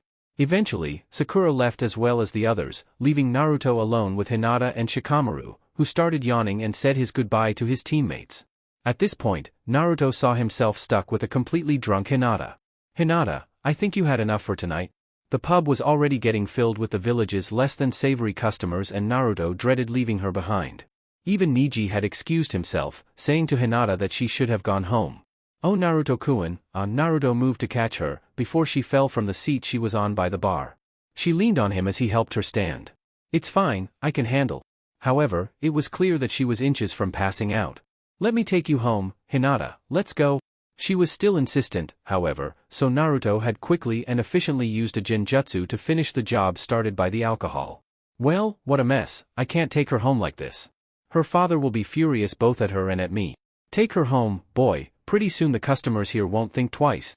Naruto looked at the elder bartender and nodded, before placing her unconscious body over his shoulder. Once outside the bar, Naruto had a feeling that dragging the heiress of Konoha's most prized clan wouldn't do him any good. Plus, the possible rumors already brewing left him no choice but to tell Kurenai before she found out from someone else and make wrong assumptions. So, quickly jumping towards the nearby rooftops, Naruto went towards Yakumo's place, hoping beyond hope that she was still awake. Like Kurenai thought, Yakumo never went beyond the regular chunin, but she managed to make a living for herself, participating in missions as a long-range support, and she happened to be Hinata's best friend nowadays, so she could shed some light into what happened and take care of her for him. Knocking the door of her apartment, a taller redhead Yakumo opened up, before looking in surprise at Naruto carrying an unconscious Hinata on his shoulders. "Wow, what happened, Naruto? I thought you guys only went out to celebrate." "Hi there Yakumo, well, she had a lot to drink and passed out. I thought about taking her home, but Hayashi-sama will seal my tenketsu before I have a chance to explain." Yakumo quickly nodded and ushered them inside, before Naruto placed Hinata in one of the rooms available. After closing the door and seeing Yakumo behind him, Naruto decided to question. "I had no idea that she has taken on drinking like that, did you?" The illusion using chunin, though, negated, just as surprised. "I will take care of her, Naruto, don't worry. I can send a message to her house, saying that she was too tired to come home and had slept here." Naruto realized that there was nothing he could do at this point and he still had somewhere to be. "Thank you, then I shall be gone, then, see you later, Yakumo." The clan heir nodded, before seeing Naruto vanish in a shunshin as if he wasn't ever there. == with Kurenai, lemon scene, please move ahead if you don't feel like reading, == As soon as Naruto landed in front of Kurenai's front door, he started waving through hand seals to create an illusionary perception image, in case someone else passes by and sees him late at night. 2 seconds later, Kurenai opened the door wearing nothing but an overcoat, fully aware of the genjutsu in place and walking seductively at her man, before placing her arms around his neck and locking lips with her man. "You sure took your sweet time coming here, Naruto-kun. I was starting to wonder if you didn't want my gift."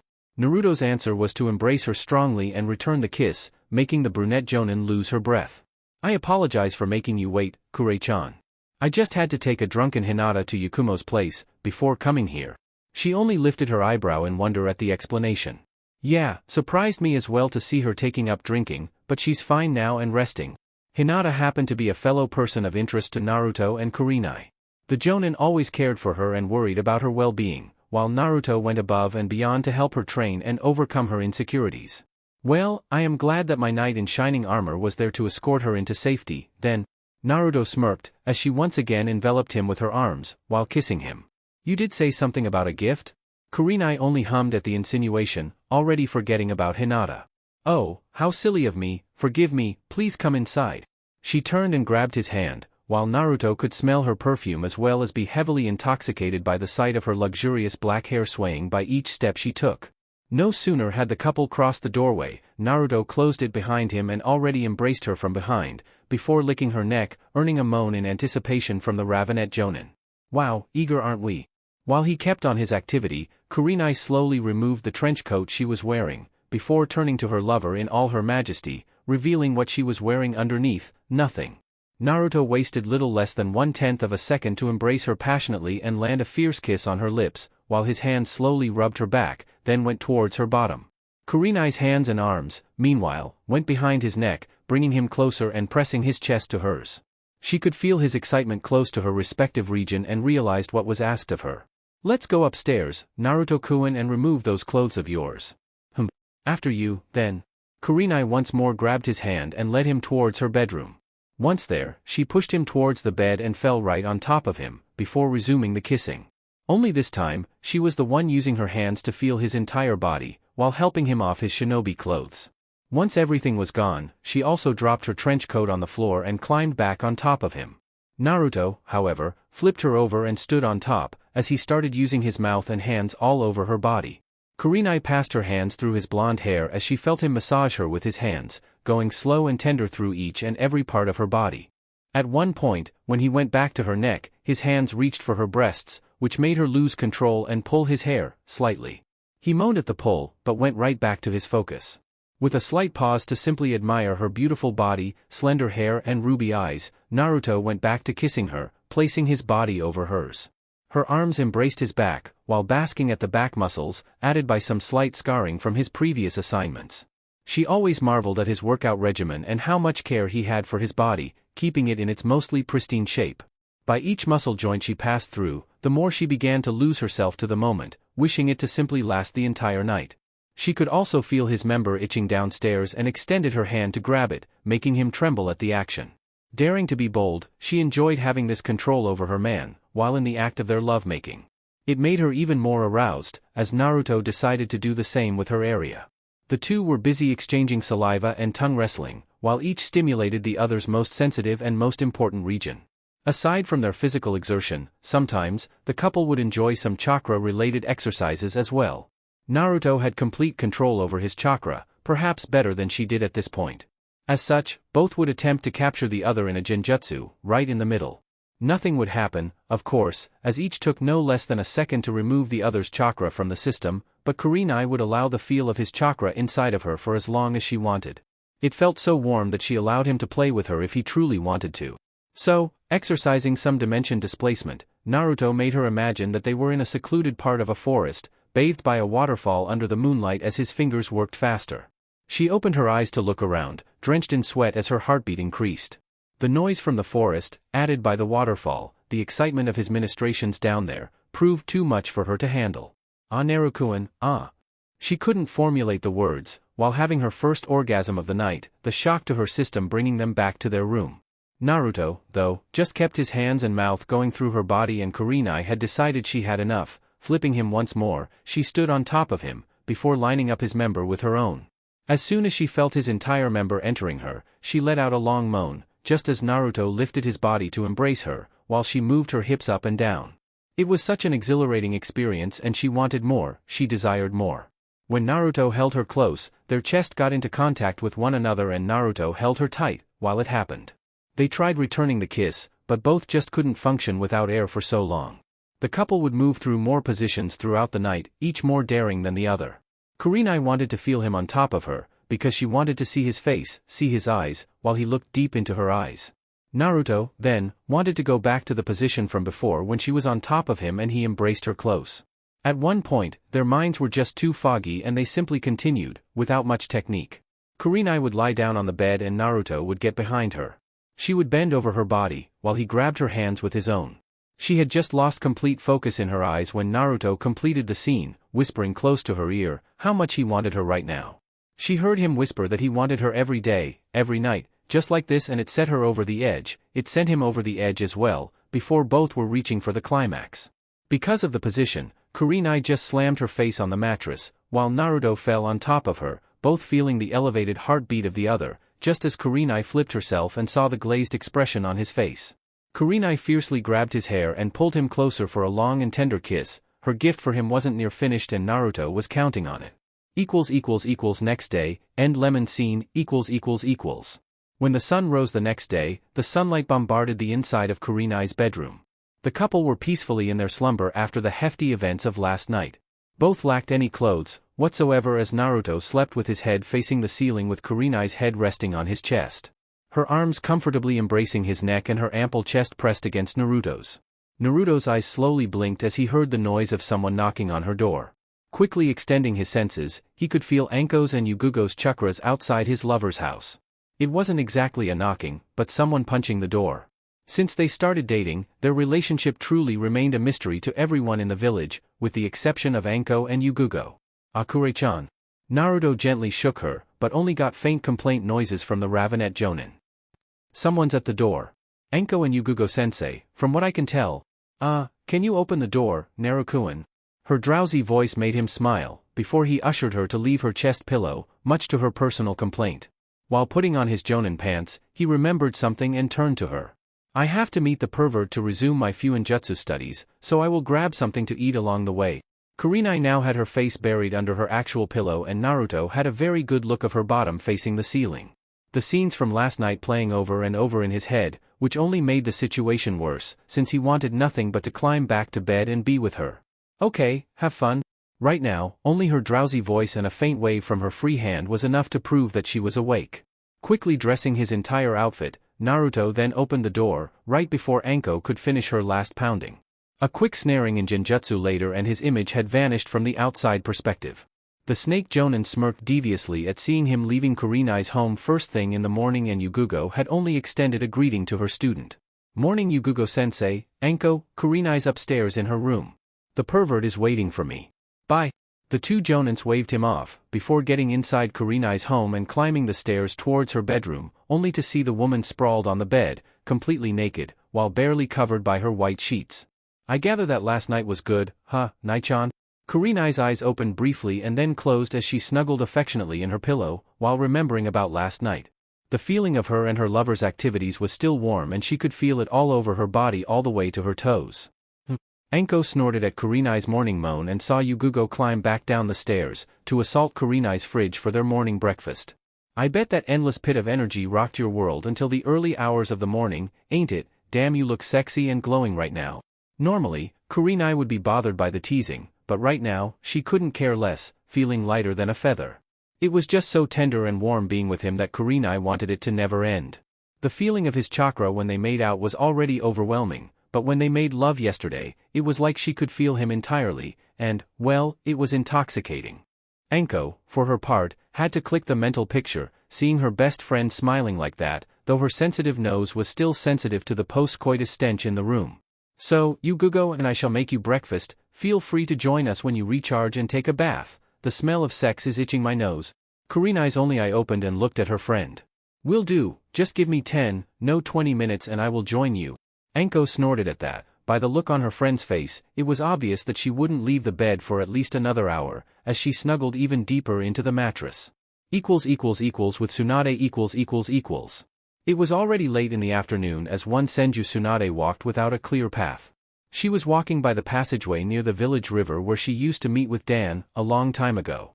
It was curious that her legs took her here, right after the heavy conversation she had with the Hokage. Once again, he was insisting that she take the position of the next Hokage.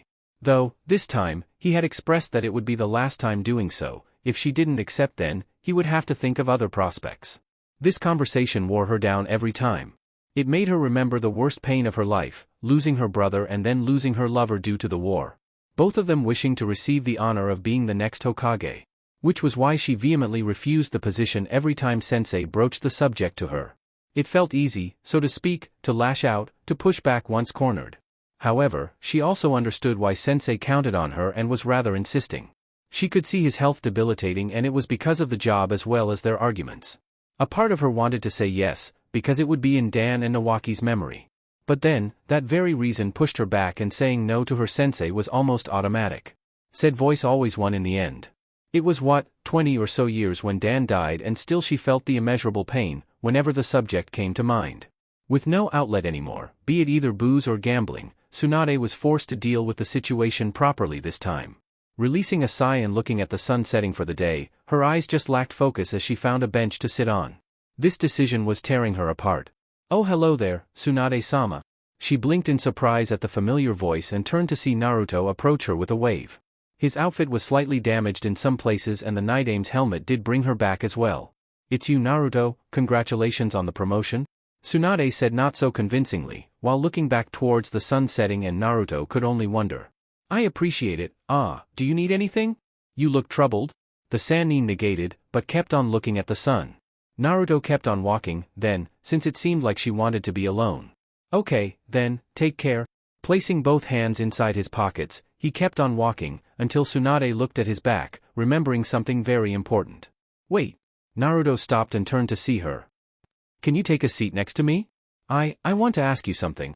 The recently promoted Jonin complied and took a seat next to her, while waiting to see what's going on. Since you're a Jonin now, you must know that the Hokage wants me to succeed him. Naruto nodded. It has indeed come up in restricted conversations, herself and two others that Naruto could predict, even if no one openly told him. It has come to my knowledge, yes. Naruto, though, looked at her in wonder. What could Tsunade possibly want with him regarding this particular subject? She has more experience years under her belt than he had at living. Do you think I should accept? Naruto even backed away, now treading on thin ice.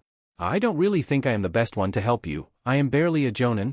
Tsunade laughed at that. She understood. All right. The boy next to her was experienced for his age, but still wet behind the ears to help her with such a decision. Indeed, you're quite young still to be offering me any advice, but right now, you share something with me that no one does.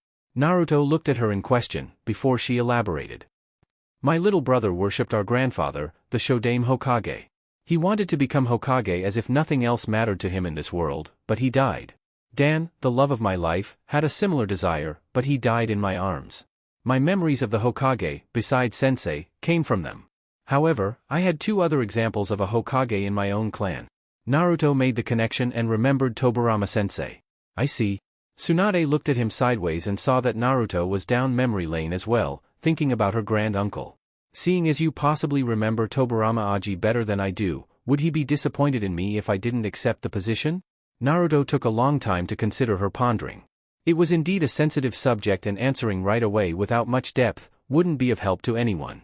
So, Naruto answered with more heart than brains. Growing up, I idolized Tobirama-sensei, wanted to be like him, be as efficient as him as a shinobi. Too often, I catch myself wondering if my choices would be approved by him. Naruto laughed while remembering a fond memory. I remembered him using his water whips on me when he caught me either slacking in training, asking irrelevant questions or even wasting time with irrelevant emotions, in his words. Tsunade smiled at that as she kept on listening. Tobirama-sensei was quite strict about the way of shinobi, and I understand that most of my choices after him leaving would be considered by him as irrelevant or a waste of my time. The thought of having a relationship with Kurenai came to mind. At the end of the day, I think, when we meet each other again, he won't hesitate and criticize what I did or didn't do, but I'm sure that he will be proud of me for fulfilling the mission he left for me. Tsunade kept on pondering for a bit, remembering the mission her granduncle gave to Naruto before leaving. Naruto, then, concluded. As to your question, I believe he would be. The answer surprised her and she looked ready to lash out, but he beat her to it. He always advocated towards one's full-reaching potential, never allowing whatever reason it was to be in the way. Hokage-sama has his own reasons for wanting you to become Hokage, because like Tobirama-sensei passed on the mantle to him, now he must see in you the same qualities needed for the village's next leader. Tsunade bit her lower lip, as if having an inner struggle as to which side would be victorious. Naruto chose to get off the bench and turn to her. Come to think about it, it would be interesting to see for myself the changes you could make as Hokage. She looked up and saw him smiling at her. Sakura has thrived under your tutoring and she speaks very highly of her experience as a medic nin. Perhaps, with you as the village leader, our shinobi and kunoichi could be even more protected, under the world's best medic. Naruto observed as she smiled, in appreciation. Anyway, I have someone waiting for me, so I shall leave you be, take care. Tsunade saw him wave and then begin to walk away once more, though one thought lingered in her now much clearer mind. The changes I could make as Hokage. With the Hokage . It was late at night in Hiruzen's office, when the Hokage stood alone smoking his pipe in relaxation. He was about done for the day and thinking of going home, when the familiar sound of heels made him look upward and see his student at his office door. Both said nothing for a while, but Hiruzen knew the reason why she was here now. So, after some time to think about it, have you come to a decision, Tsunade? The elder leader had no clear idea about her answer. Ever since they began this back and forth, it was a roller coaster of deep emotions that almost gave him a heart attack. Twice. Now, as the Senju heir stood before him, Hiruzen admitted dreading the answer, since this would be the last time, before having to choose between his other two admittedly less favorite choices. Tsunade, for her part, remembered her brother Nawaki and her lover Dan, both of them wishing for the same thing. She also recalled seeing her grandfather and her granduncle in the role of the village leader. Last but not least, she remembered Naruto. She still wasn't 100% sure of her decision, but she had decided to at least hold the position until the brat was old enough to rescue her from the job. I accept, sensei. Hiruzen could only smile and realize that he had forgotten to breathe in anticipation. Chapter 29, A Call for Help. Beta, Skephinator. Senju Tsunade's coronation as the Godame Hokage was an event that made the village abuzz with cheers and celebration. While the next leader of the village wasn't so enthused for the job, she managed to sell it with a heartwarming speech that everyone applauded her for. Next to her, on top of the Hokage's administration building, was the clearly relieved Hiruzen, his 2 advisors, Jiraiya, as well as Tsunade's 2 assistants and the ones who shall be her eyes and ears in the village's hospital, Shizune and Sakura. The rest of the village shinobi stood in front of the building, wearing the same white top kimono, in reference to the next Hokage. Naruto stood next to Shikamaru, Hinata, Yakumo as well as their other peers from their academy years. The elder generation were also there, including the village's Jonin, Kurenai, Asuma, Kakashi, Enko, and Yugugo, amongst others. Naruto, for his part, had to give it to the village's new leader's knack for making convincing speeches, since he was perhaps one of the precious few who were privy to her doubts and insecurities in taking the job. Despite that, however, Naruto had faith that she would do an excellent job, not only because of her Sannin status, but also because of her genes, being the granddaughter of the Shodame and grandniece of the Nidaime Hokage. Then, once the higher-ups began their never-ending meetings revolving around the next in line taking over, the crowd began to dissipate and 2 pairs of eyes looked at each other, followed by a short nod. Naruto and Kurenai had scheduled for some time together after the Hokage's event. Of course, both moved in separate directions to meet up in a more secluded location, a faraway restaurant, opposite from the village's main gate. Their little getaway wouldn't be complete, without safety measures to prevent the possibility of their romance getting out in the open, in the form of hidden shadow clones around the area, in case a shinobi or a kunoichi decides on the same restaurant. Aside from their hidden relationship, they could switch into a regular meet-up between former sensei and student easily enough. The only requirement was that his clones could relay the information, beforehand. A week later. A week later, Guy's team had received a mission towards Grass Country in order to protect a wealthy merchant, who was targeted by a local militia of former missing nin from Sunagakure. Naruto replaced Niji, who had to escort Hinata and her sister towards a clan-related diplomatic event. As such, while the merchant caravan slowly advanced throughout the path that passed through the country, the team from Konoha observed from above, staying through the gigantic bamboo trees. Normally, the team would be dependent on Niji's Byakugan to perceive threats coming, but Naruto's highly sensitive sensing capabilities somewhat compensated for their lack of actual visibility. Still, Naruto had to keep extremely focused and not twitch his eyebrows every time Lee and Guy announced the flames of youth in their conversation. Tenten was the one who suggested they split up, so that Lee and Guy separated from them. Sorry about them, Naruto, it has taken a long time for Niji to get used to their mannerisms. With his eyes closed and placing 2 fingers on the tree log they were standing, Naruto chuckled, relieved. It's indeed a challenge to focus, thanks for splitting us up, by the way. Don't mention it. Now, how are we doing so far? Naruto's focus allowed him to extend his reach to a considerable measure, and Grass Country's weather was quite humid, allowing his reach to go even further. Indeed, they didn't take a look upon showing up.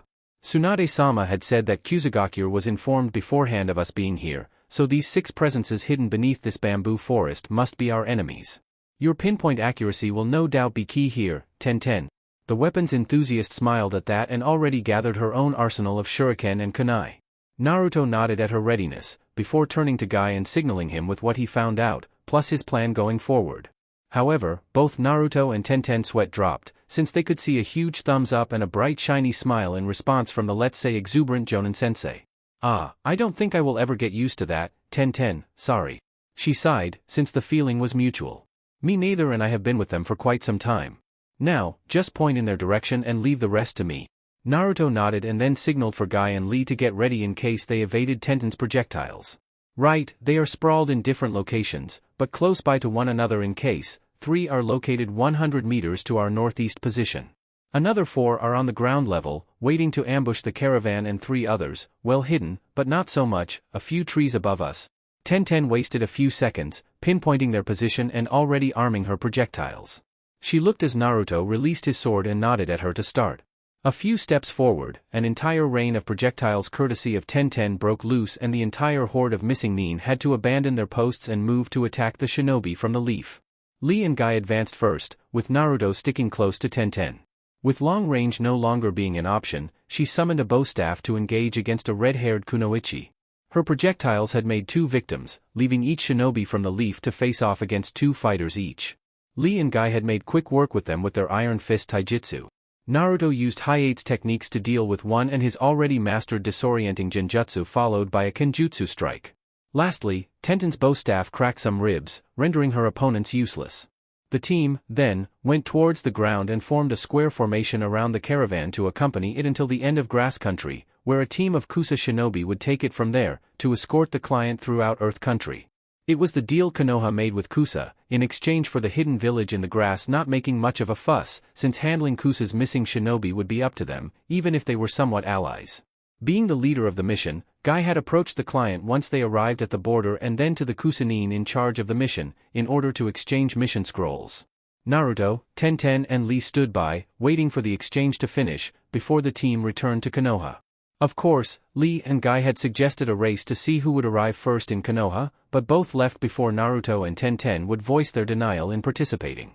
There they go again. Naruto saw she rubbing her forehead, before the rest of the team followed towards Konoha, in a more sedate pace. Naruto at least hoped that Guy would wait for them to arrive, before reporting. In near Rice Country . Just as Tsunade took over the reins of the village, she had received good intel from Jiraiya about one of Orochimaru's hidden bases, located in the border of Rice Country. Deciding to run reconnaissance, Tsunade had called for both Anko and Kurenai for an A, possibly S-ranked mission to check this base out and confirm Jiraiya's report. She called Kurenai because of her recent mission together with Naruto to act as an undercover couple. This base happened to be very close to the area, so Kurenai would be a somewhat knowing face and not alert attention from the locals. Anko was called in, of course, because of her former bond with Orochimaru, perhaps knowing the possible triggers of the base. They had one more slot available for the assignment, so Yugugo was chosen. Naruto would be as well, had Guy not snatched him for a mission towards Grass Country in Niji's stead. The mission turned out to be a bust, as Anko had only encountered a few members of the Fuma clan, keeping guard over the base. The base was there alright, but already wiped clean when they arrived save for a Fuma clan member named Erasure, who tried attacking them with an unstable technique. The trio had quickly destroyed the base soon after leaving, so that Orochimaru never thought of using it again. So, determined for this girl trip not to be wasted, Anko had the brilliant idea of spending the night inside an inn to relax and return tomorrow. Kurenai had then suggested the one she used with Naruto for them to dress up and start the mission. The three women reserved one of the inn's hot springs for themselves, with a bottle of sake each. This hot water hit the spot nicely, Anko stretched her arms upwards, showing some of her well-rounded breasts, while Yugugo rested her head nicely and closed her eyes in deep relaxation. Kurenai tied her hair a bit to keep it above water, while massaging her arms, basking in the relaxation of the hot water. A good idea, indeed, Anko. Here I thought you'd be bummed after the mission fiasco? Anko waved her off, before swimming towards her best friend's position. Nah, I admit that I really wanted to find the bastard and give a nice punch in the face for what he did to me, but destroying that base also was quite satisfying. I was actually thinking of asking Tsunade-sama for another of these base searches, only to destroy more and more bases. Kurenai smiled and also closed her eyes in relaxation. Allowing her memory to run free, in this place, Kurenai had remembered when Naruto appeared before her, dressing like he did, back then, for their mission. She, then, blushed heavily when the image of them kissing in the bar came to mind and she opened her eyes in surprise at that, before the reddish hue appeared on her cheeks. Anko, no doubt, saw it and smirked, going in for the kill, quite soon in their nice little getaway. Oh, Nai-chan, already thinking about the blonde hunk, aren't you? How kinky of you. Kurenai looked away, briefly, before trying to come up with a save. No, it's not that, it's the hot water. Still, the blush remained as her brain betrayed her. Anko could only laugh out loud and envelop her friend's neck with a hug. Oh, quit with that adorable face of yours, already, geez.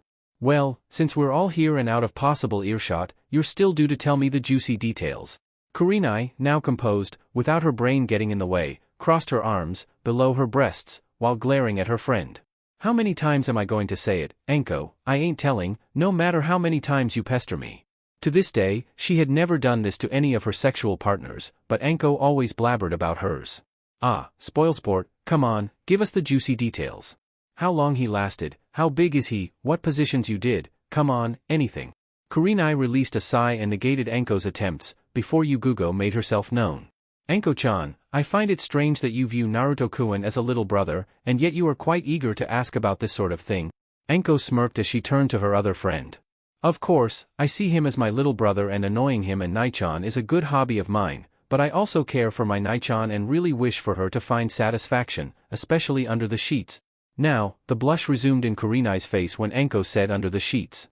Unconsciously crossing her legs, to keep the flow that suddenly started at the memory, or rather memories of Naruto on top of her, under her, behind her, hell, even the time when they went to his place, after Tsunade's announcement as Hokage.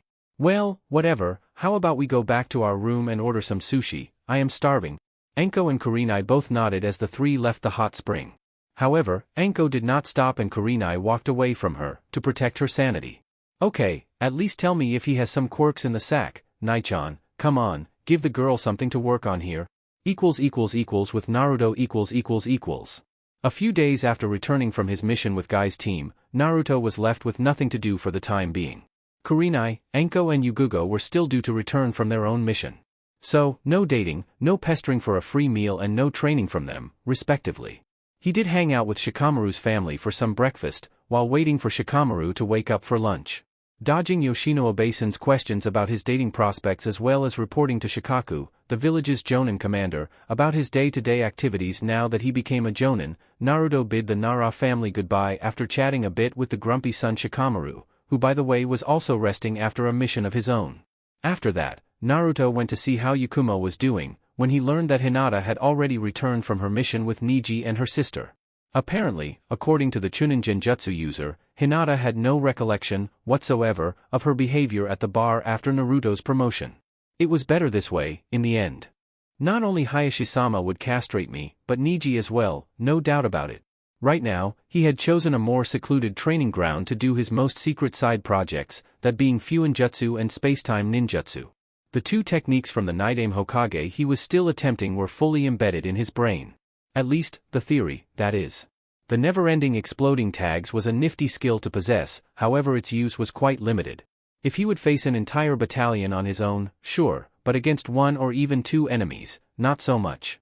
A conjunction of multiple exploding tags within multiple sealing tags and Naruto has gotten himself a never-ending series of blasts that would neutralize any number of enemies, or at least provide enough coverage for a quick escape, if needed be. Practicing this technique only once, though, has gotten him an earful from the Hokage, who had to calm down the entire village from the never-ending explosions and tremors. Now, his Mount Everest was a spacetime ninjutsu. The theory was that he could, through the use of chakra and Fuinjutsu formulas, transport both objects and living beings, from one point to another, by crossing dimensional voids. The Nidaime had even written his own seal design used for his Hiraishin Giri in Naruto scroll, and after some trial and error, lots of trial and error, Naruto managed to replicate the seal formula, precisely. He even managed how to brand the seal formula using his hand. The problem remained that he was still due to move through the dimension void created by the sealing path. The scroll explained that he needed to feel his chakra mixed with the sealing formulas, so that he could mark the starting point and the finishing point. Every time he attempted, though, he would vanish from the starting point, but appear at the same point, or he would appear in another one, entirely. Plus, the uneasy feeling in his stomach after he did it. And to think Sensei did this by using a flying kunai? This was not something that Naruto could either use his bunshins to help him speed things up. He needed to understand the precise feel of his chakra in conjunction with the response from the sealing arrays. Using bunshins would only split his chakra in two and hinder his ability to perform the spacetime ninjutsu. Going through the procedure, once more, Naruto closed his eyes and focused on the ram seal, while focusing on the feeling of pulling from the sealing array. As soon as he opened his eyes, and molded his chakra at the precise second, he felt himself vanishing and appearing, right in front of a rather thick rock. The only thing he could do was to turn and block his path with his right arm. He cursed in pain when he felt his right shoulder bone dislocated from the impact. Ah, not again, damn it. One more time you attempt that stupid technique and I won't bother to fix your bones, imbecile. Naruto grunted both in pain from the shoulder and from the demonic chakra that passed through his coils towards his dislocated shoulder. I appreciate the help, nevertheless, QB, I am done for the day. Who are you trying to fool here? You're still due to summon the amphibian with the sword. Naruto never thought he would have such a nagging bijou inside of him, such is the relationship constructed throughout the years. The swear words and constant insults were still there, alright, but this new side of the fox was something he didn't expect. Of course, the fox only complained when he exaggerated in his training/mission or got hurt or exercised his coils too heavily, straining them. Right, I forgot, damn, Gamatsurugi doesn't control his swings, so I guess I shall accept your welcomed assistance, Kyubi. Kyubi growled, but said nothing this time, before Naruto drew blood from his toes and performed the summoning technique. The Gamma sword user appeared within the fog with his arms crossed. Good afternoon Naruto, ready for today's round, I take it? Hi there Gamatsurugi, sure am, though if you could take it easy today, I would appreciate it. I just took a direct hit towards the rock behind me, so my body is not peachy at the moment. The toad, though, merely smiled. Of course, Naruto, I will be sure to go as easy as I can with you. The Jonin's eyes widened as a second later, the toad was next to him with his sword drawn, forcing Naruto to pump chakra in his limbs to parry the weapon with his own. For some reason, he knew, before asking, that the toad wouldn't accept his request. With Tsunade . The newly appointed Godame Hokage was busy smashing her nails repeatedly on top of the desk that she would face every day for the rest of her life from here on out. Hiruzen would simply chuckle in dire amusement at seeing the look of bloody murder coming from his former student, now turned village leader. Shizune, Hamura and Koharu seemed not to notice or actually didn't care, while they vomited information left and right concerning what's required of the Godame Hokage. Shinobi and Kunoichi records, the village's balance sheet, inter-village relations, meetings with the village clans, regular sit-downs with the fire daimyo and his other dignitaries. Oh, and let's not forget, handling the entire Shinobi and Kunoichi from this village's day-to-day. Frankly, the only living descendant of the Senju clan was already attempting to figure out how to back off from the decision she had made in accepting this mess. The worst of all was perhaps the smile of vindication in her sensei's wrinkled face. Tsunade, are you paying attention? Koharu chastised the Godame and Tsunade could only hum in annoyance. Of course, I am, get on with it, already. The elderly woman counselor snorted and went back to her list of information. Short-tempered as always. A vein popped in her forehead at the name-calling and Shizune got comically scared as the brush in her hand snapped. Turning to the former Hokage, she only had one simple question. I understand that I had already accepted it, but I don't remember ever saying yes to having these old goons around. Hiruzen once again chuckled, ignoring both Hamura and Koharu's indignant response. Hell, even Hiruzen got fed up with them from time to time and they went way back. And it's not like he would step up for both of them and risk his successor fleeing from the job in less than a month's time. You're the Hokage now, you can choose your own advisors to help you. As expected, both his advisors turned on Hiruzen and Tsunade smirked viciously. Hiruzen, what's the meaning of this? Hiruzen, for his part, simply got up and turned towards the door as his now relieved mindset emerged, certain that Konoha would be in safe hands. You know, it's been a long time since I got to see my lovely grandson, in broad daylight. My responsibilities as Hokage are hereby passed to you, Tsunade. Hamura and Koharu, you two shall have to convince her to resume your duties as advisors. No doubt, Danzo should as well. Now, take care. And with that, Hiruzen did something he never thought he would again. He used a shunshin out of his office, without a bunch of ANBU detail following him around everywhere he went. Hamura and Koharu, for their part, looked back at the smiling Tsunade and the scared out of her mind Shizune. Shizune, please call in Nara Shikaku, Aburame Shibi and Inazukatsume. She, then, snorted and turned to the old geezers. As Godame Hokage, I appreciate all of the service you provided to Konoha. Now, it's high time you two enjoy your much-desired retirement.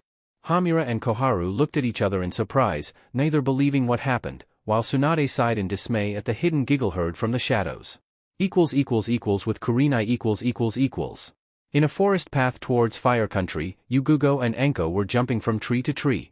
They were traveling at a sedate pace, though both couldn't help but look as the third member of their mission squad jumped ahead of them, at faster speeds. They weren't in a rush to return, as the mission didn't have a specific time schedule for them. And both Enko and Yugugo were rather enjoying a few days of vacation time in the inn they were staying in. Kurenai, however, was the one who insisted that they needed to return, giving them an excuse that they needed to report on their findings to the Hokage as soon as possible. Of course, both knew the real reason for her being so anxious to return, but only Enko dared to comment on her friend's wants and needs. Wonder what's got her so adamant on returning, huh, Yugugo-chan? The sword specialist snorted at that. Must you always, it's quite annoying. Enko only smirked at Yugugo's complaint, though the sword user continued. It was nice staying at the inn, but we couldn't just stay there, forever, goofing off. Yeah, a vacation would be nice from time to time, but I would be going mad if I didn't have 1 or 2 torture sessions. Yugugo laughed at Enko's comment. What's going on back there? Why are you two slowing down? Let's go. Kurenai yelled from up front and Enko could only smirk. Alright, already, we are coming. Geez, so anxious to get into his pants, huh? Kurenai tried denying it, but Anko only snorted as the three women resumed their path. With Sasuke . Hatake Kakashi was taking a nice seat on top of a tree log, enjoying a good read. It was a good day today with clear skies and few clouds. Right now, the only thing messing with his perfect reading was the damage caused to the training ground he happens to be in, while observing his two students, Kiba and Sasuke sparring. Well, spar wouldn't be the correct word, full-out battle would be more precise. However, just like every other time before, it was more that Kiba and Akamaru were attempting to keep up a fight and the bored Sasuke was just wiping the floor with both Kiba and the now-grown Akamaru. Well, Kiba, as many Inuzuka before him, would never become a full-out shinobi, since they relied too much on their canines and had very few aces under their sleeves to use. While Sasuke could be considered the perfect overall shinobi, if it wasn't for the superiority complex he had still displayed throughout the years. Kakashi then looked up from his book as Akamaru turned into a clone of Kiba and Kiba summoned a Kage Bunshin. The three Kibas turned into a gigantic white dog that started spinning dangerously toward Sasuke. However, the Uchiha's Sharingan allowed him to anticipate the drill path and had simply evaded, before going through hand seals and unleashing a giant fireball at Kiba's Inuzuka technique. The drill managed to power through Sasuke's fireball, but his intention lied elsewhere as he lifted multiple earth walls to stop the drill technique. The impact was too much and it sent both Kiba and Akamaru into unconsciousness.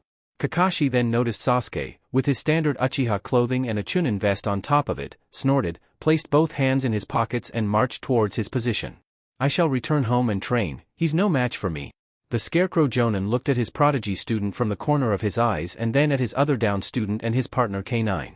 You could have taken it easy with your teammate, Sasuke. As I have told you before, this is not a competition. Sasuke snorted, but Kakashi wasn't finished. At the end of the day, he's your teammate and fellow Konoha shinobi. Not a foe you need to beat. Thinking like that won't ever get me anywhere near Itachi's level, so what's the point? From now on, just call me for missions. Kakashi sighed even before Sasuke vanished from this place. He just walked towards where Kiba was and gathered him and Akamaru to take them to the hospital, with the help of a Kage Bunshin. Despite both his and Naruto's seals, the vendetta that Sasuke had with Itachi was still there and would forever be there. It was something that Itachi engraved in Sasuke's brain and nothing much would take him away from that drive, well, perhaps another one for Sasuke to measure himself against, that is. With Naruto . The next day, a perfectly rested and light Uzumaki Naruto left Kurenai's house for the morning and went for a morning practice. Kurenai had given him quite a surprise yesterday, seeing as she wasn't supposed to return for another day. Of course, he wasn't about to complain, as the hidden couple went straight to bed, even canceling dinner. After their late-night activities, both slept with a relaxed smile on their faces. Upon waking up, Naruto managed to prepare them breakfast to compensate for the lack of dinner yesterday. Kurenai had explained to him their findings, as well as her relaxing time in the hot springs with Anko and Yugugo. Now, while Naruto went for his morning routine, Kurenai went straight back to her bed to take it easy, before meeting up with Hinata and Yakumo. Naruto was having such a nice day, as he walked towards one of the training grounds, when the smile left his face at another presence looking at him with his arms crossed. Hello there, Sasuke, I didn't realize this training ground was already taken. I shall find another one, see ya. Naruto turned and was about to leave. Hang on Naruto. Naruto sighed in dismay. He had a feeling that the Uchiha wouldn't let him be, considering how riled his chakra was at the moment. Let me guess, you wish to fight me, don't you? Sasuke snorted and removed the sword from his scabbard, before vanishing and placing the sword inches from Naruto's neck. Naruto saw the fully evolved Sharingan staring back at him. Why didn't you move to defend yourself? Naruto resisted the urge to roll his eyes. I was actually thinking if I should humor you or simply skip training for the day and go for some ramen. Sasuke managed to detect movement and went backward, as soon as Naruto summoned a couple of shuriken from the seal in his wrist. Sasuke's eyes widened as he spotted Naruto's chakra using a quick shunshin to appear closer to him and parried swords. The mere metal exchange pushed Sasuke backward, forcing him to focus chakra through his limbs to even the odds a bit. Sasuke's fully evolved Sharingan allowed him to be toe-to-toe with Naruto in terms of kenjutsu and agility, but Naruto's chakra sensing ability evened out the odds, keeping them in a stalemate in close combat situations. Because of this, Sasuke added genjutsu as well while fighting against Naruto. The illusion was disrupted as soon as it occurred, forcing Sasuke to add more layers to keep up the speed.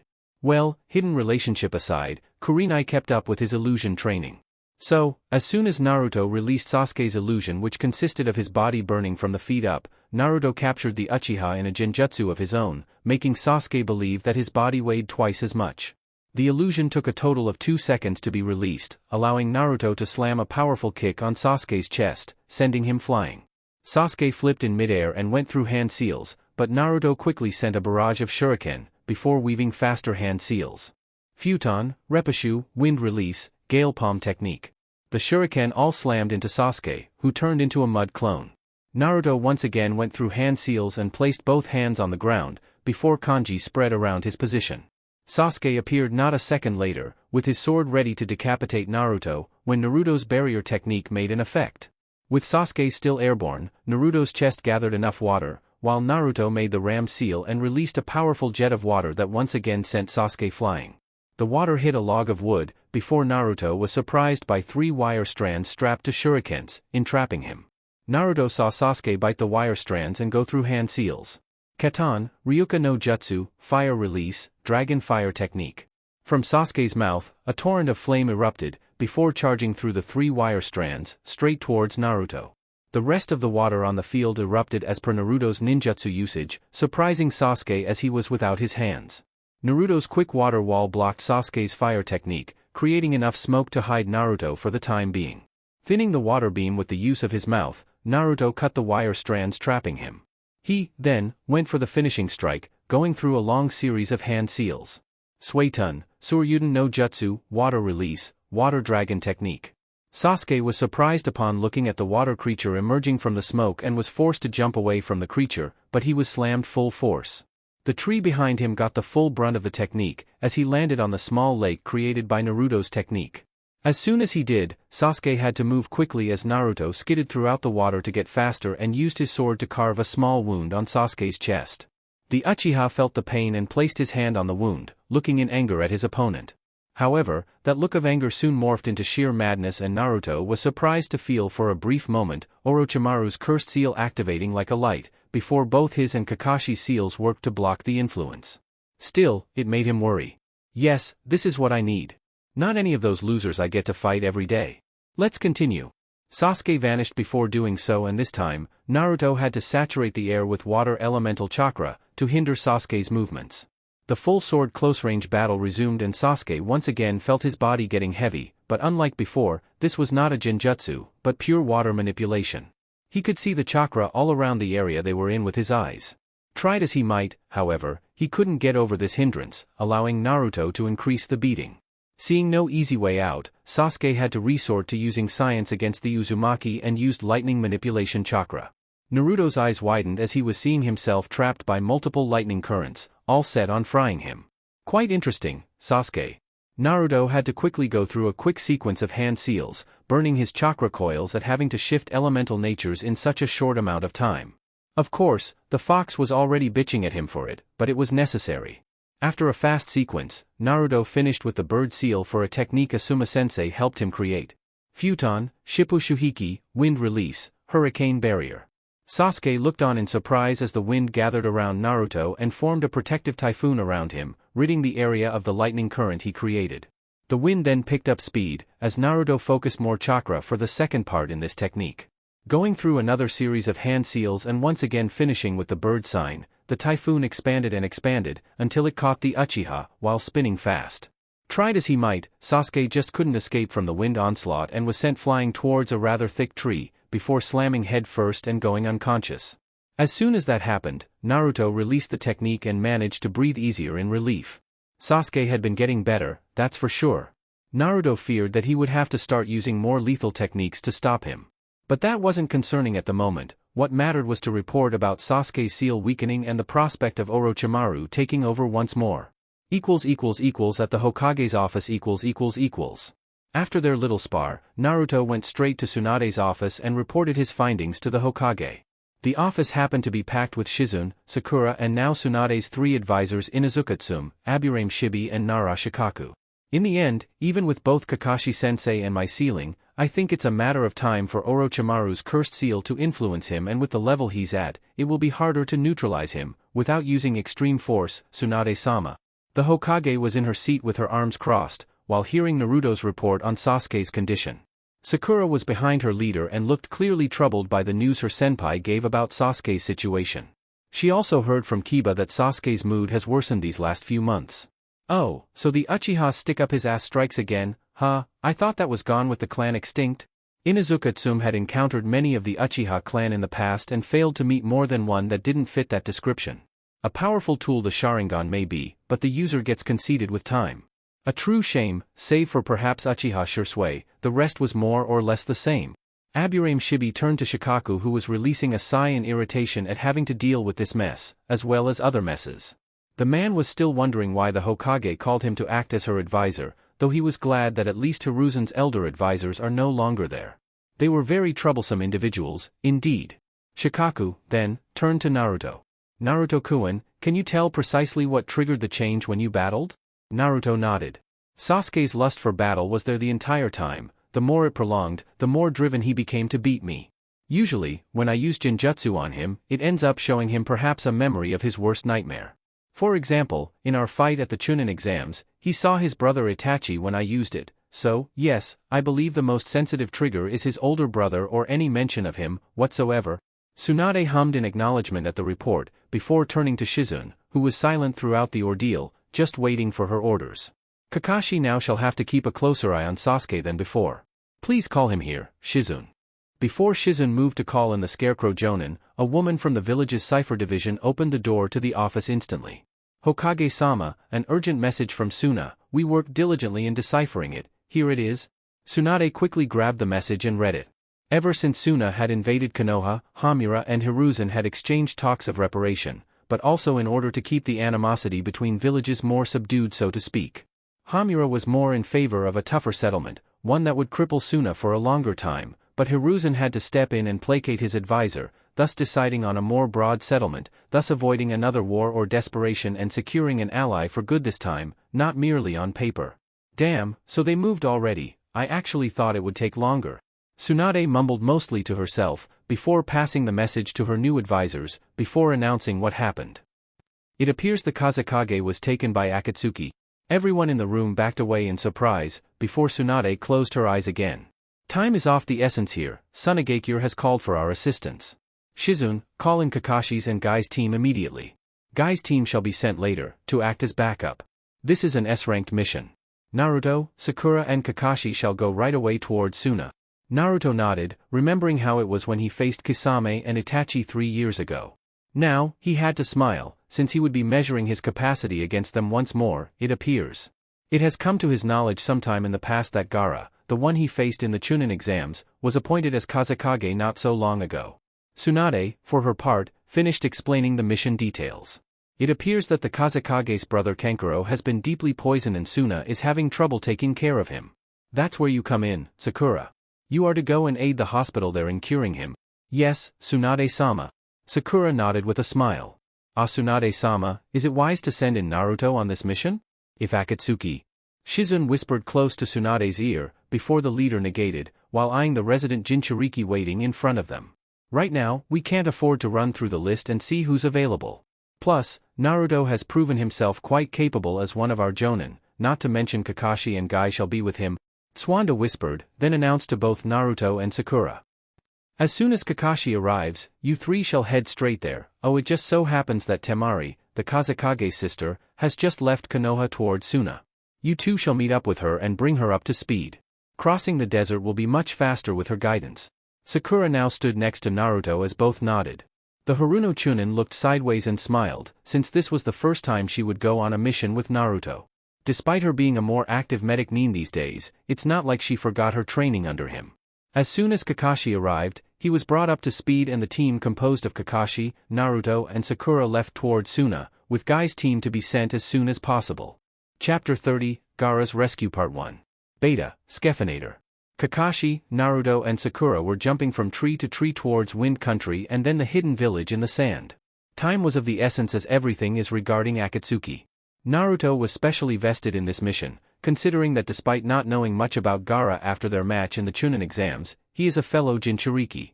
In fact, now that he broached the subject, there were 7 others just like him and Gaara out there and all of them were targets of this organization for reasons still unknown.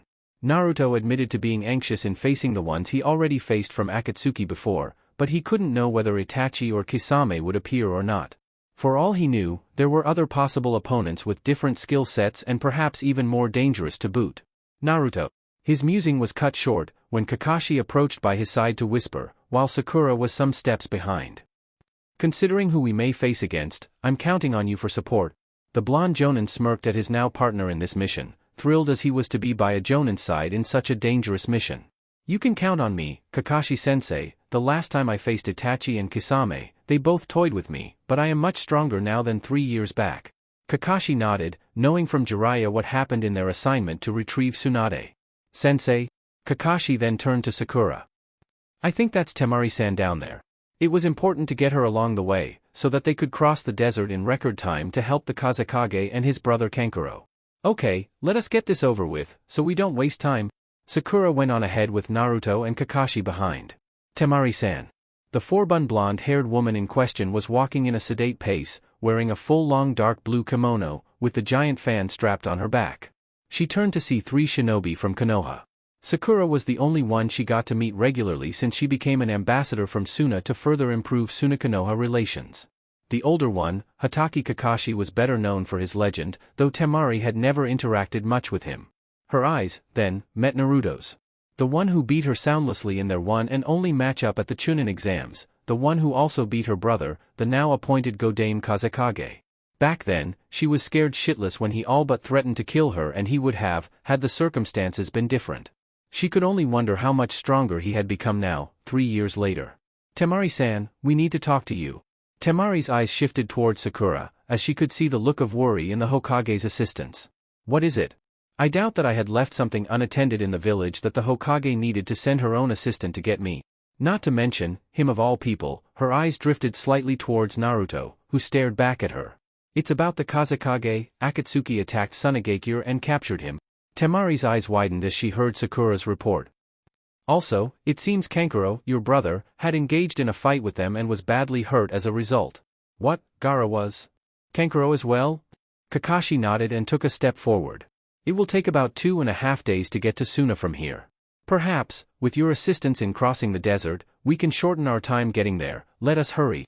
Temari nodded, before the now 4-man team jumped towards the trees. With Naruto . It was already nighttime when the team of Konoha plus Temari appeared jumping through trees still, reaching the border with Wind Country. Throughout the trip, Temari was feeling the pain in her chest, worried about her 2 brothers' safety.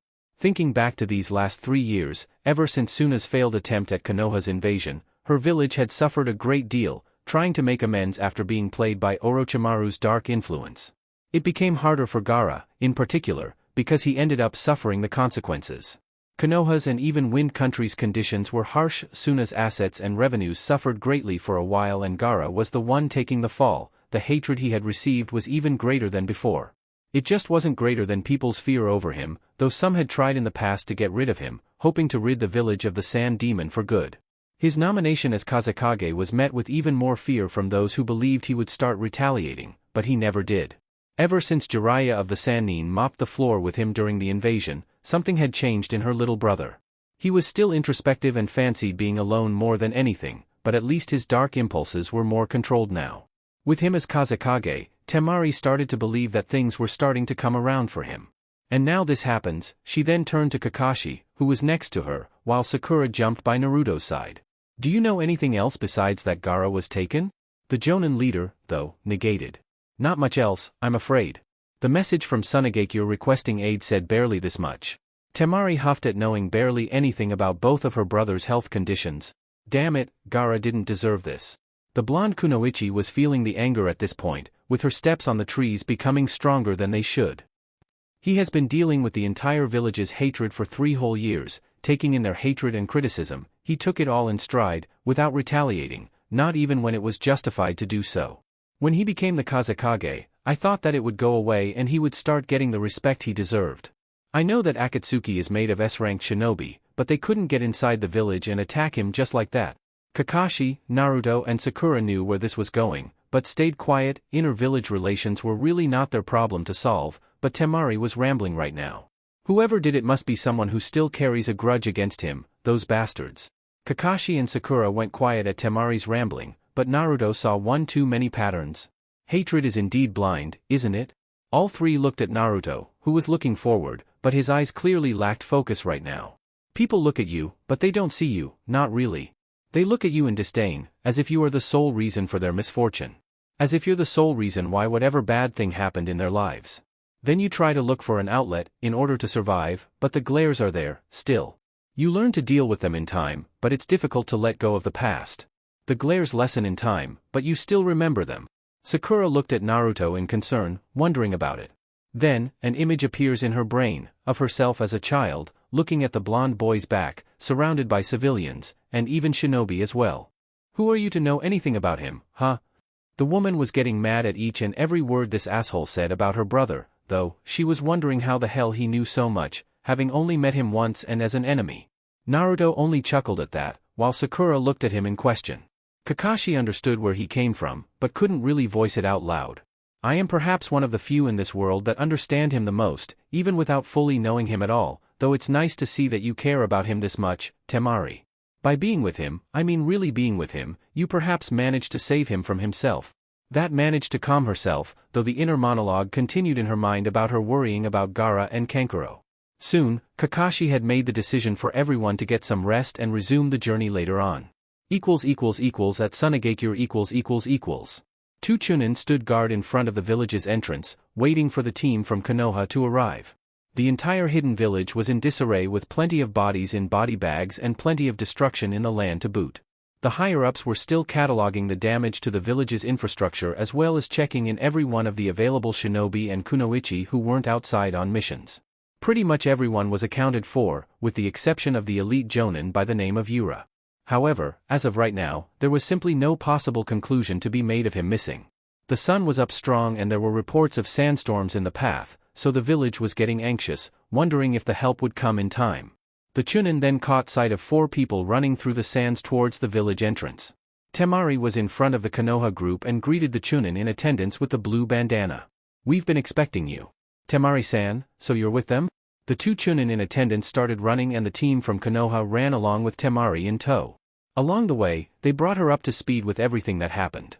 What? Kankuro was poisoned. But, how could he still be injured? We have the best poison experts to find an antidote. Naruto and Kakashi just kept on running, while Sakura paid attention to the conversation. Yeah, even Lady Chiyo is having trouble finding an antidote. Physically speaking, there are no visible injuries, but the poison is attacking his organs fast. He only has a day at most. Temari's chest started to ache at the report. Damn it, Kankuro, how could he be so stupid? The look in her eyes was telling enough. Temari-san, let's go, I can take a look at him. The blonde kunoichi looked at Sakura and then remembered that indeed Sakura is the Hokage's assistant and student, so she could help. At the hospital . It didn't take long for everyone to arrive at the treatment room where Gaara's older brother was being treated. Temari and Sakura had instantly ran to check on him, while Naruto and Kakashi stood beside the doorway. One of the members present in the room, an old lady with gray hair and wrinkled face, wearing a dark robe with white on top, took a straight look at Kakashi and saw red. Konoha no Shiroi Kiba, White Fang of the Leaf, is here. The old lady charged at both Kakashi and Naruto out of the blue, yelling that name and calling him a jerk. Kakashi, for his part, wondered what was going on. Naruto looked at the old lady charging at Kakashi and was also wondering what the hell happened that made her want to attack him out of the blue, pretty much forgetting the entire situation. It took 1 second for him to realize that Kakashi was still dumbfounded and wouldn't do anything to stop her from attacking him. With a simple whistle, Naruto focused on the ram hand sign and the simple breeze expanded to a small gust of wind that stopped the old lady in midair. Still, it wasn't enough to stop her momentum, so Naruto stood in front of her, as Chiyo released a kunai from within her robe, forcing Naruto to draw his sword and block her kunai. It took more than a simple parry to stop her, before she dashed backwards. The movement took everyone by surprise, as it happened in less than a second. Chiyo stood in her fighting pose as Naruto stood in front of the still perplexed Kakashi, who, for his part, was trying to remember ever meeting this person before. "I will never forget what you did back then, White Fang. I shall avenge my son's death by defeating you today." Kakashi had enough to go on and was trying to placate the old lady's confusion. "Ah no, you see. Don't bother explaining yourself." Chiyo was about to continue her assault, when a hand appeared in front of her, belonging to another old man, with long white eyebrows and a turban, wearing the same robe as her. "Nei-san, take a good look at him." Kakashi was smiling and showing both hands, trying to defuse the situation. "He resembles him closely, but he's not the White Fang." Chiyo looked at him more closely, while the woman's brother finished it. "Moreover, the White Fang died a long time ago. Remember how much you suffered, knowing that you couldn't exert your revenge?" Everyone was looking at the situation at hand, with Kankuro forgotten. Chiyo had still taken a couple of seconds, before realization dawned on her and she shifted towards a completely different behavior. "Well, I gotcha ya, huh, I was only pretending to be senile." Chiyo then burst out laughing and her brother looked back at her in surprise. Naruto and Kakashi had similar faces, though, wondering about that. Everyone stopped focusing on the situation when Kankuro snarled in pain. Sakura had started her own set of skills, checking on Kankuro and taking charge of everyone, while Naruto and Kakashi took a seat by the bench outside. Naruto saw her barking orders left and right to Suna's medics and smiled. She had really come a long way under Tsunade's tutelage. He could see the method she was using to extract the poison from Kankuro's organs and wondered if he could pull that one off. Placing her hand in a bucket of water, then making a bubble of water with extremely concentrated chakra control, then placing it inside his body while at the same time using medical ninjutsu to extract the poison. Kankuro struggled at the operating table, while Sakura urged everyone to hold him down, while she performed the treatment. Meanwhile, Kakashi decided to pull his favorite book for a nice read, while Naruto crossed his arms in waiting. Chiyo and her brother were sitting next to him, forming a four-man audience to Sakura's show. With nothing to do, since this part of the mission was Sakura's doing, Naruto was left with the curiosity of what happened when they arrived. "Say Kakashi-sensei?" The man in question hummed in acknowledgement. "Who is this White Fang she was talking about? I remember Kosukaji-chan mentioning that name, but I have never asked him before." Kakashi looked at Naruto, wondering why, how, and when Naruto met with Konoha's eternal genin, but dismissed it. He, however, noticed that the Lady Chiyo and the lady's brother were also paying attention, so he decided to humor the recently promoted jonin, though part of him wondered if he should, considering the woman's anger. "Well, let's see." Kakashi closed his book and looked upward. "It's hard to say, well, in a word, he was my father." The end result was immediate as Chiyo and her brother looked at him in surprise. "Really, but why was it hard to say?" Kakashi released a sigh in dismay at that. "Perhaps, this is a story for another day, Naruto." Naruto looked at him in doubt, but respected the need for privacy. Both Yugugo and Kurenai had expressed time and time again that Kakashi had his own demons to surpass, but he never pried. "Okay," Naruto said, before he and Kakashi saw Sakura finishing the procedure and leaving with the hospital staff towards the village's garden house where Suna planted their healing herbs. She went there to make the antidote to fully heal Kankuro. With Kakashi . Kakashi then had a private conversation with Baki, while Naruto stood by, waiting for the signal to resume their mission.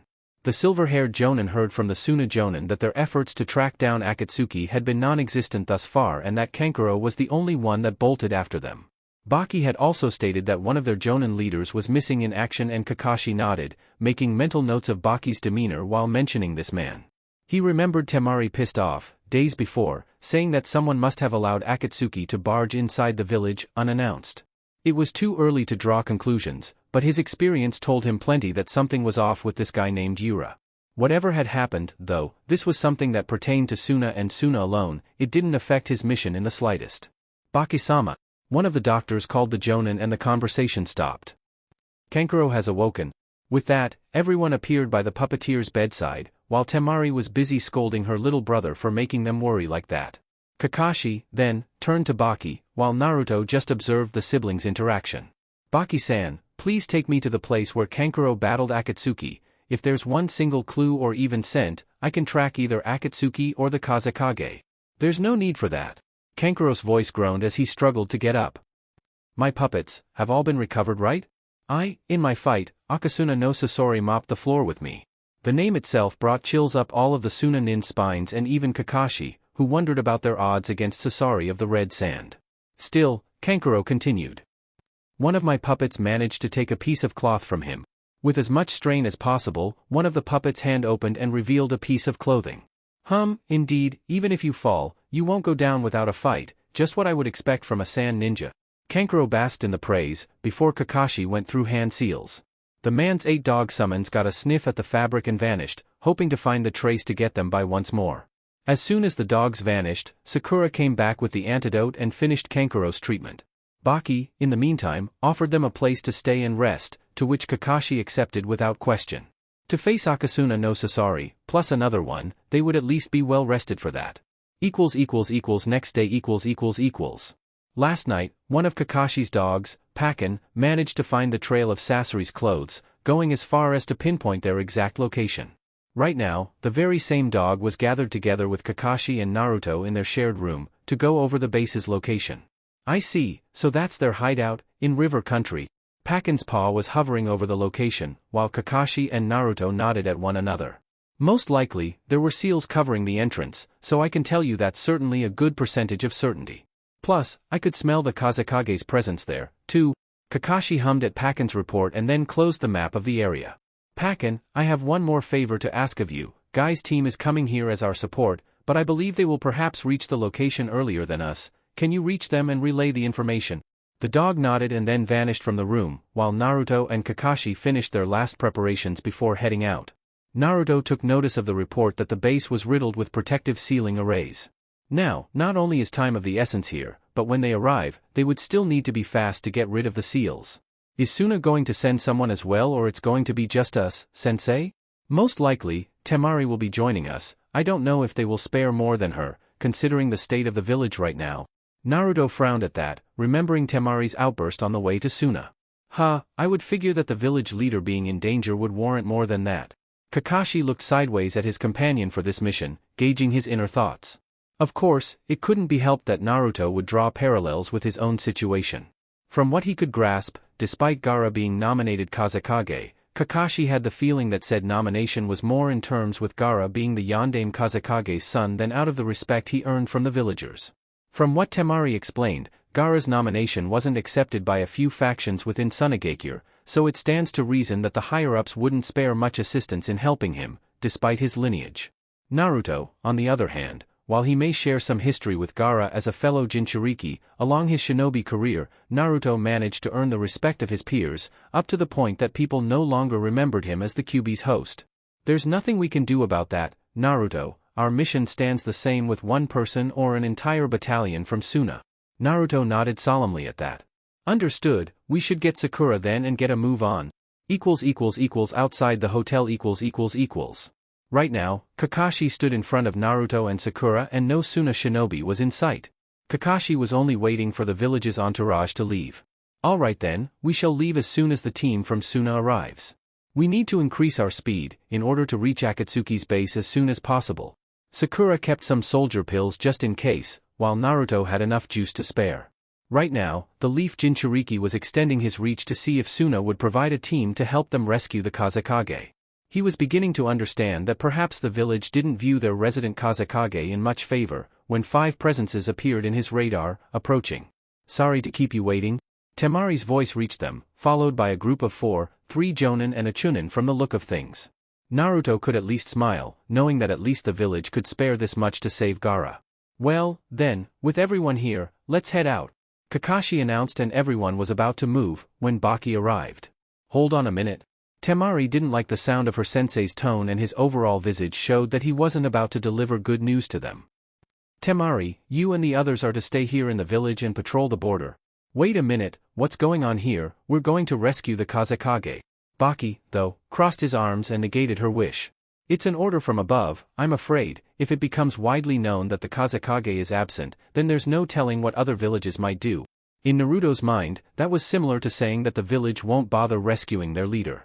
Kakashi was the only one who heard his snort in derision at Baki's reasoning, while Temari and other shinobi from Suna tried to argue their case. That's absurd. Konoha has come all the way here just to rescue him. How come none of us are going after him to help bring him back? Temari was the only one arguing in her brother's favor at this point, despite some of the others joining in. Before Baki could further defend the official village's position, Chiyo's elderly voice came from atop of the building behind them. Then I shall go with them, since I'm retired already, the village has no say in what I do. Before everyone from Suna shouted for her not to overdo it, Chiyo had already jumped down and landed on the ground as if she was no older than Kakashi. It's been so long since I have seen my grandchild, after all, I believe it's time for one last reunion. Naruto's perception was that Chiyo, though rather skilled, didn't possess a great chakra capacity to last long in a fight against S-ranked shinobi. However, he could perceive how controlled and at ease her chakra output is. She had excellent chakra control at the very least. From what he could tell, she was a puppeteer, just like Kankuro, so her real shinobi skill lay in whatever puppet she had under her belt. The same with Akatsuki's member Sasori, it seems. Temari really wished to keep on arguing, but she couldn't go against the village's orders. Moments later, the team from Konoha plus Chiyo were outside the village gates, with Temari and Baki to send them away to rescue someone that was Suna's one and only responsibility to rescue. We shall head out, then, Kakashi announced, earning a nod from Baki, who promised he would try to convince the village to send reinforcements as soon as possible. They were about to head out, when Temari called to Naruto. Uzumaki Naruto? The entire platoon stopped to hear the blonde Kunoichi speak. Naruto turned to see her. Their conversation from the other day was still fresh in her mind, about how people viewed her brother in Suna and how his description was right on the money. Even now, she wanted to prove him wrong. However, with Suna's higher-ups' decision being public, it became clear that, indeed, there was still a lot of ground left to cover. And despite Naruto never openly saying, Temari had the feeling that he was speaking from experience. Yes, Temari-san. Temari was struggling to find the right words here, but telling the truth to herself, she was relieved to see that Konoha had sent someone who understood her brother and would be personally invested in rescuing him. I know that for Konoha, this is only another mission and you don't have any obligation to truly rescue him, but, please bring him back to Suna. I won't stop until I can gather enough men to follow you, but please, do your best in bringing him back. Kakashi and Sakura both smiled at the pleading and both were sure that Naruto felt the same if the smile on his face was any indication. We shall do everything in our power to rescue him, Temari-san, count on us. Naruto's words were truly empathic as he could feel how distraught she was for her brother's safety. With those parting words, the group from Konoha plus Chiyo started running towards Akatsuki's base. In river country . Crossing the desert in record time with Chiyo's help, the team from Konoha had reached river country and began the forest track of their journey. Right now, Chiyo was hanging in the back, with Naruto and Sakura in the middle and Kakashi up front. However, something caught up with Sakura as she remembered what Naruto said to Temari on their way toward Suna. How Naruto managed to know the Kazekage even without actually knowing him prior. Yes, they had fought against one another at the Chunin exams and Naruto was clearly up for victory, had the invasion not occurred. However, that was the one and only time they have seen one another. There was no possible way Naruto could understand someone like that, unless Naruto knew firsthand and from experience the type of treatment a Jinchuriki suffered. Looking at him, through the corner of her eyes, she could see something different from before. The entire time they trained together, Naruto's eyes had this light blue shade like a calm ocean and he always had this relaxed expression on his face. Right now, though, his eyes had a darker shade of blue and he was looking forward, completely driven, as if nothing else mattered than fulfilling it to the maximum. She wondered if this was how he always behaved in mission mode or if this was something personal to him. Plus, she wanted to get to know more about this Akatsuki. If they are targeting people like the Kazekage and Naruto, then it's for something big. Naruto-senpai, quite to her wonderings, Naruto blinked a couple of times and turned to her. Can I ask you something? Naruto nodded and then she continued. Is this the first time you're facing this Akatsuki? Naruto negated. No, the first time I ran into them was 3 years ago, when I was on a mission with Hinata and Jiraiya to find Tsunade-sama. They merely toyed with me the entire time and would have captured me if Hinata hadn't reached out to Jiraiya in time. Kakashi just kept on listening, while keeping on their path forward. The members were Uchiha Itachi and Hoshigaki Kisame from the Seven Swordsmen of the Mist. Sakura gasped at the revelation of Sasuke's brother Itachi being one of the members, though Naruto continued. Why do you ask, Sakura? It just seems strange that they would resume only now. I mean, why the long wait?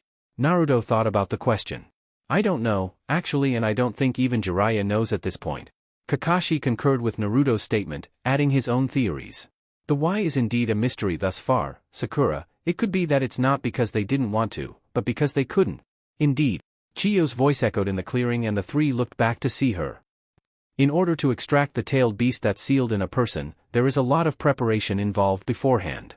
Quite likely, now that they captured the Kazekage, it means that they have surpassed whatever barrier to that and are extracting the bijou right now. Chiyo's explanation was calm and collective, while some could detect a complete lack of attachment in her tone, as if whatever happened in the end wasn't her problem to solve. Which means, we can't waste any more time, so let's speed things up and reach the base before it's too late. Kakashi surmised, earning a nod from everyone as they increased the speed. Neither of them noticed a strange plant growing amidst one of the trees in the area, before a strange humanoid figure appeared inside it, half white and half black. Soon, they reached a clearing and started running. The base was nearby right now and Kakashi hoped that Guy's team would have reached the target before them. Kakashi's eyes widened, however, when he saw a man in front of them, wearing Akatsuki clothes. The clothes may be new, but Kakashi could spot the two Sharingan eyes as clear as day. Urging his team to halt for now, Kakashi considered the odds of running into Itachi right now. The timing could not have been any worse. Despite this being 4-1, this was Uchiha Itachi they were talking about. Naruto cursed the man's timing as well, though his perception already told him that something was different from the first time he saw the elder Uchiha. It's been a long time, hasn't it, Kakashi-san, Naruto-kun? Naruto took a step forward and stood next to Kakashi as he observed the Uchiha Itachi in front of him. Naruto. Kakashi looked at his fellow Jonin in a silent question, since he knew Naruto to be a censor amongst all else. Ah, he feels different than last time we met, his chakra output is considerably lower than before. The Scarecrow Jonin paid more rapid attention after Naruto's report, while Naruto now extended the conversation with Itachi. Indeed, it's been a while, Itachi. I don't suppose you'd let us pass and rescue the Kazekage, right? We are on the clock here. Itachi only snorted at that.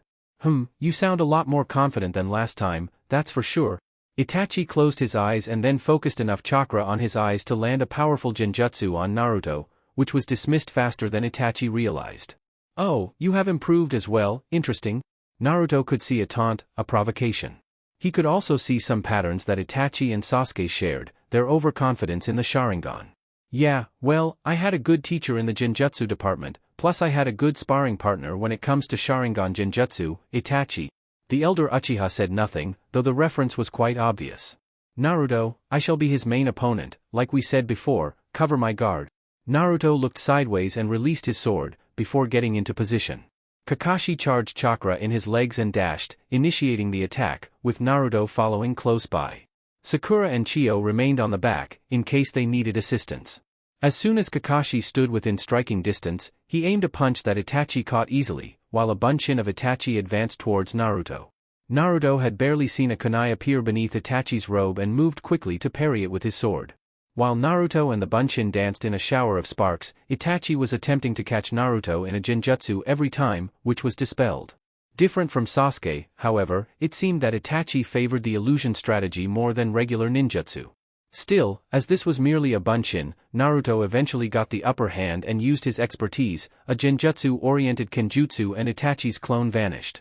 The real Itachi was still in front of Kakashi, but had to evade, once he saw a barrage of shuriken coming his way from Naruto. He created enough distance to take a good look at the Jinchuriki. Your kenjutsu style looks quite polished, Naruto-kun, dare I say, I have seen it before.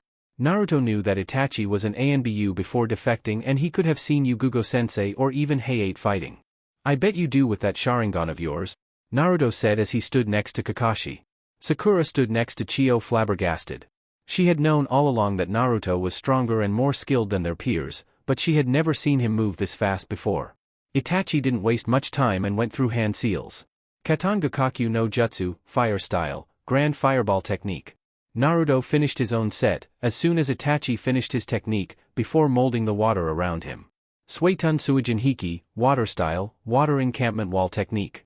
Kakashi had already moved as soon as Naruto's water technique blocked Itachi's, but the elder Uchiha had seen Kakashi's movements and moved accordingly, placing himself right in front of Kakashi and landing a fierce kick on his torso. Kakashi felt the pain immediately, but still flipped in midair, while Naruto charged with his sword and the ram sign on his other free hand. Itachi was about to move to intercept, but he found his body getting rigid and heavier than he normally would. The conclusion lasted about a tenth of a second, but Itachi just had to smile at being caught in a genjutsu. That was indeed a first. Releasing it as easily as breathing, Naruto was right in front of him and they parried kunai and swords. Only this time, Itachi felt the same difficulty in moving. Though, this wasn't genjutsu anymore. His Sharingan managed to look around and spotted the color of water chakra in the atmosphere. Interesting, such prowess with water ninjutsu, Naruto-kun. I bet that Kisame would have loved having another fight with you. The mention of Itachi's partner brought him back to that time when Naruto's ass was handed to him. Naruto, steer clear of him. Kakashi yelled, as he went through hand seals. He also saw the same thing as Itachi, as he focused lightning chakra on his hands. Raikiri, lightning blade. Naruto did as instructed and Itachi was bombarded with Kakashi's lightning attack added by the water laced in the atmosphere. Itachi, though, managed to use a quick kawarimi and appeared right behind Naruto's defense. His sensor capabilities alerted him in time to also use a water kawarimi, when Itachi pierced his back with a kunai. Sakura took that opportunity to throw a barrage of shuriken at Itachi, who evaded it easily and threw a fireball technique at her. Sakura was also quick on her feet and slammed a fist on the ground, using earth ninjutsu to lift a wall in front of her. Itachi then saw Naruto appear in front of him, ready to skewer him with his sword, when Itachi grabbed his wrist and held him tight, before placing Naruto's eyes close to his. Naruto realized the trap when he was snared in a powerful genjutsu. Naruto would remove the first layer of illusion easily, but Itachi would then place 2 and 3 layers, forcing Naruto to be trapped under the Uchiha's world. Kurenai had taught him to evade double-layered genjutsu, but a triple-layered one was news to him. The problem was that Naruto had too much chakra to stop and release the flow every time and Itachi managed to capture him in yet another genjutsu.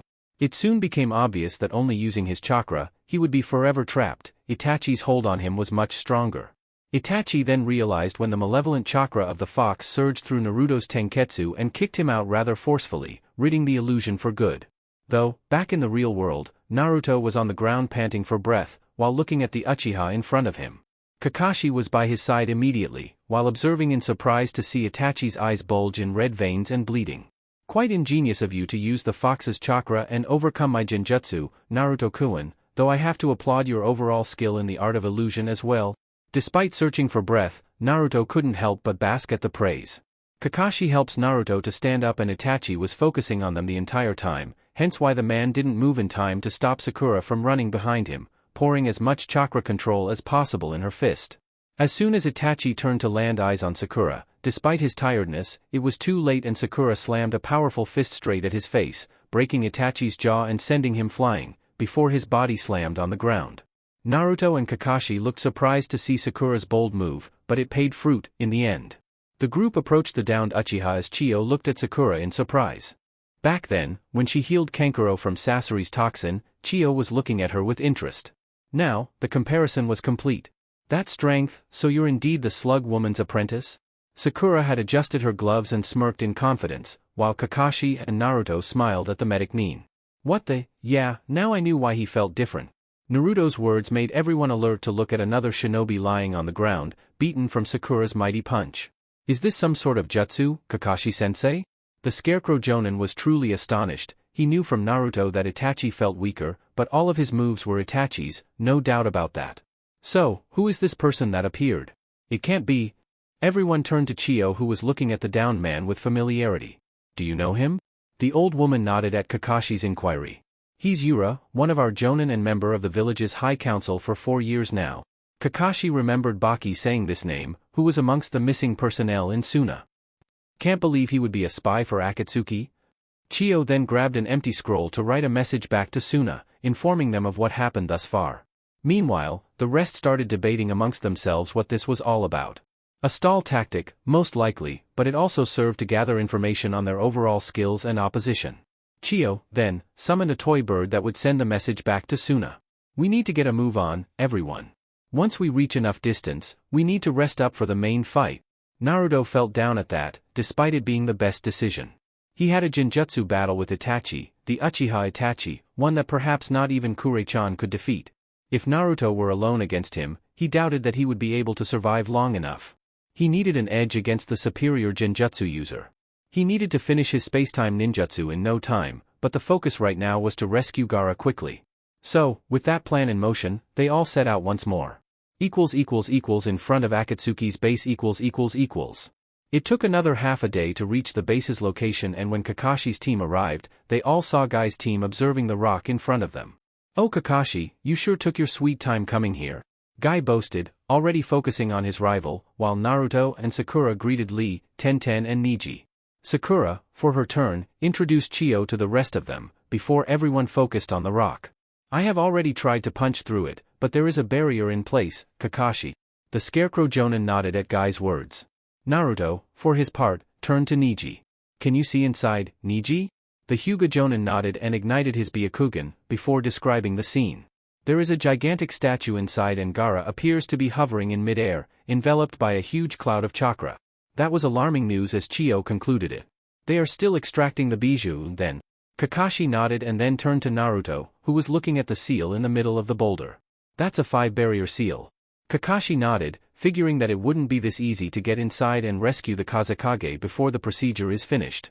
Still, Naruto got into lecture mode, recognizing the barrier seal. This is the main one and there are 4 other seals placed in different directions. Normally to remove this barrier, one must remove all 5 seals at once. Guy, Lee, Tenten, Sakura, Chiyo and Kakashi looked pensive at the explanation, wondering about their next possible decision-making. Tenten then remembered Naruto's words. Naruto, you said normally. Both Kakashi and Chiyo looked at the blonde shinobi, who was pensive, while working on his theory. The 5-seal barrier can only be put in place by one person or one chakra signature to be precise. It's not merely placing the seals in different directions, but also linking one another, through the use of Fuinjutsu formula added by an identical chakra output. Whoever did this must be able to multiply himself through the use of several bunshins. To remove it, it would need to be done at the same time and also to install it, would require the same thing. My theory, however, is that with this being the main seal, I could override the chakra that activated the seal formula and nullify the 5-seal barrier, by focusing on this one. Kakashi's eyes widened.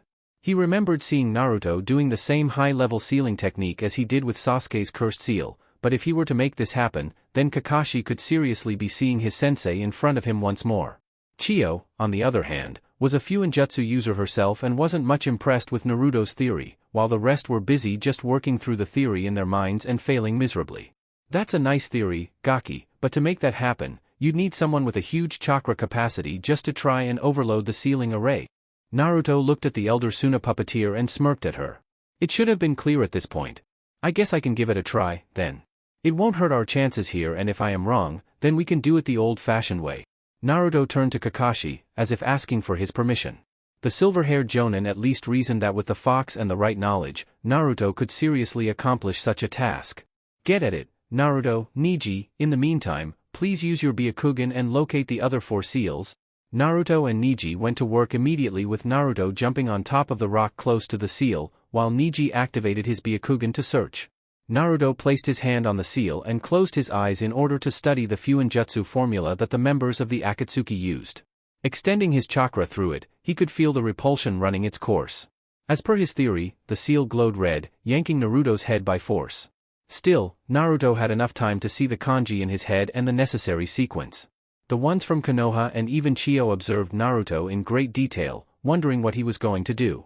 Everyone flinched as soon as the spike in malevolent energy reached their position as Naruto's once blue eyes turned into blood-slitted red eyes.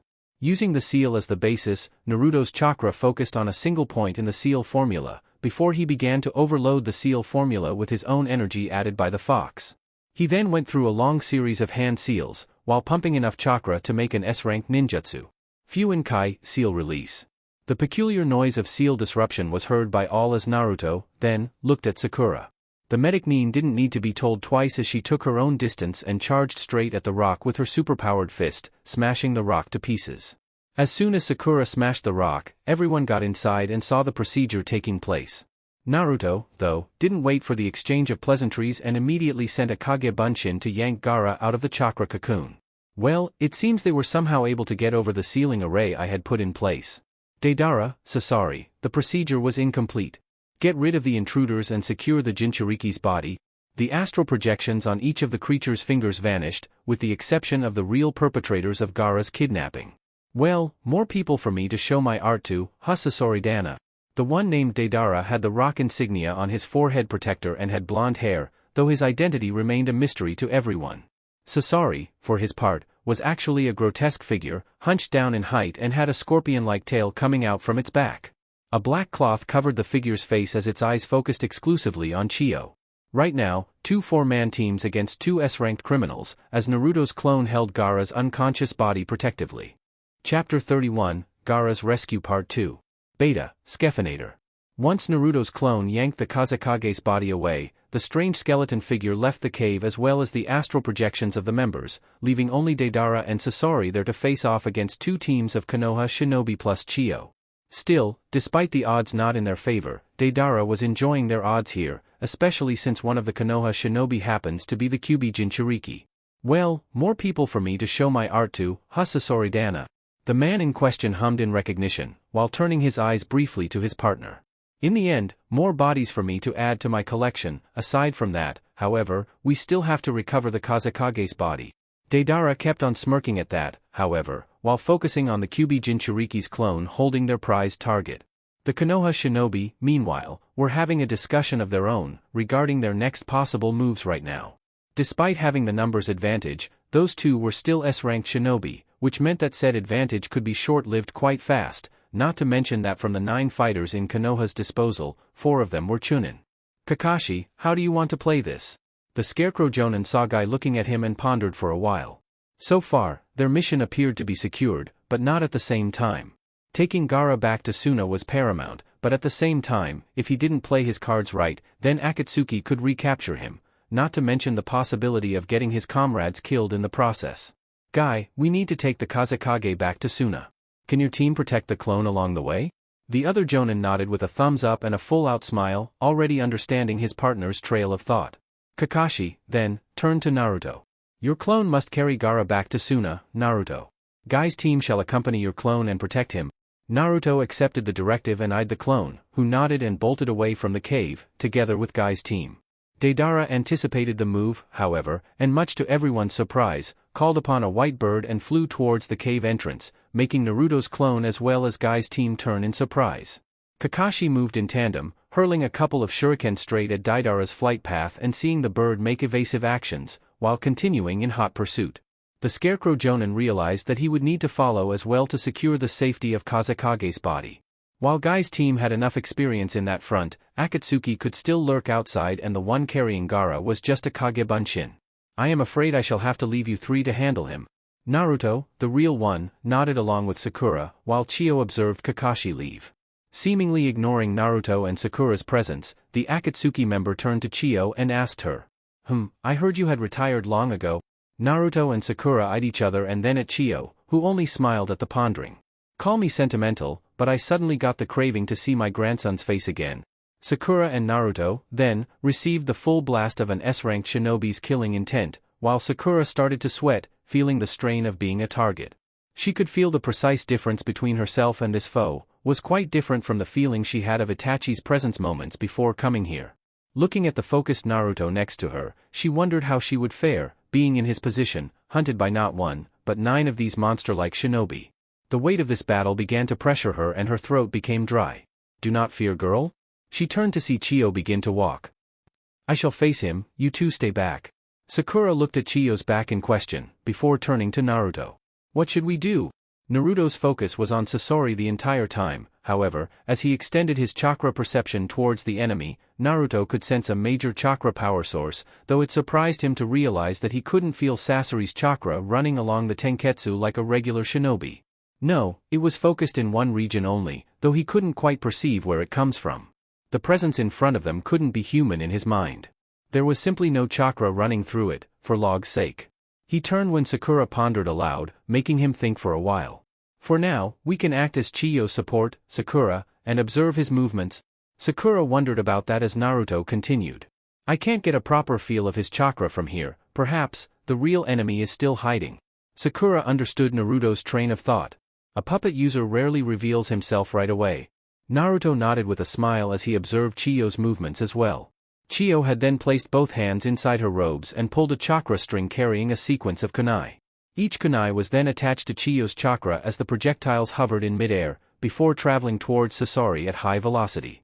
Sasori's iron tail blocked all of the kunai, but each weapon appeared to have a mind of their own and attacked once more, this time managing to carve Sasori's Akatsuki robe off, entirely. When the enemy's body was revealed, Naruto and Sakura narrowed their eyes at the sight of the enemy's body, or rather, what was perceived as a puppet's body with different appendages in its legs, arms and entire body. If you're going to defy me, Chiyo-sama, then I have no choice, you all shall be nothing more than additions to my collection. Chiyo just narrowed her eyes at her grandson's open defiance. With Kakashi and Naruto's clone . As soon as the rest of the crew left the cave, with Naruto's clone carrying the unconscious Kazekage, Kakashi and Guy's team had begun a new mission of escorting the asset. Their new assignment was to escort Naruto's clone while the clone carried Gaara all the way towards Sunagakure, where he could be better treated. Naruto could attest to the chakra, or rather lack of, that he was feeling from the fellow Jinchuriki. Naruto snarled at wondering what would be of Gaara if they had arrived later than they did. The feeling of the beast's chakra is also at its bare minimum, which worried him. To realize that Akatsuki had this power in their hands to extract the beast from within the Jinchuriki was staggering. How is he? Kakashi approached the clone while they exited the cave, heading toward Suna. Deidara was still hovering over them, observing them in the meantime. Guy's team was forming a protective position around Kakashi and Naruto. I can barely feel his chakra, he's in critical levels, sensei. Kakashi nodded and then turned to Guy, who was closer to him. Guy, we need to run faster toward Suna, he needs medical attention as soon as possible. The normally exuberant Taijutsu Jonin at least accepted the severity of the situation. Niji, we need your Byakugan to warn us ahead of time, when he attacks. The Byakugan user nodded and activated the dojutsu. As soon as he did so, the Byakugan picked up on a torpedo-like projectile accelerating toward them and Niji could pick up on the amount of chakra laced in this specific projectile. Everyone, disperse now. Everyone attended quickly to Niji's warning as soon as Deidara's bomb smashed on the hill in front of them, forcing them to take different directions as the land trembled and the fire erupted uncontrollably. Deidara merely smirked from atop the sky. He was caring less and less for everyone's safety and both Jinchuriki were tough enough to survive whatever it is that he could send, until the organization could extract the beast from within. From the ground, everyone was looking upward in quiet surprise at the level of destruction.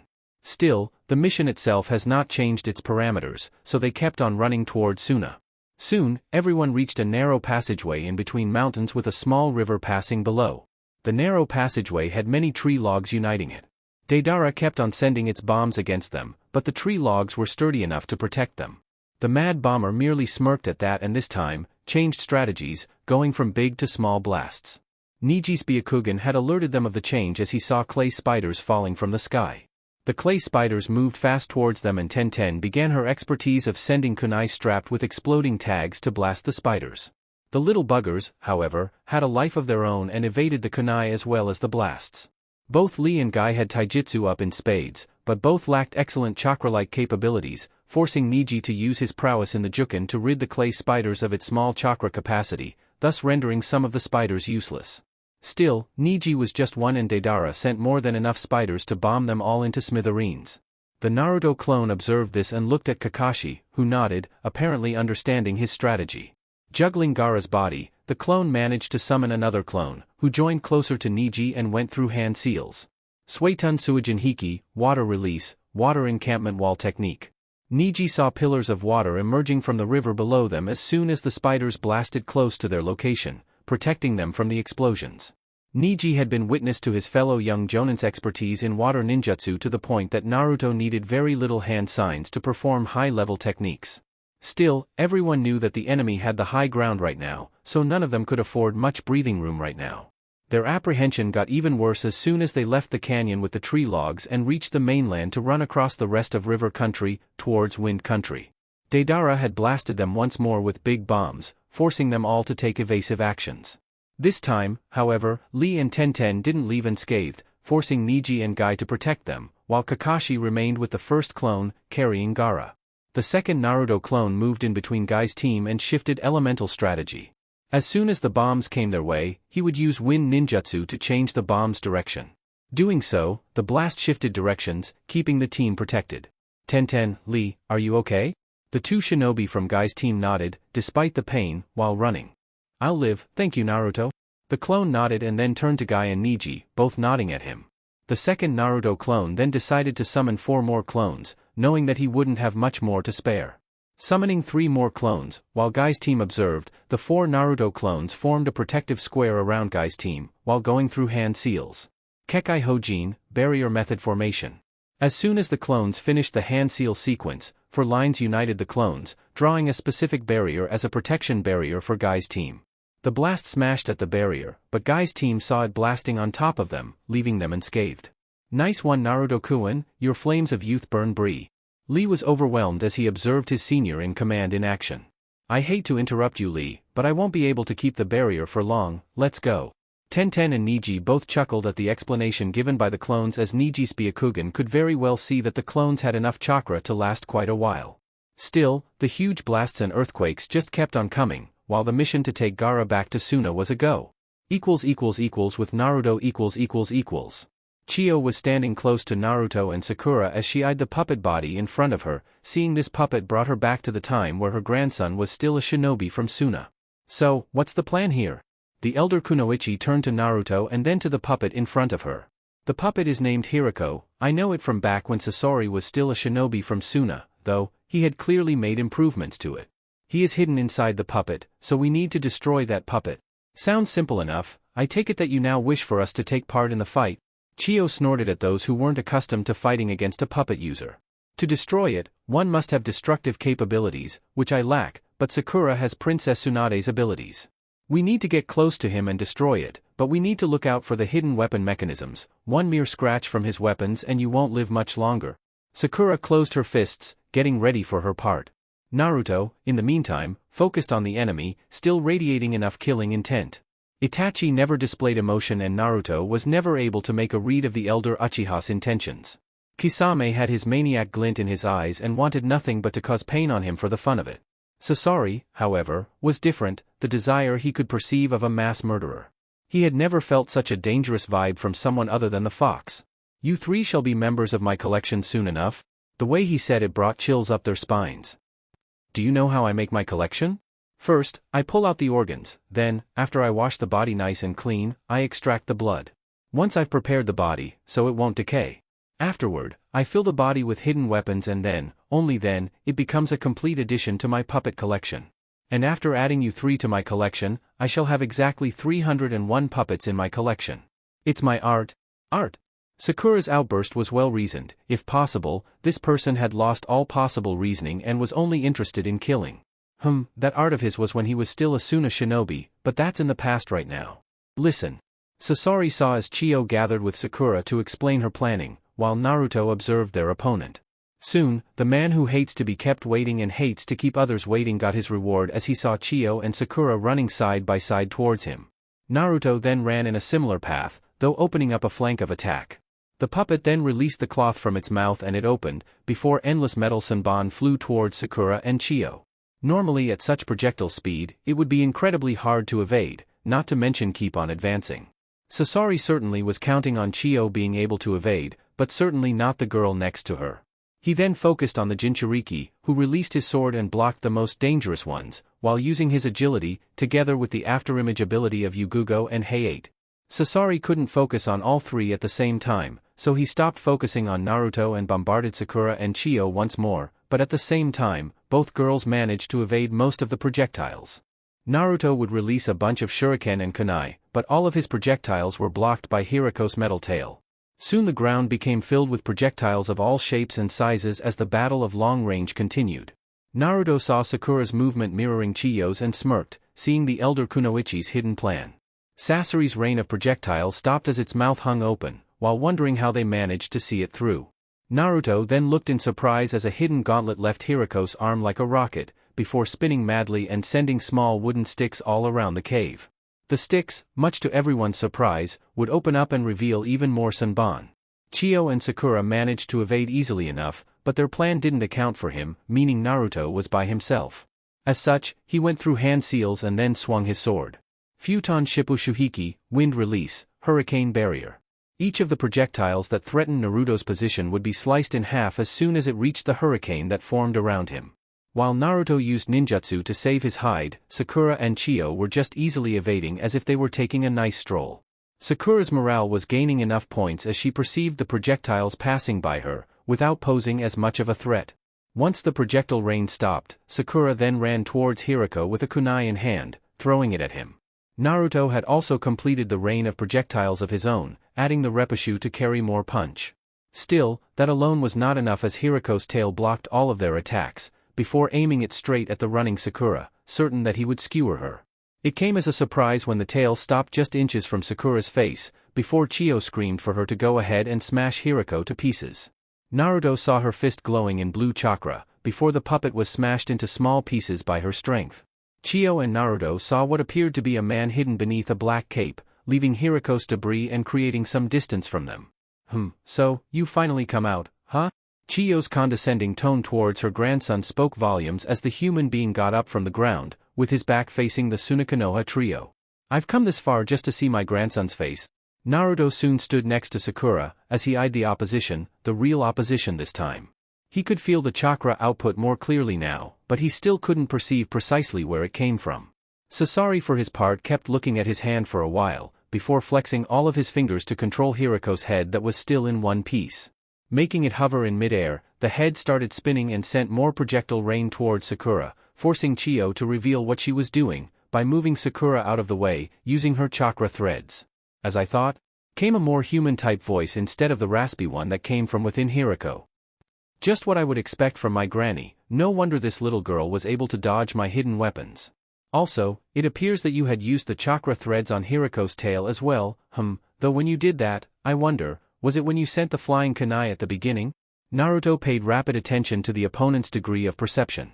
He managed to pick up on Chiyo's usage of chakra threads, because he knew the plan beforehand.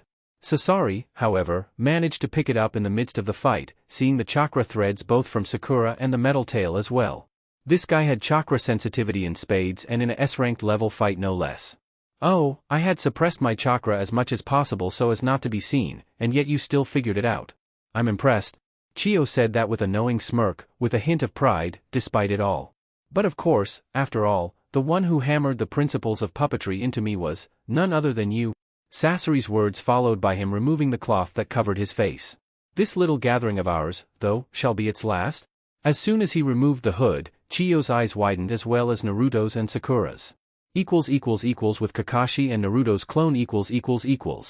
Naruto's clone and Kakashi were still running with Guy's unconscious corpse, with Guy's team for protection. The other clones had taken the blast from Deidara's bombs and vanished. The only clone that remained was the one carrying Gaara, and Kakashi urged him not to summon any more clones, for fear of running out of chakra. As such, the Scarecrow Jonin had taken up the duty of protecting Naruto, leaving Guy's team unattended. Tenten was running out of her arsenal at this point and the taijutsu fighters were quite fatigued at this point. Niji was the only one redirecting the bombings with his Juken and even the occasional Kaiten in mid-air to block the blasts. Deidara was merely having fun airborne as he fired clay bomb after clay bomb at them. Still, the mad bomber realized that they would be reaching Sunagakure soon, hence why he needed to take things up a notch. Grabbing more clay from his pouch, Deidara summoned a pack of wolves made of clay to chase after the enemies.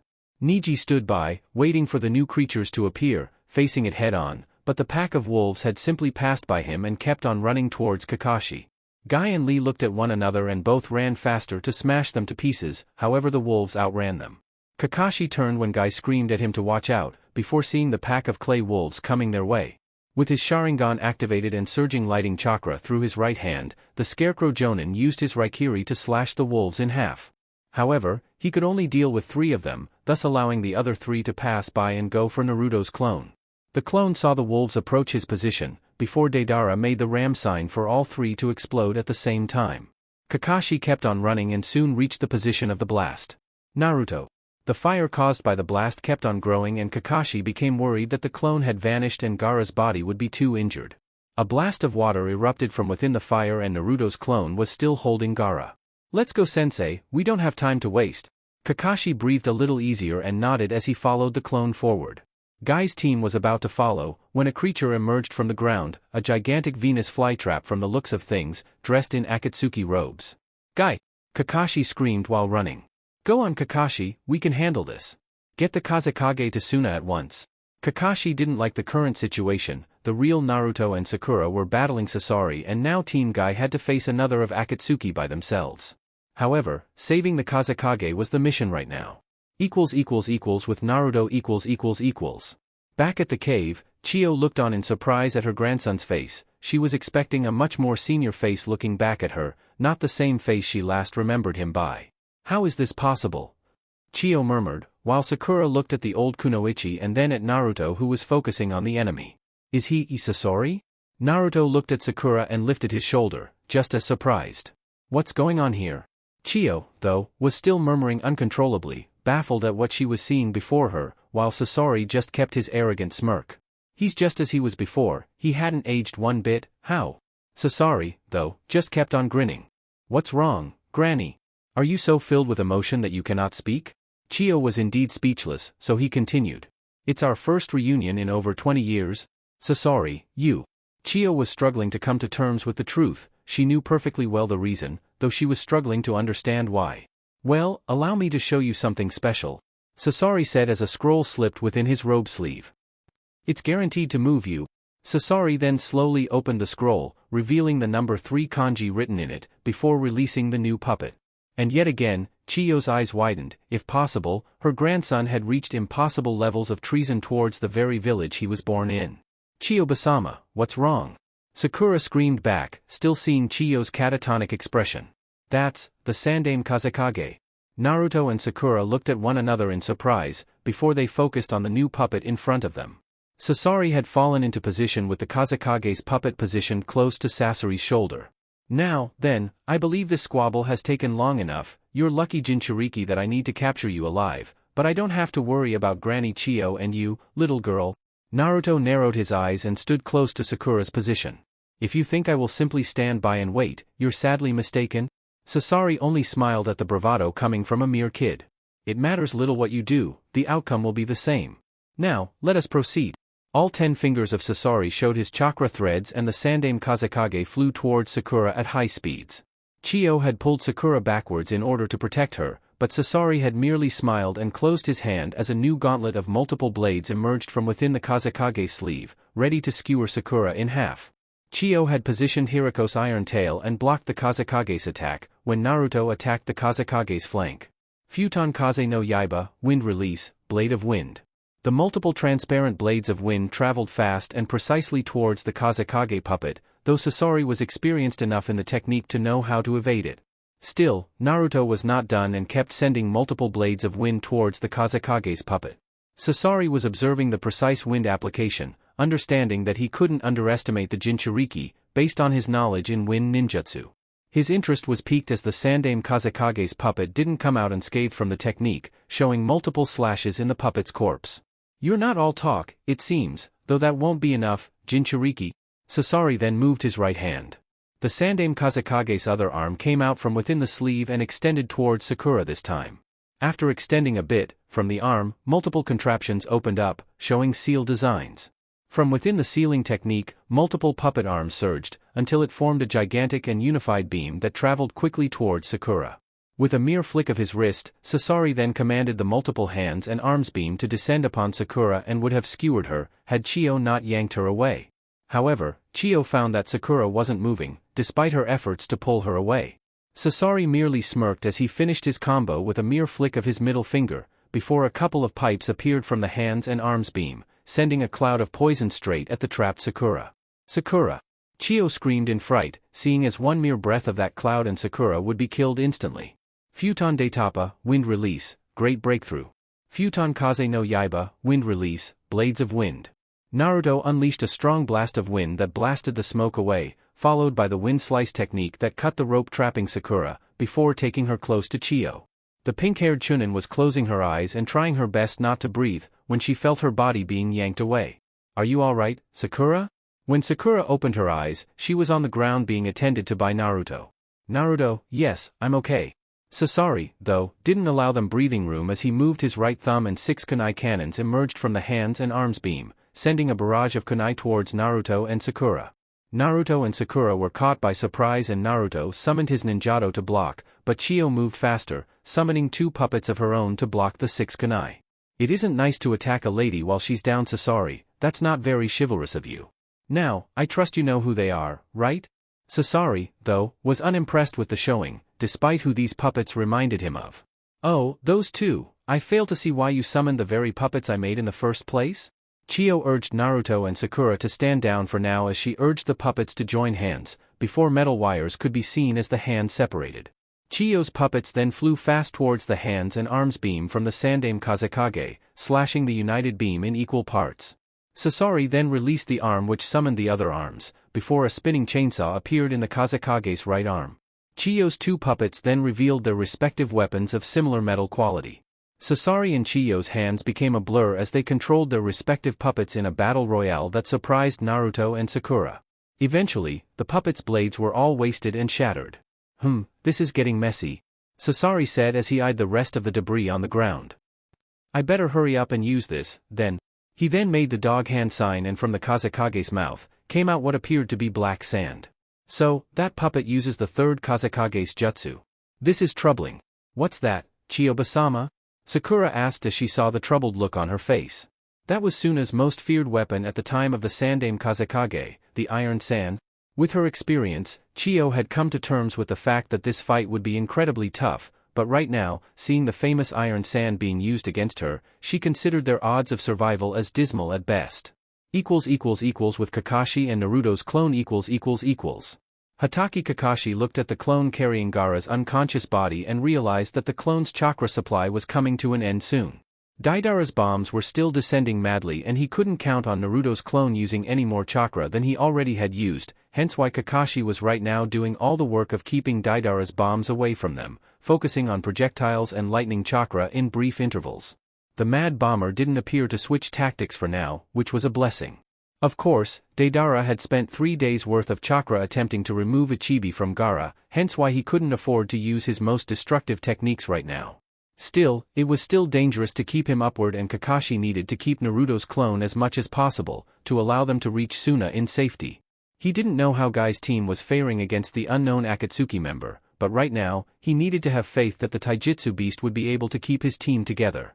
Kakashi-sensei, we can't go on like this. I don't know how much longer I can sustain myself. The original had given me plenty, but I had used quite a lot of chakra right now. The senior jonin nodded as he looked upwards to pinpoint Deidara's position. I know, we need to take him out, however, I don't believe you have anything under your sleeve to attack him from long range. The clone negated Kakashi's presumption. Actually, I have, but not with the overall chakra I have left. The Sharingan wielder knew never to presume anything regarding Uzumaki Naruto, especially considering how much he had improved in the ninja department. Well, call me curious, Naruto-kun, but now is not the time for show and tell, perhaps later. I happen to have something, but I would need some time for that. In the meantime, we will need to evade the blasts with nothing but our evasion tactics. The clone looked as Kakashi then made a different hand seal, while positioning both hands close to his Sharingan eye. Now, I am the one who's curious, but I don't think evasion alone will help us, so it would help plenty if you didn't take too long to do what you're planning to do. Kakashi snorted at the slight jab right in the middle of a S-ranked mission no less. Nowadays, even without the fox, Naruto was already a chakra monster to the extent that no one in Konoha could compare with him in terms of overall capacity. Hell, his Kage Bunshin alone possessed more chakra than Kakashi. Not everyone is a chakra monster like you, Naruto-kun, but I will try to leap up to your lofty standards. Naruto was about to comment further, but he couldn't as another batch of bombings smashed on the ground close to them. Forcing chakra on the soles of their feet was the most they could do right now, but Naruto could at least saturate the air with water chakra, for when the situation requires desperate measures. Also, running through the desert was quite challenging, requiring them to modulate the amount of chakra so as not to make a wrong step. Kakashi ended up taking close to 5 minutes focusing on this new technique of his, and Deidara had even used his batch of spider bombings, which forced the two jonin to evade them using high-speed movements in tandem. Still, as Kakashi removed the hand seal, Naruto was surprised to see the different design of Kakashi's Sharingan. What the hell? Kakashi turned to look at the flabbergasted Naruto clone. Yeah, this is an evolved version of the Sharingan, Naruto. Now, could you keep him occupied while I focus a bit more? Naruto, if possible, was even more curious, wondering about the accursed dojutsu, however now wasn't the time. With a simple flick of the wrist, Naruto shifted Gaara's body in between his arms, while throwing shuriken and kunai after Deidara. The mad bomber, for his turn, had simply snorted at the pathetic attempt and evaded the slow-pacing projectiles that came his way. However, his long-seeing device managed to check on Kakashi and gasped at the sight of the man's different Sharingan pattern. Mangekyo Sharingan. But I thought only Itachi had it. Back on the ground, Kakashi's now evolved Sharingan focused on Deidara's position and began his Supreme Eye technique. For a couple of seconds, nothing happened. However, Deidara was then surprised when an air vortex opened close to his position, sucking him into it, somehow. He had never seen such a technique, certainly Itachi had never shown this to him. His movements became hindered by the vortex and even the clay bird was having trouble flying away from the extreme force. Naruto merely observed transfixed at the technique, while the veins in Kakashi's eyes were quite evident, such is the strain in keeping this technique activated for long. The mad bomber fought against the vortex as best as he could, but he couldn't escape. At first, the center was focused on his stomach and it would rip him apart for sure if he allowed it. Grunting in extreme effort, Deidara released the rest of the chakra he had to control the bird away from Kakashi's technique. All of his efforts, however, only allowed the center of the vortex to leave his stomach and land on his right arm. The Iwa Nukenin screamed in pain as Kakashi's vortex technique managed to yank off his right arm and send it somewhere else. Kakashi cursed the pain in his eyes and had to shut it off immediately. However, he turned to Naruto, who nodded and summoned a kunai with a sealing tag strapped to it. He then gave the kunai to Kakashi, who looked at it strangely. "Could you throw it at him with all your strength, sensei?" Kakashi looked at it some more. He was expecting a different tag attached to the kunai. "Why is there a sealing tag in this kunai as opposed to an exploding tag, Naruto?" The clone smirked in soon-to-be glee as he urged the senior shinobi one more time. "You shall see, but can you please throw it while he's distracted?" Kakashi was still doubtful, but he acquiesced to the request and sent it flying straight towards the still in pain Deidara. Gojo Kabaku Fuda, mutually multiplying exploding tags. As soon as Deidara saw the flying kunai inches from his position, Naruto used the ram sign to release the never-ending explosive tags within never-ending sealing tags. Kakashi's eyes widened as he saw exploding tags come out of the original sealing tag, then new sealing tags coming out as well with even more exploding tags, causing a never-ending cacophony of explosions in the air, as if they were celebrating the new year. Deidara was sent flying, courtesy of perhaps his own medicine, which was all the more nerve-wracking. Naruto's clone and Kakashi stopped running to see the end result of Naruto's technique, and Kakashi could only ask one thing from the prodigy Fuinjutsu user, still trying to understand just where he came up with these new techniques. "Nicely done, though. I think you could lead with that next time, Naruto-kun." The clone shrugged it off, though. "It takes me close to a week just to make one of those, sensei. It's a one-off type of move. With the number of sealing tags and exploding tags, it's no wonder." But then Naruto's clone moped, while completing the explanation. "Not to mention the fact that I had to blow an entire B-ranked mission salary with ink and paper for that. It was worth it, though." Kakashi's sweat dropped at the info, but then he remembered Minato-sensei complaining about that as well, on occasions. "I take it this was what you're referring to early on, then?" No." Kakashi by this point covered his Sharingan eye and replied with a nostalgic chuckle. "Right then, let's get going. I believe Suna is now close by. == at Sunagakure == The Suna guards, one Chunin and one Jonin, who were stationed at the only passageway separating the desert from the village, looked on in the horizon as they saw two silhouettes running towards their position. It took a couple of seconds for the guards to realize in surprise to see the Konoha shinobi carrying Kazekage-sama's body. The Jonin turned to the Chunin with a set of urgent orders. "Hurry, call Temari-sama and Kankuro-sama here immediately." The Chunin left immediately to retrieve the Kazekage siblings. When Temari and Kankuro appeared by the passageway, Naruto and Kakashi arrived. "Gaara. Is he okay? Gaara. Answer me, please." Temari was shaking her brother, but to no avail. She then turned to Kakashi and Naruto. "Temari-san, he was barely alive and chakra depleted when we found him. He must be treated right away." The blonde Jonin didn't need to be told twice and urged the locals to take him immediately to the hospital. She then turned to Naruto with a smile. "Uzumaki Naruto, you have fulfilled your promise, thank you." Naruto's clone nodded with one final phrase before vanishing. "I will be sure to pass the message along, Temari." The woman was surprised to see Naruto vanishing and then turned to Kakashi. That was his Kage Bunshin. "Now, with the Kazekage safe and sound in Suna, I have to go back and assist the others." Temari once more appreciated Konoha's assistance and followed after the medics that would treat Gaara. Kakashi, then, went through hand seals after biting his thumb and placed his hand on the ground. Pakken soon appeared and took a seat in front of its summoner. "What do you need, Kakashi?"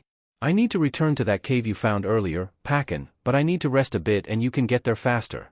Once you get there, use the reverse summoning right away." The pug Ninken saluted the order and immediately ran, while Kakashi took a soldier pill. He now needed to conserve as much chakra as possible, while waiting for the pull, confident that Naruto, Sakura and Chio would be able to hold things off in the meantime. Chapter 32, Gaara's Rescue Part 3. Beta, Skephinator. Naruto, Chio and Sakura observed as the so-called iron sand came out of the Sandaime Kazekage puppet's mouth. "Did you say iron sand?" Naruto turned to Chio and the old woman nodded, observing the cloud of black dust gathering above the puppet. The third Kazekage had a Kekei Genkai of magnet release. As such, he managed to create the jutsu of iron sand, mimicking the last Shikaku user. He could shape the sand in whichever weapon he so chose. But, this is no longer the real Kazekage, right? How could he use the third's technique? Chiyo turned to Sakura's question. It's the way a human puppet is created, Sakura. Instead of the regular puppets we use, Sasori creates the human puppet, while the living human's chakra is still embodied, thus retaining the human's previous skills and in this case, the third Kazekage's magnet release and his iron sand. Naruto and Sakura looked at the cloud of dust now hovering over the puppet, while Sasori retained his smug appearance.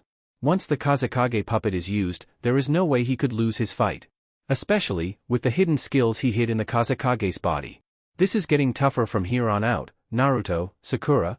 Chiyo maintained her focus on the mother and father puppets, while Naruto extended his chakra sensory perception. He could have a better feel for Sasori's chakra, but it's still hidden. He stood in position as he sensed the molding of chakra, just before Sasori got into position. Take this, Satetsu Shigure. Iron sand, scattered showers. The cloud of iron sand turned to small chunks of rock, before all of them traveled at high velocities, forcing the joint Suna/Konoha division to evade. However, the attack was so fast that Sakura couldn't hope to dodge, forcing Chiyo to use one of the puppets to take her out of the way, while the other used a chakra shield to block the incoming projectiles. Naruto, for his part, used a quick wind ninjutsu to divert the incoming path of iron sand projectiles coming his way.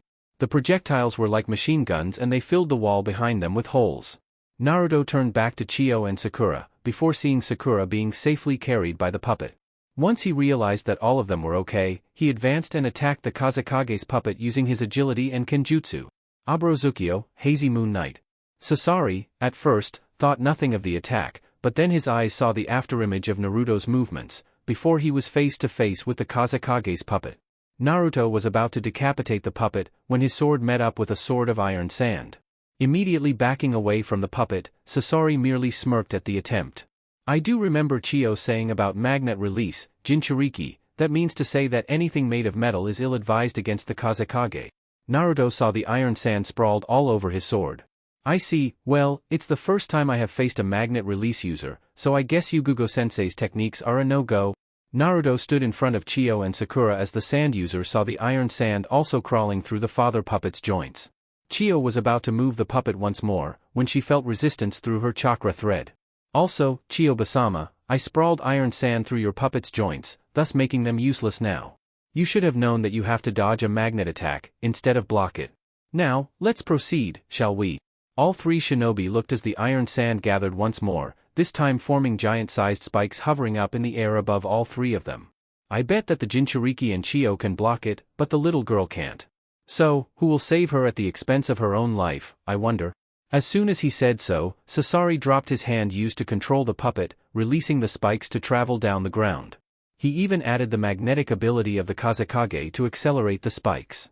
Naruto saw Chiyo move to once again protect Sakura with the only puppet who didn't have the iron sand. Anticipating it, he had summoned two Kage Bunshin to appear in front of Chiyo and Sakura, before all three, original and the two clones, went through hand seals. Futon Shippu Shuhiki, Wind Style, Hurricane Barrier. All three hurricane barriers managed to divert the giant spikes from skewering them all. Taking advantage of the debris and the amount of water inside the cave, the original Naruto went through another set of hand seals. Suitun Suryuden no Jutsu, Water Style, Water Dragon Technique. Sasori observed the Water Dragon Technique surge towards the Kazekage puppet and maneuvered the iron sand to block the attack. Though it didn't seem to do much and Sasori merely observed Naruto. So, water attacks don't do much against it as well, huh? Pity. Sasori merely chuckled, while looking at his so-called opponents. This has taken on long enough. Prepare yourselves. Chiyo, Sakura and Naruto observed as the iron sand structures got bigger, way bigger spikes and pillars even. Nothing can beat that, unless blunt old physical attacks. Naruto, Sakura, you two need to get away from here now. The two Konoha ninja looked at one another, before Sakura turned to Naruto. Senpai, I don't think I can move just like you two, but I believe I can hit those iron sand pillars. Naruto nodded, remembering who took over Sakura's training after he did. He also had something to use as well. I do, too, Sakura, but we have to take into account your limited movement. Sakura looked pensive at that, before turning to Chiyo. I think I may have something, Senpai, hold on. Naruto looked as Sakura stood in front of the Suna puppet user. Chiyo-sama, please use me as your puppet. Both Chiyo and Naruto widened their eyes at Sakura's idea. Naruto-senpai's sword, his ninjutsu techniques and your puppets has shown that his iron sand works against most attacks, but it can't block against physical attacks. Plain old taijutsu here must be the key to beat that iron sand of his. Chiyo looked pensive until Sakura concluded. Like my sensei, I have guts, Chiyo-sama, let's go. Naruto smirked at that, knowing that Sakura had indeed taken to Tsunade-sama's teachings. Chiyo had remembered seeing Sakura healing Kankuro back in Suna and remembering that Princess Tsunade is her sensei. Okay Sakura, I shall aid you, but what about Naruto? Chiyo turned to the Jinchuriki who was focused on the enemy as well, when he saw Chiyo's focus on him. Don't worry, I have something to use as well. Just keep on taking her out of harm's way and we shall do the rest. Sasori just watched the two Konoha shinobi running towards the Kazekage puppet. Sasori just scared as he maneuvered the iron sand pillars and spikes to skewer both the girl and the Jinchuriki. While Sakura managed to evade, with Chiyo's help, Naruto had his chakra sensory ability and his overall agility to work around. The sand pillars attempted to smash Sakura to pieces, but Chiyo yanked her out of the way, seconds before it hit the ground. Naruto, then, charged a Rasengan, spiraling sphere, in his right hand and slammed it at the spikes that threatened to pierce his guts, sending it flying towards the surprised Sasori, who had to jump towards the wall to escape. Sakura then charged pure chakra in her fists to smash the sand pillar, forcing Sasori to once again use evasion to escape. Soon, it became a dance of sorts. Sasori would try to hit either Sakura or Naruto with the iron sand structures, only for them to use heavy force techniques to send it right back, towards the enemy puppeteer. The cave began to tremble as the pillars and spikes lodged either on the cave ceiling or the cave walls, some even escaping the cave confines. Chiyo would just look puzzled at these two Konoha shinobi. She had enough experience to know about the Yondaime Hokage's famous Rasengan being used by Naruto. Also, she was bearing witness to Princess Tsunade's apprentice not only using her super strength technique, but also learning Sasori's attacking patterns. So much so, that she wasn't even controlling the girl's movements anymore, just observing as these two youngsters were going toe-to-toe with Suna's worst criminal, aka, her grandson. Sakura, for her part, observed her senpai next to her. She wasn't so surprised that he would show such awesome skills. No, she was feeling the excitement of fighting next to her senpai. Ever since they first started training together, this was what she envisioned as her lifelong dream. To be able to fight alongside him. Tsunade and Shizune have been great teachers in the medical ninjutsu department, but it was Naruto who first came and brought her up to speed, so that her tutoring with the Hokage bore the most fruit. Sasori had a flat line in his mouth as he observed his opponents handling the iron sand. It was certainly not something he pictured happening in this fight. His grandmother, sure, but not those two. Going for more lethal combinations, the spikes turned into a top that would spin madly out of control, forcing Sakura and Naruto to evade the attack, before Sakura punched it with enough chakra that sent it straight at the Sandaime Kazekage. Sasori, for his part, figured that enough was enough with these two. Once again, lifting iron sand towards the now open cave, Naruto and Sakura looked troubled as they saw the iron sand spring out a web of sorts, spreading throughout the entire cave. Sakura, at first, looked troubled at what she could do, but then an idea sprung to mind, before she turned to Naruto. "Senpai, stand close to me, fast." Naruto looked at his student and nodded, while Sasori smirked and released the newly formed spikes from his technique. Sakura worked fast in going through hand seals, before slamming her fist on the ground. Doton Doryu Hiki, Earth Style Wall. The rock from Sakura's fist molded into a cocoon of sorts, forming a protective rock barrier enveloping Naruto and Sakura. As soon as the rock barrier finished, the iron sand pillars smashed through it, trembling the cave under them. The rock barrier kept on steady and Sakura focused enough chakra on the technique to keep it steady. However, it wasn't enough to stop the spikes completely and some of it pierced through, cutting both Naruto and Sakura's arms a bit. Sakura had enough knowledge on poison to realize that both of them were hit with Sasori's poison. "Senpai, that sand of his is poison." Naruto snarled at feeling the pain in his body increase and his limbs go numb. Sakura felt it also, but she looked at her senpai first to see how he was doing. "Damn it, we got careless, Sakura." The medic Nin looked to see if he would be alright, despite knowing about its effects. "Alright, allow me a couple of seconds, are you alright?" Sakura looked at him in surprise.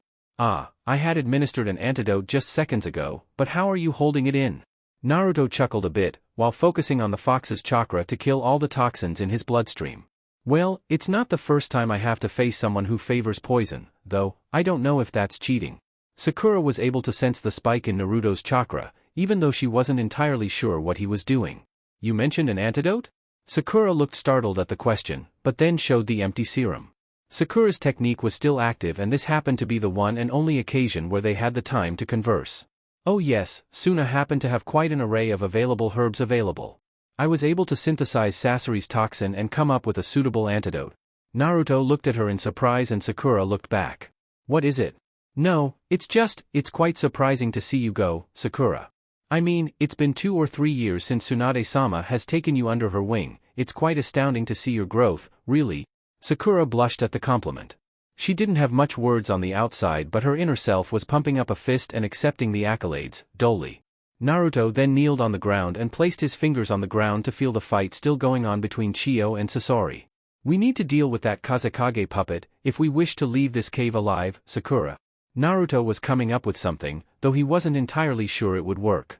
Do you have a plan, senpai? Naruto turned pensive at that. I may have something, but it may be too risky. Sakura urged him to speak his mind.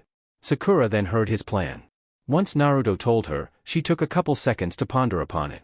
Alright then, let's go with that. Naruto looked at his comrade in surprise. Sakura, though, only smirked in complete confidence at the plan.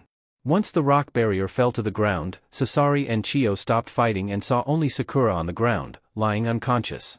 Naruto was nowhere to be seen and Chiyo's eyes had literally left its sockets in surprise and dread. Sasori, for his turn, just smirked proudly. He saw the little girl lying down on the ground, with her arms clearly pierced by his iron sand. Clearly, his poison had already spread through her bloodstream and would soon do its work. He just didn't want to waste this opportunity to kill this girl for sure and be done with it. As such, he commanded the Kazekage puppet to travel straight towards Sakura's position to deliver the killing blow with a hidden sword in the puppet's right arm. Chiyo screamed for Sakura to get away. The Kazekage puppet soon reached Sakura's position, and at that moment, Sasori realized that something was wrong. He felt his chakra being invaded by an unknown entity, but it was so swift, so subtle. The Kazekage puppet soon slammed the sword through Sakura's chest, but no blood came out.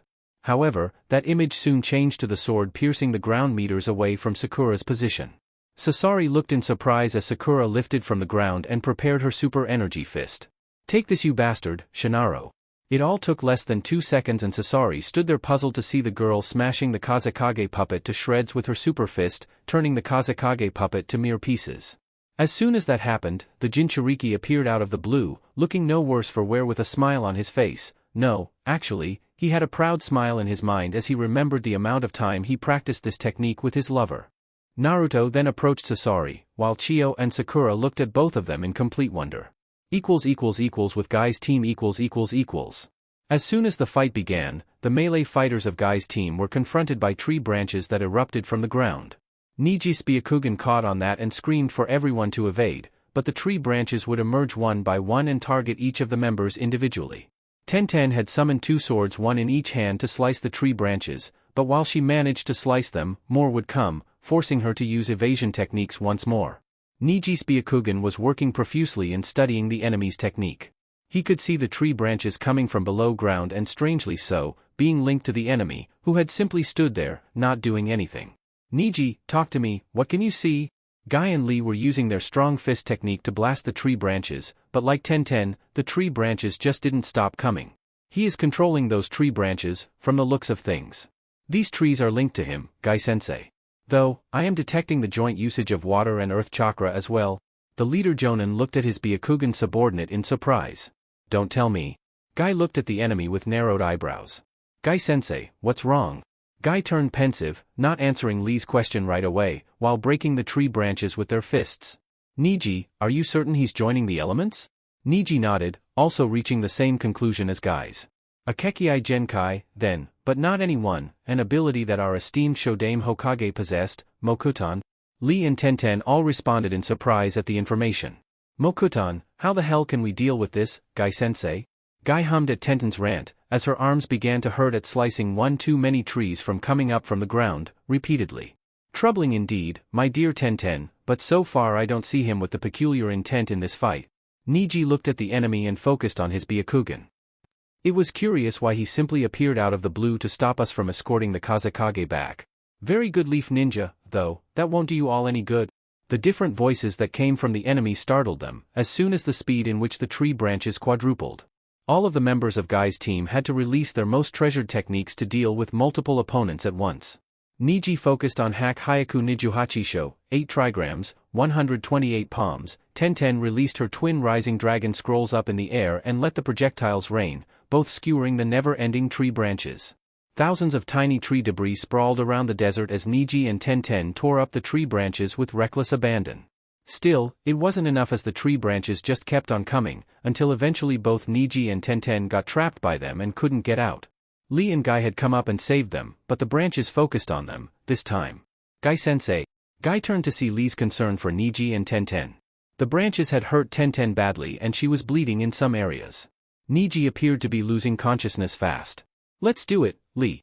Sensei and pupil lined up next to each other in similar poses and screamed in perfect synchronicity. Hashiman Tonka Kai, 8 inner gates open. With Naruto . Sasori looked in complete puzzlement, wondering what happened while the Kazekage puppet was turned to spare parts by the little girl's fist. Despite being severely annoyed at the amount of puppetry ruined, especially his most prized possession, the Akatsuki puppeteer was now more focused in understanding what happened. As soon as he used the iron sand to fill the entire cave with spikes, the little girl and the Jinchuriki got enveloped by a rather useless Doton defense that frankly couldn't do much against the iron sand spikes. Even if his sight was tempered by the earth technique, the ball of earth was pierced in so many places that he doubted that either of them managed to escape from being hit and then poisoned. When the earth technique stopped working and the girl appeared on the ground, Sasori urged the puppet to attack and kill her, not willing to wait for the poison to take effect. Sasori then remembered feeling his chakra invaded for a brief period. Being as experienced as he was, he knew the feeling of being under the effect of an illusion. However, Chiyo just couldn't use it on him. She was using the chakra threads to control her puppets.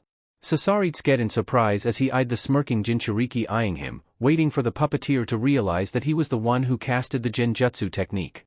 Sasori couldn't know right now if he was impressed or enraged. For a Jinchuriki to be able to use illusion techniques, it is unheard of, considering the amount of chakra they possess.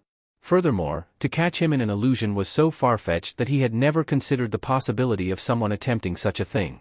Still, Sasori should have considered the possibility once he saw the earth technique dissipating. Back then, the Jinchuriki was nowhere to be seen. However, he was far too engrossed in killing the girl that he ended up focusing on the girl on the ground. Sasori also eyed Chiyo to see her reaction, only to see equal surprise, meaning that the Jinchuriki had ensnared her as well. I was under the impression that Itachi was the only one in Konoha capable of producing a powerful genjutsu, but here I stand corrected. Naruto smirked at the compliment. It takes a genjutsu specialist, sometimes, to memorize the scenery repeatedly, even in the midst of a fight. You were so caught up with Sakura on the ground, that you decided to take the initiative. It was only a matter of casting a wide-area disorienting genjutsu around myself and then at you, Sasori. Since you were focused on controlling the puppet, you didn't seem to notice the genjutsu until it was too late. Sasori just listened to the explanation, not saying anything for a while. He realized all of that without it needing to be explained. What his focus now was to see the wounds on the little girl's arms. Chiyo was focusing on that as well. Sakura, you got hit by the iron sand, how come you're moving freely? Sasori was about to ask the same question.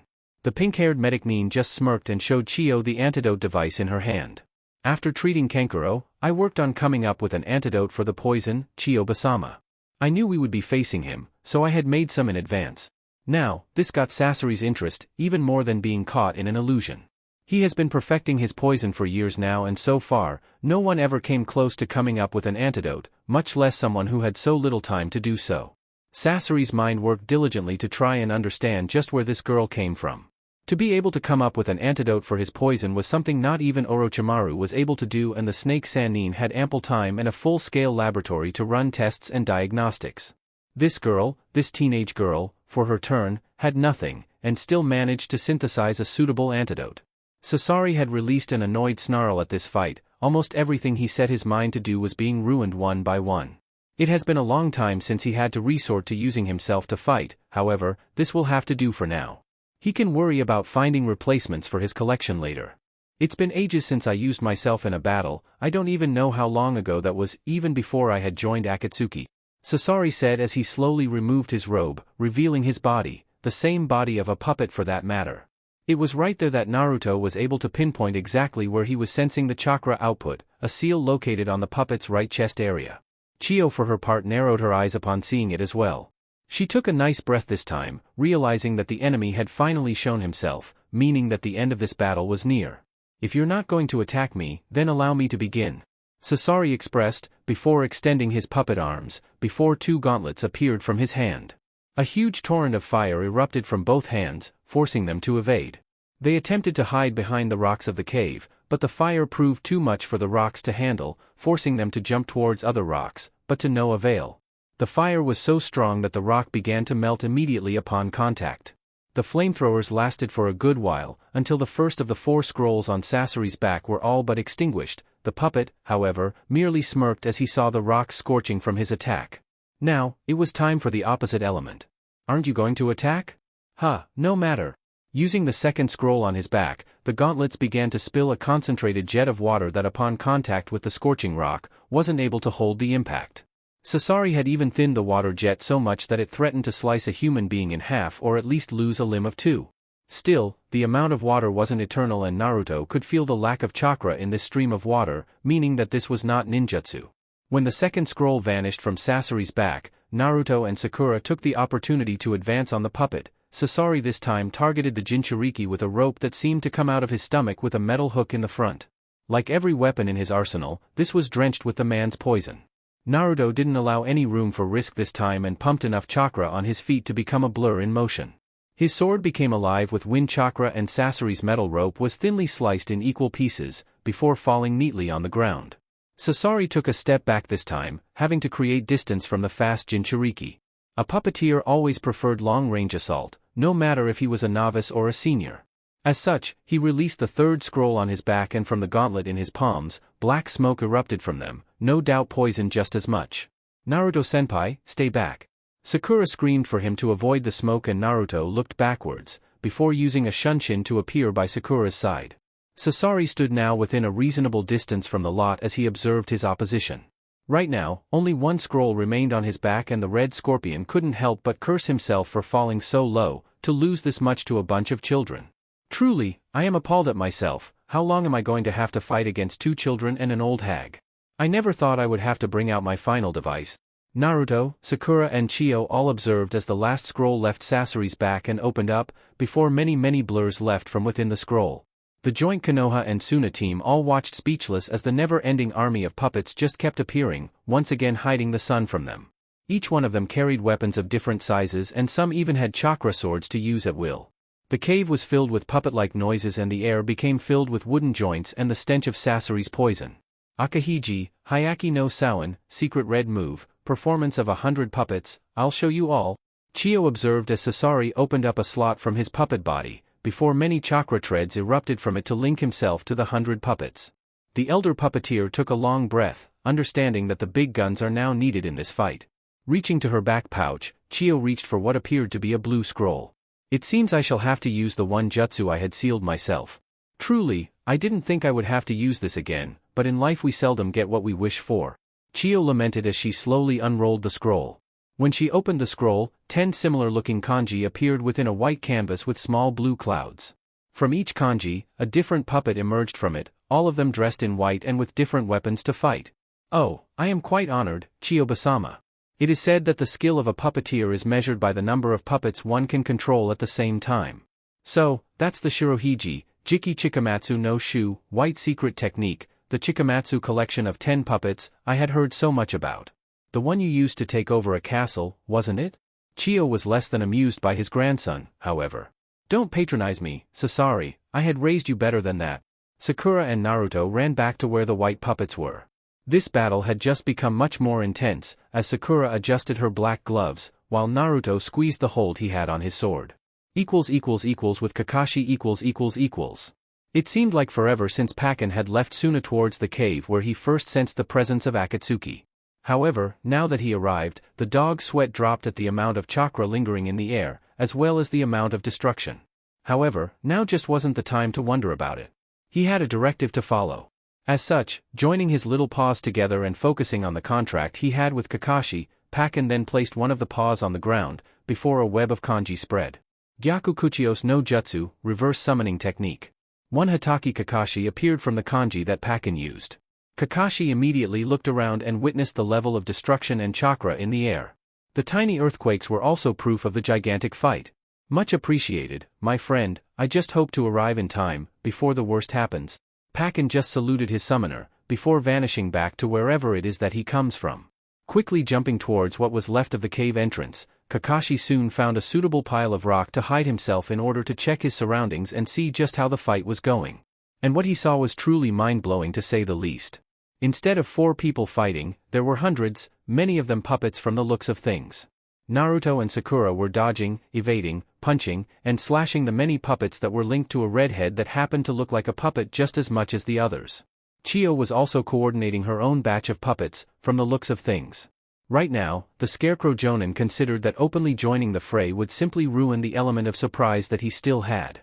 From looks alone, it appeared that Naruto, Sakura and Chiyo were handling the situation, diminishing the number of puppets one by one, until only a precious few remained. Opening up his Sharingan, Kakashi began to study the opponent more closely, trying to find a suitable venue to exploit. The color of Sasori's chakra became clear as day for Obito's eye to spot the main puppet's weakness. Like Naruto, Kakashi couldn't see any tenketsu or chakra pathways throughout the puppet's body. Rather, the Sharingan showed him the only place in Sasori's body where chakra could be found, located in his right chest, where the heart would be in a normal person. Kakashi then covered his Sharingan eye, realizing that the target was set for him to exploit. He had to move fast, precise and without alerting the enemy of his presence.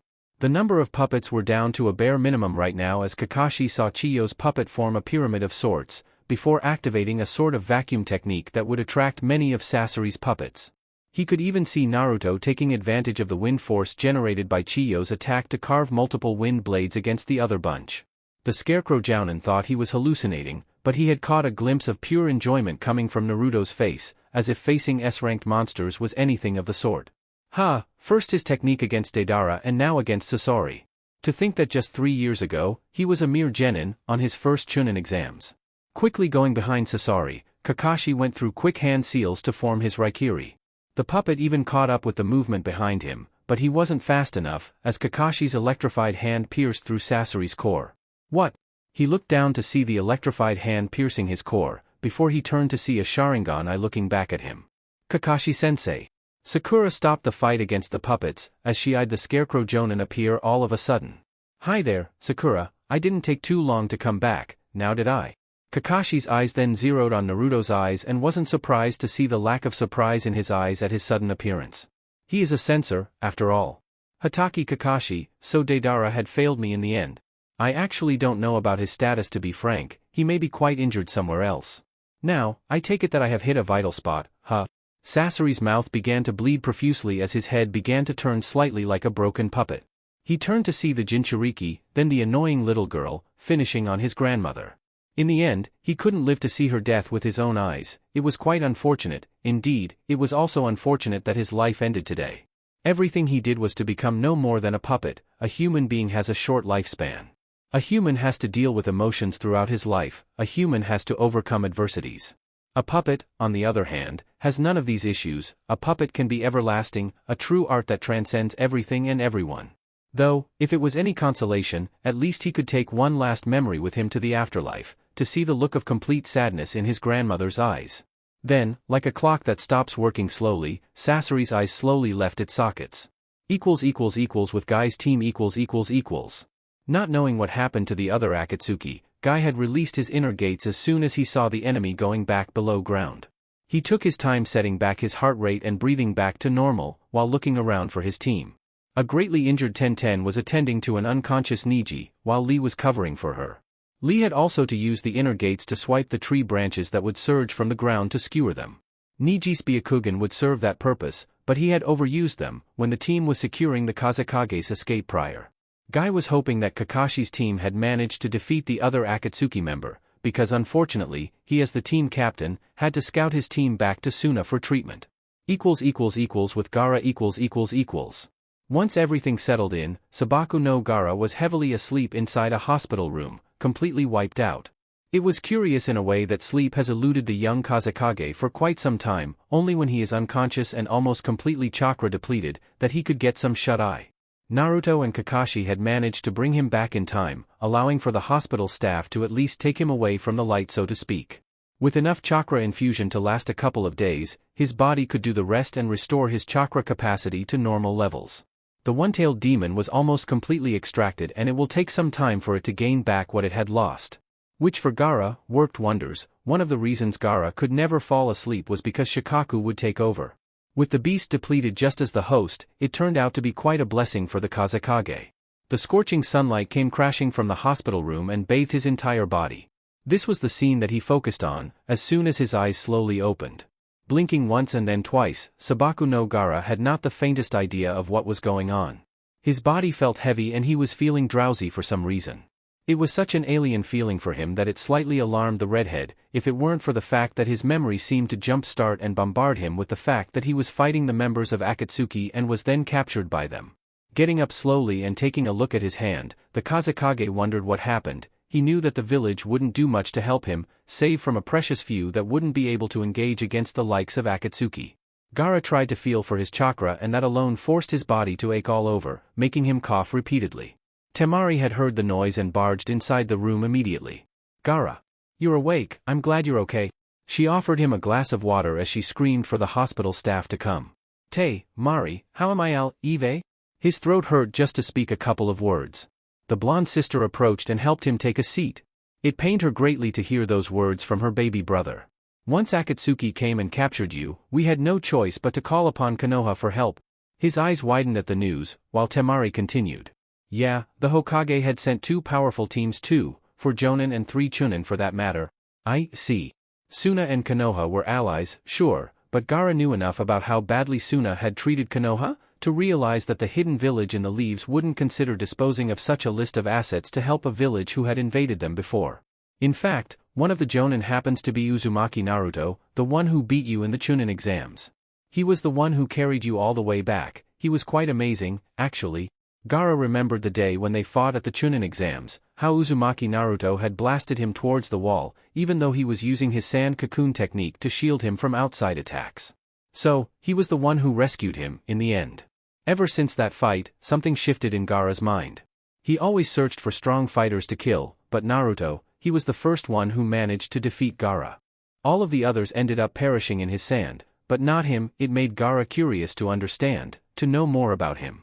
"Is he still here? I wanted to talk to him." Temari looked surprised at the request. "Oh, I do believe they have not left yet. I can call him here, if that's what you wish." The Kazekage merely nodded and his sister left him alone in the room to go search for Naruto. She remembered that Sakura got pretty injured from the fight and Naruto was staying in her room to keep her company. Quickly opening Sakura's room, Temari was surprised to see not only Naruto there with her, but Chiyoba-sama as well. "Ah, Temari-san, how is the Kazekage doing? Is he awake?" The blonde Jonin turned to Naruto, who was sitting on the far side wall of the bed that Sakura was lying on. "Yes, actually, he had just woken up. He wished to talk to you, Naruto." Naruto blinked a couple of times, wondering what the Kazekage wanted to talk to him about. "Really? Well, okay, I can go. Ah, Sakura, I will be right back." The pink-haired Chunin waved him back, before talking to Chiyo once more. 2 minutes later, Naruto had entered Gaara's room and took a seat in front of his bed. Temari had closed the door to leave them alone as per Gaara's request. "Temari said you wished to speak to me, Kazekage-sama." Gaara frowned at the name calling and Naruto felt the same. However, he didn't know what else to call the person in front of him. "Why did you save me?" Naruto's eyebrow lifted in wonder at the blunt question. "It was my mission, why else?" "Mission." Gaara's face was stone and Naruto wondered what other reason he needed to say. "Yes, why? A mission would indeed require you to complete it, sure, but a mission wouldn't require you to go any step beyond what would be reasonable for a foreign shinobi to rescue a Kage from another village, no less. Especially from a village that 3 years ago had invaded yours and caused the death of many Konoha shinobi. So, that being said, I ask again, why did you save me?" Naruto crossed his arms and began to extend his chakra perception. As per the evidence, Gaara's chakra was bearing minimal capacity, but it wasn't the same as the time where they fought. He could also feel the beast's chakra regenerating slowly. But what he wanted to perceive was the Kazekage's emotions. When they first met, the man behaved like a lunatic. Now he stood there composed and stoic even. Could it be mere curiosity? If such, then Naruto could at least humor him, since they happened to share something in common. Well, it was still my mission to perform and I happened to take them quite seriously, even if it involves a different village. Gaara stood waiting and Naruto took a deep breath, wondering if he should get into this particular topic. But, I suppose that my drive to save you has something to do with the beast you carry. Despite the fact that we don't know much about the other and this happens to be the first time you talk to me without wanting to kill me, we do have something in common as I happen to be one as well, a Jinchuriki. I know. Naruto looked at the man in surprise, but then it clicked. Ow. Oh, I get it, you're the Kazekage, so you're privy to that information? Gaara nodded at the presumption. Is it because we're fellow Jinchuriki that you went out of your way to rescue me, even though no one would fault you if you opted to play it safe? Naruto had simply negated his head, already recognizing the patterns of Jinchuriki behavior. The cynicism in which Gaara spoke made Naruto wonder what it was like for him growing up in Suna. Since we had just met, you have no way of knowing if that's the truth or not, but yes, this organization Akatsuki has no right to do what they are doing to us. The villages had already treated us quite badly and now this comes along. No, I can see you're telling the truth. Naruto looked at Gaara as he then looked outside. It's just that I can count on one hand the number of people that would actually go out of their way to save me. Ain't that the truth? Gaara looked into Naruto's solemn eyes as the Kyuubi Jinchuriki looked down with a solemn smile. While growing up in Konoha, I actually had only one person to count on, but he was always busy, to be checking up on me, so I was alone for most of my years as a child. It all changed, once I met someone who bothered to look at me beyond the creature which I carry and taught me a lot. After that, I managed to find more precious people in my life, comrades to fight side by side with. Even love for that matter. The Kazekage's eyes widened at the word love. The picture of his uncle Yashimaru came to mind, as the one he most cherished in life. What is pain? A chibi Gaara asked his mother's brother Yashimaru, after squeezing his chest, where his heart was. Yashimaru had only smiled at his nephew. He knew that Gaara wasn't asking about physical pain. Unlike body injury, there is no medicine for a wounded heart, Gaara. Sometimes, it may never heal, but worry not, Gaara, there is one thing that can mend a broken heart. But it's a very complicated remedy, it could only be given to you by another person. There's only one thing that can heal the heart, only one, love. Oblivious to it all, Naruto suddenly scratched his head in slight embarrassment at what he had said. When she appears in his mind, it brings up a warmth in his chest. Yeah, well, it's something new actually, but, yes, love. I wouldn't know much about that. Naruto, though, smiled and looked back at his fellow Jinchuriki. I happen to know that Temari went out of her way to try and convince the village to go save you. She was the one who asked me to bring you back. You may not know love, but I'd like to bet that she holds great love for her baby brother. Gaara stood there, in deep contemplation about the fellow Jinchuriki's words, and Naruto figured that it was high time he had a chat with Kakashi and the others to see when they were scheduled to return. Anyway, Kazekage-sama, I need to talk with my Jonin captain to see about travel arrangements back to Konoha. You should rest. Gaara looked at Naruto for a while. Yes, perhaps that's for the best. Please notify me when it's time for your departure. I shall meet your team at the gates to thank them as well. Naruto nodded, wondering when Gaara had ever thanked him, but simply nodded and left the room. Back in Konoha . Once both teams returned safely to their home hidden village, it was all a matter of reporting in and then settling down for the day, or rather settling down for at least a week, after the gruesome match to the death against an S-rank missing ninja. Since Suna had taken care of their injuries prior to their returning, there was no need to go to the hospital for treatments, just plain old vacation for a good while, or at least until the next calling arrives. Naruto had excused himself from the rest as soon as the debriefing was finished, heading straight to his former sensei and now hidden girlfriend's house. He prayed that she wasn't on any mission outside the village, since he really wanted to say something very important to her. He had the Nidaime Hokage to thank for in many aspects of his life. All of his foundations had improved, and because of him, he was at least 10 times better a shinobi than he would be without that fateful day. But in this last assignment, he had used a skill that managed to save Sakura from being killed by Sasori, a skill that without proper guidance and tutoring, he would have never be able to use as effectively as he did back then, capturing an S-ranked shinobi of Sasori's level in a genjutsu. It filled his heart with joy once she opened the door to him and ushered him inside for some breakfast. Half an hour later, after explaining everything that happened, a speechless, wide-eyed and redder than a tomato Yuhi Kurenai stood flabbergasted at what her student, fellow shinobi, hidden lover, potential love interest, wanted to express to her. I really wanted to thank you, sensei. It's been a while since I called you that, but for this time, I think it's appropriate. It was thanks to your teachings in the art of illusions that I was able to save an important comrade, and I wish to thank you, Kure-chan, from the bottom of my heart for teaching me. Naruto was smiling as he bowed in reverence to Kurenai. The jonin in question couldn't really keep up with the huge emotions she was feeling right now. A few months back, she was hesitant in going forward with what was blooming between her and Naruto, and Enko came in and helped her see it. Now, she was feeling it. She could feel more warmth inside than she ever remembered feeling before. She really needed to thank Enko for smacking some sense into her when she next saw her. Naruto was still bowing when Kurenai approached her lover and gently urged him to stand by using her hand on his chin. As soon as he did so, blue eyes and red eyes met each other, before Kurenai enveloped him in a strong hug with closed eyes and tears in her eyes, tears of complete joy and love. Thank you, Uzumaki Naruto-kun?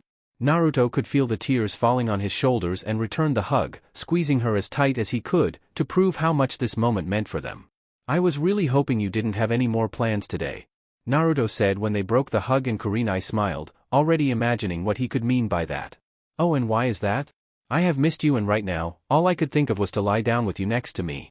Kurenai smiled once more at the offer and grabbed his hand to take him straight to her bedroom. After all, she had missed him just as much. I don't think that Enko will take too long to barge in here, once I ditch her for lunch, but you can never know when it comes to Mitarashi Enko. Naruto laughed at that, wondering what the snake jonin would choose to do this time, when she found out.